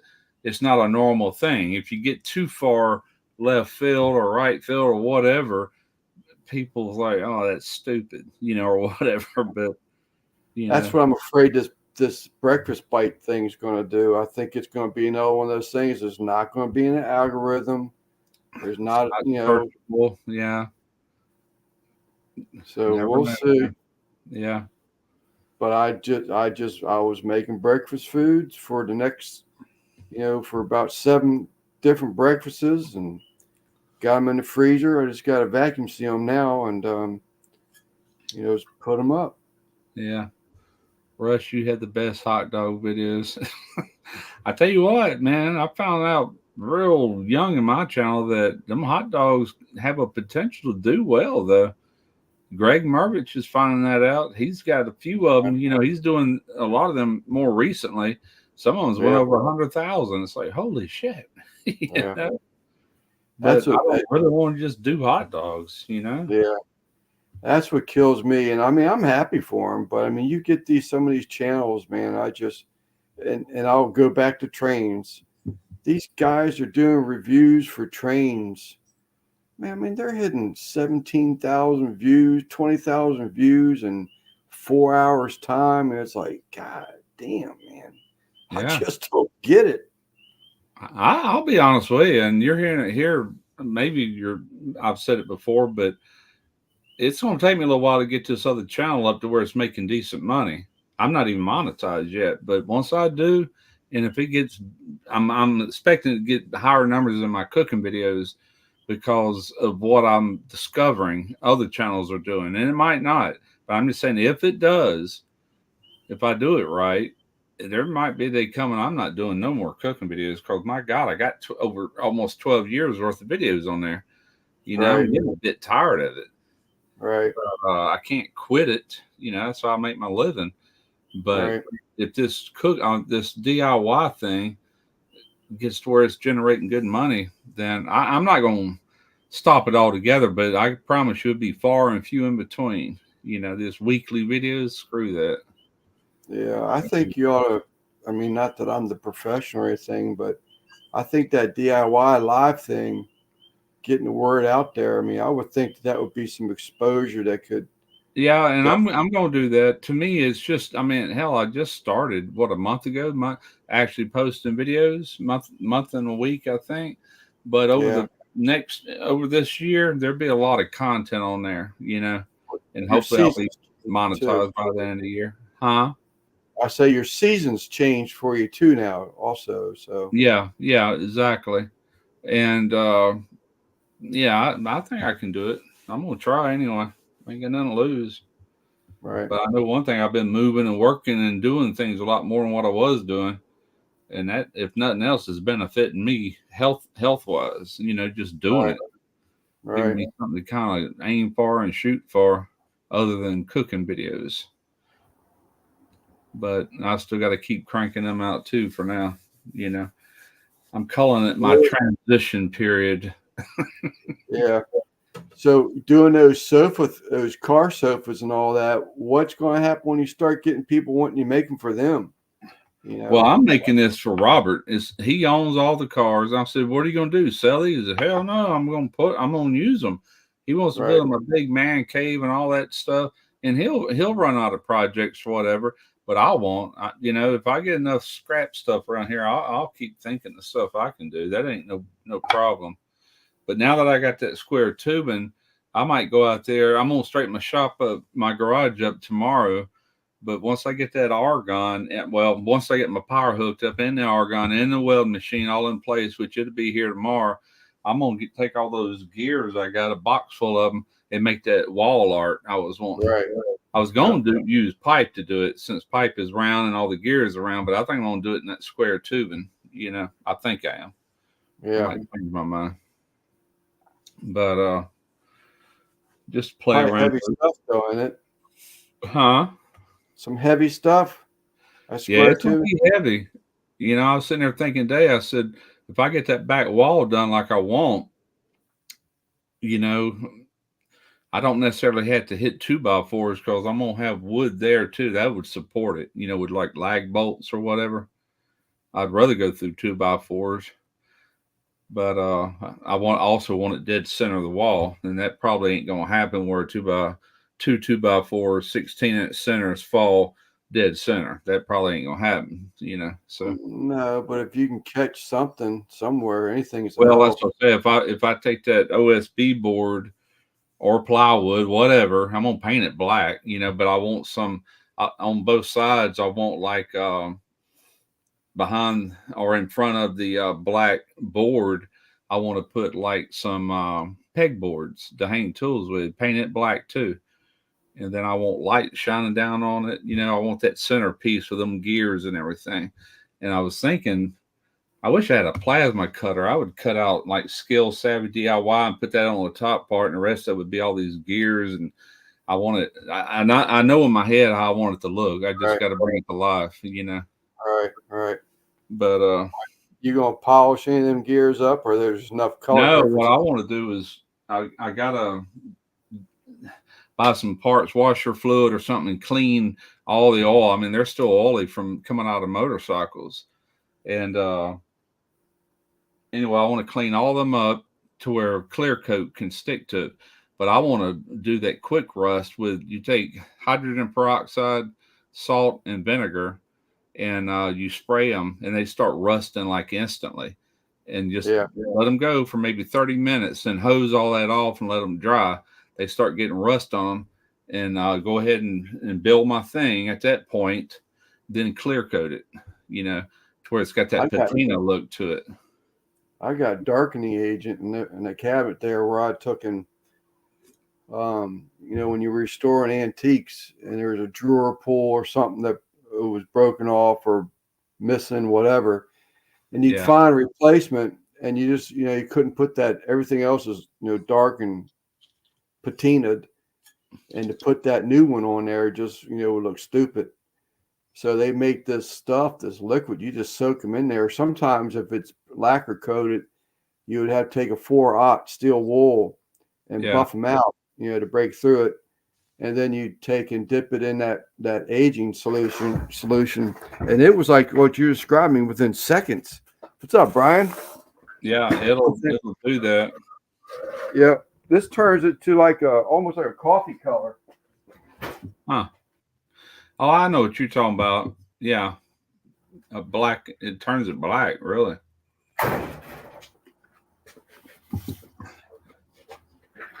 Yeah, I want mine to have kind of a aged, rusty look, but not too much.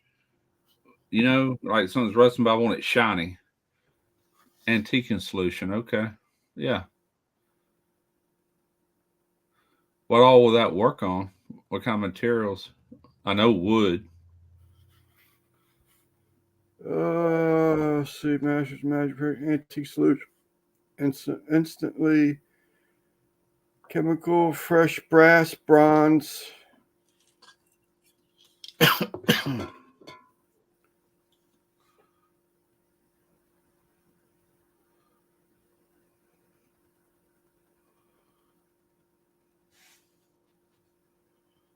Just brass and bronze is what I'm seeing. Okay. So it's I was actually curious what the active agent was in here. This says oxidizer can cause severe blah blah blah blindness. Magic product. Yeah. When I was up in Belleville, Illinois, is a very German town, and they had a lot of buildings downtown that had like them copper steeples and stuff on them, and they had that green patina naturally from the copper built up on them. Yeah, it's kind of cool looking. Oh yeah, no, I love that. Oh, copper, yeah.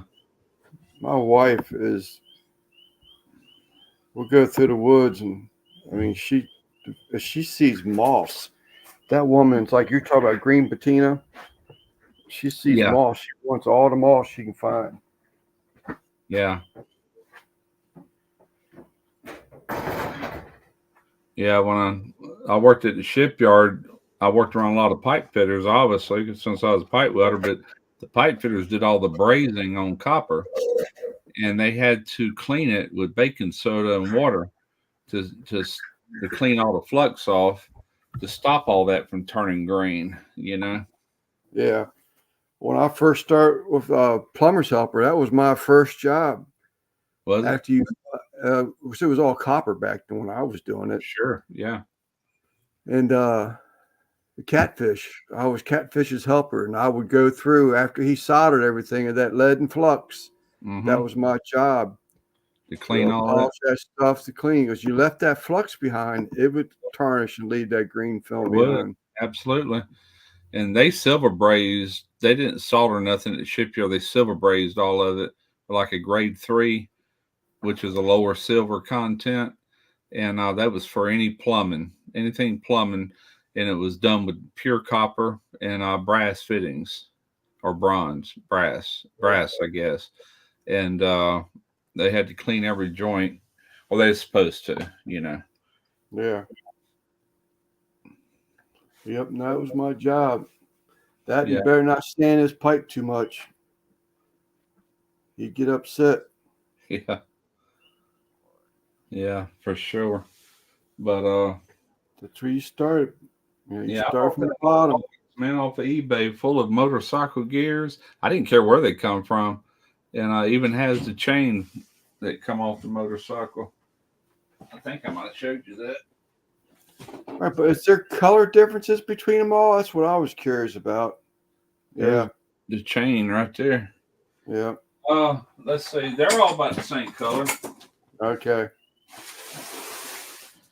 And I'm not going to pull all these out, but I'll pull a couple of them out just to show you. Yeah. Those don't even mesh together, but I'm sure there's some in here too. There's a ton of them in here, man. This thing was heavy. Couldn't believe $30 for all that with free shipping. Yeah, that's crazy. Because that wasn't cheap. That looks like a belt runs on that one. Yeah. Because that wasn't cheap for that weight. Then this one here, that's the crank. Some sort of crank. But anyway, like I said, I'm not going to pull them all out. They're greasy, but right. Yeah, a box full of them.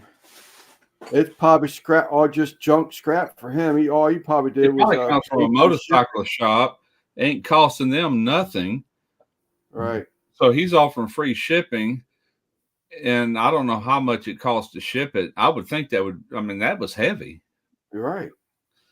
And it's like, even if he made $10, he made money because, if he owns a shop or whatever. It's the only thing I can figure. Better than scrap price. I mean, I was thinking $30. I don't even know if $30 would cover the shipping on it. Well, I felt like, there's no way he's sending me that box of everything he's showing a picture of for $30 free shipping. I said, there's no way. And I'll be damned if that ain't what I got. And I was like, holy crap. That's all I need. I wonder if he shipped out a second box or he learned his lesson from the first one. I don't know, man. But what's funny is I'm looking through there and they had like one gear, $30, one gear, $40 for specific motorcycles or cars or whatever. They were just, I was like, oh crap, I ain't gonna be able to do this. That cost me a fortune to make this thing. I just kept scrolling and I've run across this one. I'm like, oh crap, there we go. $30, all that, free shipping. That's when I ordered it. I pulled the trigger right then and there. Yeah. That'll be perfect. I just haven't quite figured out how I want to do it yet. I'd like to utilize that chain. I first thought about just tacking that chain, like taking square it off, but I want it bigger than that. You know what I'm saying? I want it. So I really don't know yet how I'm going to do it. I might put a gear, find 2 gears that fit that chain and put them in there, plus gears everywhere else. I don't really know how I'm going to do it yet. Cool. Yeah, that would be cool. I should show it wrapped around something.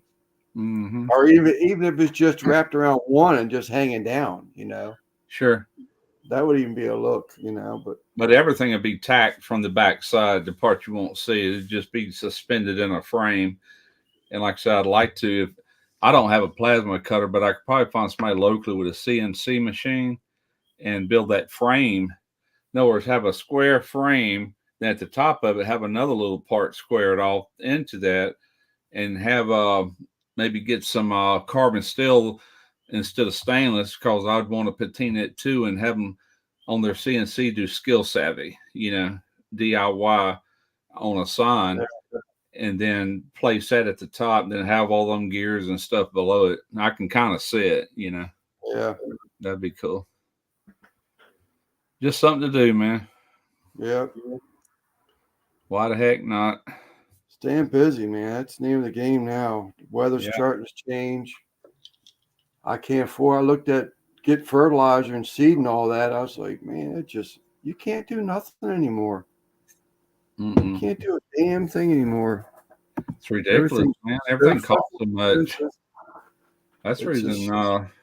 Well, it's like when he brought that pipe over, I'm like, holy crap, dude! Thank you. Right. That was another dilemma, coming up with enough material and stuff. That stuff ain't cheap nowadays. Well, even he said when he bought those sticks that he gave me, he bought 10 of them. I guess 100 foot, 10 foot a piece. And he paid $9 a stick. He said he priced them yesterday, I think, from the same guy. They're $17 for the same thing. Just 2 years later, he's had them for 2 years. Right. Hadn't done nothing with them. He just bought them, But I mean, heck yeah. But I bought some flapper discs the other day to go on my grinder, and I'm gonna sit there and knock. It's got like it's not a mill scale like most of the steel you buy. It's got like it looks painted almost. I'm gonna have to knock all that off, with my with that. Not with that though. I got some flapper discs that'll go on it. Right. All right, Mr. Jones. I think I'm gonna go and pull this thing. We dropped down drastically to 8 now. We're 5. Yeah, it's oh crap. Look at there, 11-11, man. I have done that. I know daily for a week now, solid. Every time I look, 11-11. Yeah. 12-11.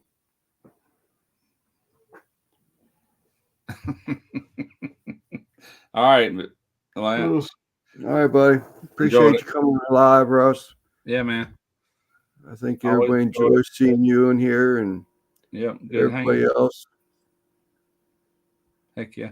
I will go live on that new channel at some point, but I'm just not real concerned with that yet. I want some more growth, and then I might do a weekly live on that, Yeah.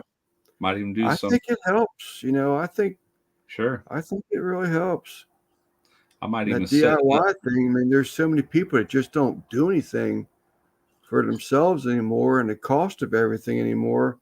I think people are going to have to start learning how to do things, or that the newer generation. It's just like, there's a lot of kids and youngsters that are learning how to weld and learning all these other trades and stuff like that, but there's a lot more that ain't. You know what I'm saying? And at some point, they're going to have to know this stuff. Right.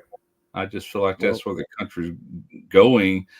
I think it's going to have to resort back to what it used to be, to where we manufacture instead of what we're doing now, which I don't know what we're doing, but it ain't working. Right.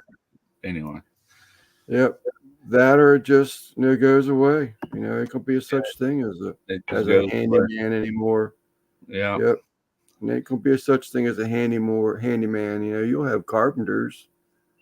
Well, it's a shame because you got all these companies like air conditioner companies that want to rape you just to come out and do little simple jobs that you can easily do yourself if you just watch the video, really. Right. A capacitor can go out on my outside unit. I know how to check that. I know how to check it and see if it's in range, out of range, if it's bad. I can go to the store and buy one for $20, put it in. I just saved about $500 or $400 anyway from a service man having to come and diagnose. Right. Or someone that comes by and says, "Oh no, you can't get that part no more. It's going to cost you $10,000 to have the system replaced." That's the thing. Anybody can walk in there and buy them parts. Anybody. Yeah. It's just certain things in the HVAC world. You got to have like that card I just got to where I can buy Freon, the handle Freon and all that. true enough, you might have to call somebody to do that if you don't have the credentials, but that ain't the only thing that goes wrong with air conditioning. There's all kind of electrical problems. Contactor can get stuck. The contacts get bad on it. Change contactor out. Thermostat, just all kind of things. Right. A bad breaker. Who knows? But anyway, all right. All right, buddy. All right. Good night, everybody. All right, good night, everyone. Thank you again, chat. Thanks for coming in.